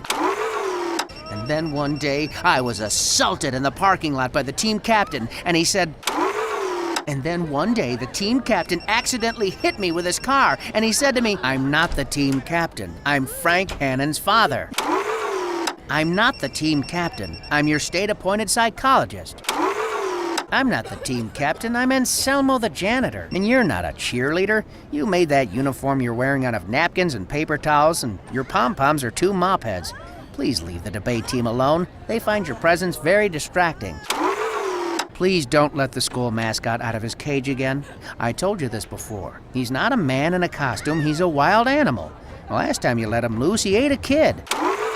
But if you'd like to come back to my place, my wife's out of town. Jesus, Mary, and Joseph, all right, move it on over. I'm taking control of this vessel. Yeah, right. Anyway, like, you don't even know my name. Okay then, sweetheart, what's your name? You got a name, little girl? Well, are you gonna tell me? And why should I tell you? Wowie, wow, this kitten's got claws. 'Cause if you don't, I might just spit in your face. Hey, with a body like that, I don't care about your name. You're a real barn burner, kid. Anybody ever tell you that? Didn't your mama tell you you should never wear nothing that covers up that rack of yours? Hey, sweetie, anybody ever tell you got an ass a man can eat off of? I don't think so. Put that in writing and I'll paste it in my scrapbook. I don't care what you think. Heck, I don't care if you think. Somebody should have said something. You are one ripe tomato. What a set of fun bags you got on you. You got an ass that won't quit, honey. I don't know about you, but I'm red hot and ready to moan tonight. I have my court-ordered anger management counseling tonight, but after that, I'm free. Why don't you meet me around 7 outside the VD clinic? I gotta pick up some Condicel cream. Yeah, that's great. Good luck with that. I'll be with my boyfriend, Chet, tonight. That schmo from Kokomo that works at that Ricky Tick rub joint on Bob Balaban Boulevard? That hooch hound Goldilocks working that hole in the wall on Bob Balaban Boulevard? That half-hipped crumb working the hash house on Bob Balaban Boulevard? Let me wake you, kid. He's Ensville. You ought to have his wardrobe cleaned and burned. He ain't worth the powder it'd take to blow his nose. Stick with me, baby. I'm a real king bee. Spend some time with me and you'll be hep to the jive. Try me. I'm high, wide, handsome, and looking for love. Yeah, and why should I go anywhere with you? What's the matter? You afraid you might like it? Oh yeah, you know you're gonna like it. What? You don't think you like it? No, I know I'm not gonna like it. They don't knock it till you tried it twice. They don't knock it till you tried it twice. They don't knock it till you tried it twice. All right. So, like, I do admit this might be good for a laugh and a half, but I'm calling the shots. You snap the whip, I'll take the trip. Wisconsin called. They want your, like, cheesiness back. Oh my God. Does that actually, like, work on anybody? Call her up.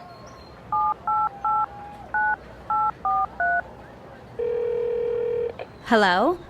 Hello? Hello? Barbara Jo? Yes, are you Barbara Jones? Is this Joe Barbera? This is your boyfriend, Chet. This is Chet. I have dialed you on the telephone. Hello, I am Chet.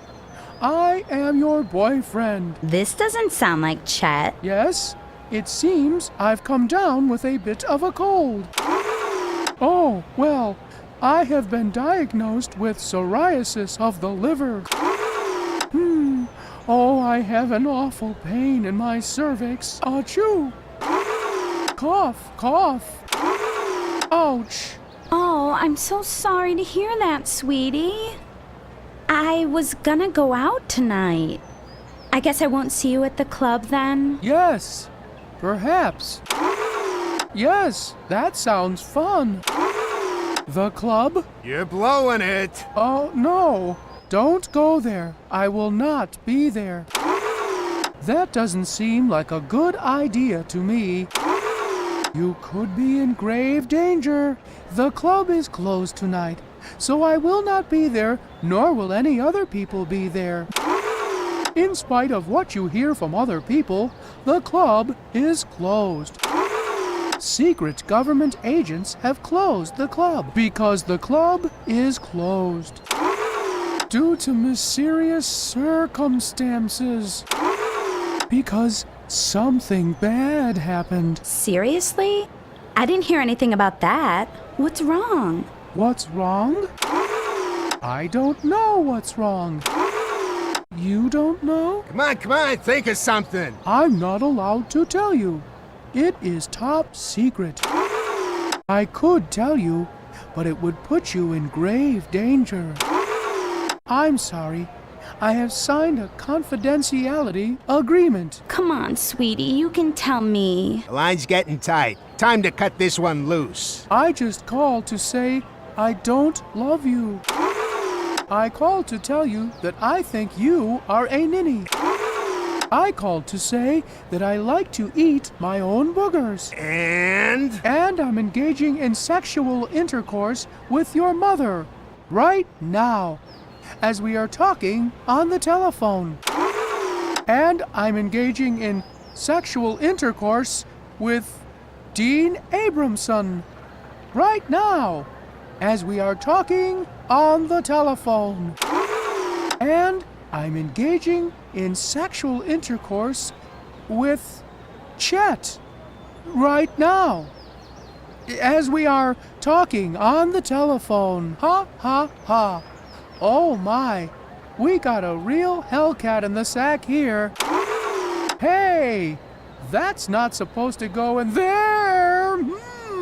Ooh, maybe it is.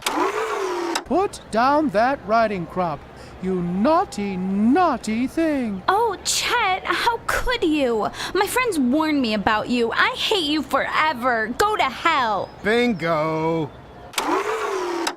I don't know who you are, but I'm gonna find out. My daddy's like the biggest lawyer in California, and he's gonna totally sue you for like emotional distress or something. Listen, I don't know who this is, but if you call back here again, I'm like gonna call the cops. What's wrong? Oh, Larry, I'm like so mad right now. I don't know what to do. I'm sorry to hear that. Sucks to be you. Aw, too bad. What happened? But hey, those are the breaks. But come on, what am I, your shrink? It's my boyfriend, Larry. Or should I say ex-boyfriend. That total a-hole. So it turns out that call I got the other day was like a total prank. Ugh, whatever. Anyway, so I confront Chet about it, and I catch him in bed with Estelle Barfus. Ugh, Estelle Barfus? Yuck. Like, it is so over. Barbara Jo, you sound so full of anger. And anger is only one letter away from danger. Did somebody touch you in your no-no place? Barbara Jo, you sound angry. After we're done here, I want you to draw a poster or a picture that can remind you how to deal with your anger and put it up in a place where you can see it. Now, tell me what's wrong. If you need to, lay your head on my shoulder. Talk to me. It's okay, lean on me. Tell me your problems. Thanks, Larry, but I so do not want to talk about it right now. And no offense, Larry, but especially not with you. Well, if you don't want to talk to me, maybe you'll feel more comfortable talking to my friend here, Timmy the Turtle. Check this out, I stole it from the Children's Rec Center.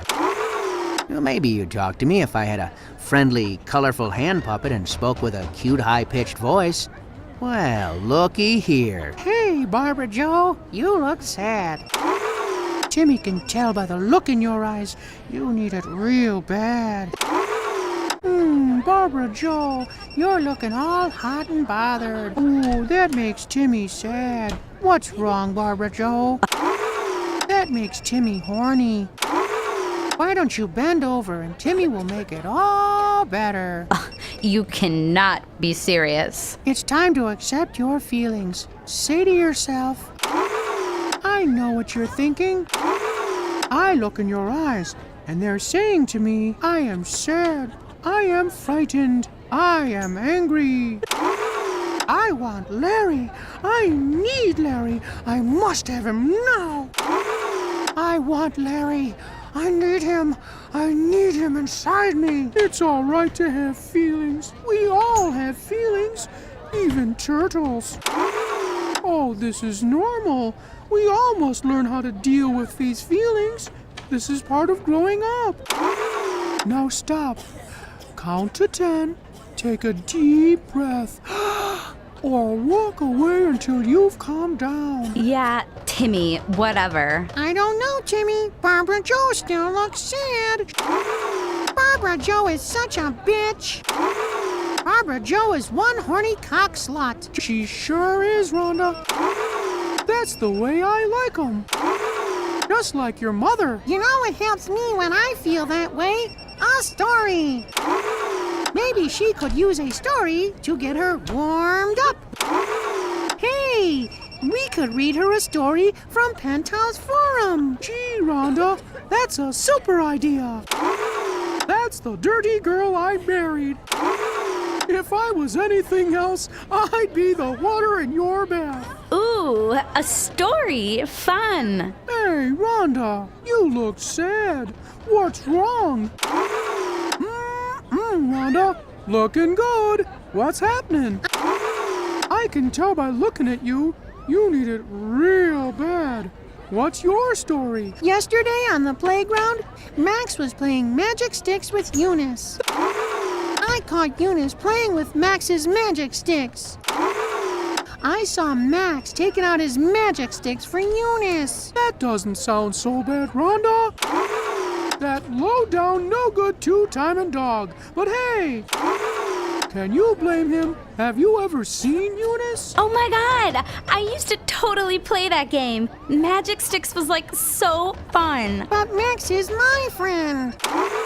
But Max is my one and only. But Max is my man. Well, I can be your friend too, Rhonda. I want to be more than a friend, Mama. I'm gonna be the best friend you ever had, bitch. Then we can play magic sticks. Why don't you come and have a lick on my tip? I'm gonna make you climb the walls. Really? You'd be my friend? Will you tie me up and blindfold me? Can you give it to me rough? Of course, Barbara Jo, Rhonda. I'll do anything you desire, Barbara Jo. I like you, Barbara Jo. Neat. Oh, that sounds like fun. Yippee skippy, let's do it. Yeah, let's go. But Timmy, where are we going to find sticks? Larry, should we go ask the teacher for sticks? But Larry, we need sticks. I got the only magic stick you need right here, baby. I got a magic stick in my pants, oh yeah. I got your magic stick right here, baby. Oh, Timmy! Right there, don't stop. Oh yeah, that's it. Hey, that's not how you play Magic Sticks. But you got me so excited. I'm about to lose control, and I think I like it. Oh, hurry, Larry, hurry. Bingo. Let's play some quarters. Quarters? I think I'll leave you three alone. Larry, you are such a freak.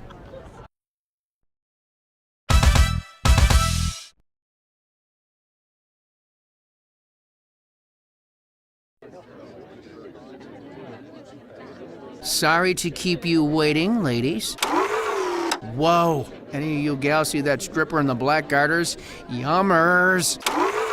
Wow, have you had a look around? I'm gonna have a hard time concentrating on you three, that's for sure. So, have you guys had a chance to get acquainted yet, huh? So, you girls getting horned up yet, huh? So, anybody want a quick titty dance before we get started, huh? I mean, I know I could sure use one. I'm bored. I'm scared. I really do not want to be here. Well, if you like, we can try for the VIP room, but I don't think there's room for the three of us and the camera crew, do you? Oh, come on, they're just breasts. Besides, the free lunch buffet starts in an hour and a half. You guys are saying that now, but wait till Nefertiti comes out and does her snake charming routine. Wow! Hey, I know what we need. Now, if you'd like to take your shirts off to make the strippers feel more comfortable, fine by me. All right, now first, everyone throw all the cash they have on the table and see what we've got. Now, I'm a little low right now, so instead I'll put an IOU on this cocktail napkin. How about a few cocktails to take the edge off? How about we sit back, relax, and take in a shower show in the VIP room? A couple of these chicks in there really get into it. How about some clam strips? We'll get 2 baskets. Larry, don't get me wrong. I'm happy to be here. But don't you think this is a tad weird taking us to a strip bar on a date? Why? You uptight? I'm not uptight. I'm uptight. That's not what I heard. Save some energy for later, babes. One of you is gonna need it. Let's take it easy, huh? The manager's looking for any excuse to take away my VIP membership and ban me from the club. We have a long night ahead of us, and there'll be plenty of time for hair pulling and clothes tearing later. Ah, perfect. Hey, how you doing? Listen. Oh, hey, Zena. I didn't know you were working tonight. Listen. Finally, some freaking service. I have 2 2-for-1 coupons for these. This frequent saver card has 6 punches in it, and this one has 4, which earns me a free drink. I have a few coupons here from the last couple issues of Red Light. Now, one of them is expired, but Linus said, one of them is expired, but I was hoping. One of them is expired, but come here, hon. I don't think I have to explain. There's gonna be a nice tip in it for you if... Larry, that's sweet of you, but I'll pay for them. Okay! Oh, this is a night of firsts. Hey, thanks, Morgan.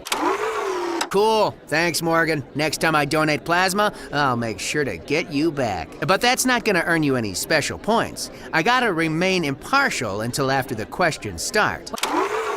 But as much as I appreciate the gesture, you'll have to keep your hands off my privates for now. I'll have to remain impartial until after the date. However, it's gonna take a lot more than a few beers to get into my pants. Well, darn for me. Why don't we start with our first question? Okay, so first things first. I lost the questions the producers gave us, but I wrote down what I remembered, and I'm pretty sure I got them right. So here goes. Anyways, I thought all the questions the producers gave me sucked, so I took the liberty of writing my own. Here we go. On a scale of 1 to 10, with 1 being the lowest and 10 being the highest, and the number 2 being the second lowest, and the number 9 being the second highest, using the numbers 1 through 10, with 10 being the highest and 1 being the lowest, and the numbers 2, 3, 4, 5, 6, 7, 8, and 9 being used to represent varying degrees of how strongly you feel you excel, how would you rate yourself at whoopee? How would you rate yourself at hiding the salami? How would you rate yourself at windsurfing Mount Baldy? 9. 10. Larry, what are you talking about? Can I change my answer? Sure, why not? Whatever. Hell, who cares? Go for it. I don't even remember what you said the first time. I'm not even listening. 23. Excellent. Good job, Barbara, Joe. Wow, you girls are making this tough to decide. Great answer. Wow. Hey, somebody's done her homework, huh? Yeah. Okay then, next question. All right, let's see if we can thin the herd with this one. All right, here's a question I think all of America has a right to know. Where is the strangest place you've ever juggled the old canoe? Where is the strangest place you've ever slapped together a flesh session? Where's the strangest place you've ever growled at the old badger? Larry, are you talking about sex? Yes. I think so? You know, I have no idea. Inside one of the guard towers at the Photon Laser Tag Arena. Behind a dumpster at the last Iggy Pop concert. Assistant Dean Abramson's private bathroom. But you guys have to keep that a secret. Great! Wow! You heard it here first, folks. Hey, your secret's safe with us. Oh, this is going way better than I thought. All right, next question. Ooh! All right, I made this one up myself. This one's great. Okay, let's get to some of the serious questions here. If you were magically transported to a mystical fantasy universe and had to make whoopee with a dragon in order to save the human race, would you do it? If a kindly dragon wished you away to a magical cloud kingdom and offered you millions of dollars in pirate treasure to have sex with him, would you do it even though you had a boyfriend back on Earth? If you were living in a magical fantasy universe ruled by an ancient and wise dragon with whom you were very much in love, and had a second dragon stole you away from the first dragon and told you that the only way you could return to the first dragon was to have sex with him, would you betray the first dragon's love? Or would you remain faithful even if it meant never seeing him again? And if so, would you be angry if you found out later that the dragon was lying to you? And if so, would you expect spooning? And if so, do you think you'd enjoy it? Huh? Susie, let's start with you this time. Who's first? All right now, one at a time, ladies. Yes and no. Interesting. Barbara Jo. Yes, I find myself oddly aroused. Barbara Jo? I'll put that one in my fantasy file. Barbara Jo? What's a dragon? I'm sorry, that question's just weird. Can we skip to the next one? Man, you are uptight.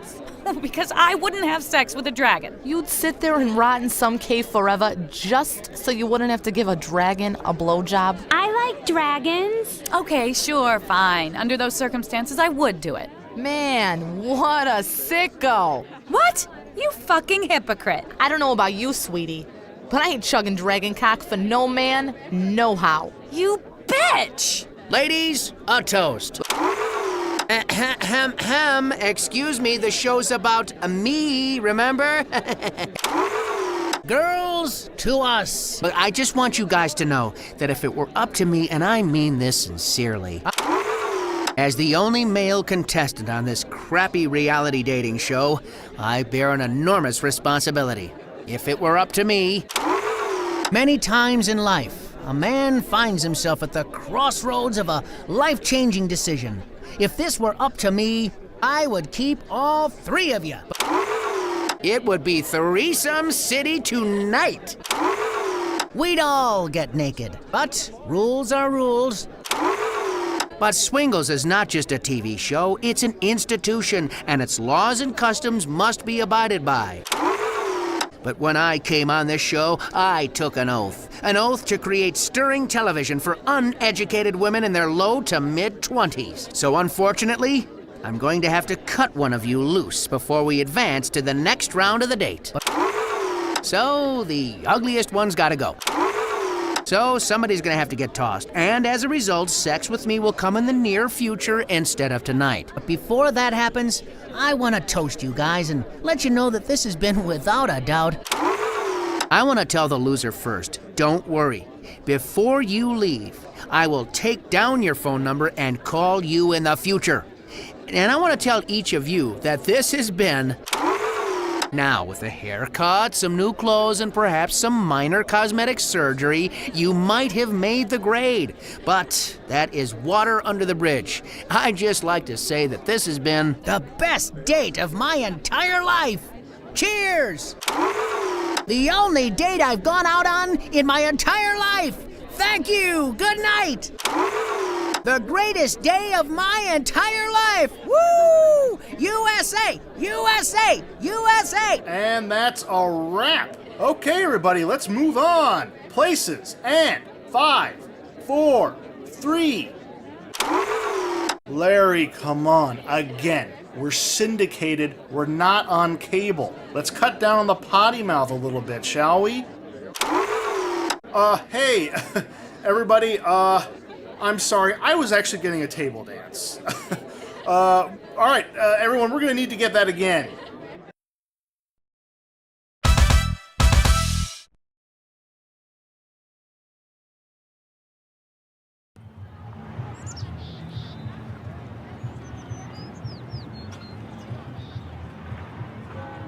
Hey, baby. Don't I know you from somewhere? Hey there, too, fine mama. Oh, don't I know you from somewhere? Gladys. It's Gladys, right? It's me, Larry. We met on amateur night over at Titty City, remember? No, I'm quite sure we've never met. Are you sure? 'Cause you seem awful familiar. No, we have met before, I'm sure of it. Maybe the, relaxation spa over near the airport? Wait a second, I know, you work at Red Lobster, don't you? I asked for your number. You, forgot to write it on the check, by the way. Okay, I'm on TV, all right. It's no big deal. I host a reality dating show. Didn't you see the cheap-ass set on your campus's lawn? It's a major plot point of the game, for Christ's sake. No, that's not it. Honestly, if it's not Mama's Family, I'm probably not watching. I don't watch TV. Too much violence. Have you been in anything else? Ever done any 1-900 commercials? I've always been curious to see how one of those are filmed. I know, Playboy, the Girls of Carrot Top issue. Yeah, I've seen you naked. No, not at all. Done a little modeling, some theater, nothing you'd remember, I'm sure. No, I definitely remember you. Oh, for goodness sake, quit lying and come out with it, woman. No, darn it. And maybe if I recreate what I was doing when I saw you, it'll... Terms of enrearment! Balls Deep Butt Babe 7. Backdoor boffers in Prague. The French Maid, right? Third scene, you and Reginald Ramjet. You played President Fullbush, didn't you? I knew it. You played Warden Kingstein, didn't you? I knew it. Look, there are a lot of people in the world and some of them look like each other, okay? Oh, no. I recognize you. Oh, come on now. Don't be bashful. That may be, but that ass is one of a kind. I'd know those dimples anywhere. I'd recognize those award-winning ass cheeks anywhere, clothed or not. You've got more talent in just one of those cheeks than most porn stars do in their whole body. Besides, I've seen that movie 100 times, and it's definitely you. You can't fool me. Watching that movie is like a weekend ritual for me. I can't remember the last time I spent a Saturday night without it. You can't fool me. I have that movie practically memorized. Oh, I'm sorry, Congressman, but this bill has way too much pork. I cannot sign it in good conscience.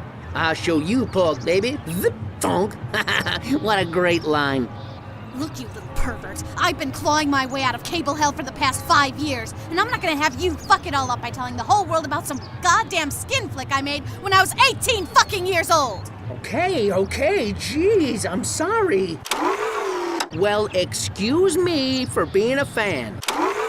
I'm sorry, geez, look, I'm not a stalker, I swear. I was just gonna say that I really admired your work. It's just, I've always dreamt of meeting you, that's all. It's just, well, your work means a lot to me, that's all. Most actresses just kinda sit there pretending to enjoy themselves. Most porn stars don't even try with anal scenes anymore. They gulp down a few Valium, bend over, and think that's enough. Most actresses are completely unoriginal with their dirty talk. A few, oh yes, and a couple of, oh, it's so big. You know, and they could care less if we get our money's worth. I remember you because you really got into it. I remember you because you gave it your all. I mean, it's like you said in Askasm. I give it my all because I do this for the fans. I really respected that. I remember you because you didn't take any guff. If Ron Jeremy slapped your ass, well, you slapped him right back. I'm so very flattered. Now get the hell out of here before I have my assistant bring me my taser gun. See you in the ending cinema, I guess. See you at the Vivendi party, I guess. See you in the sequel, I guess. Did you, really think I was that good? Are you kidding? Do I? Does a colobus monkey masturbate with 2 hands? Good? Oh, no.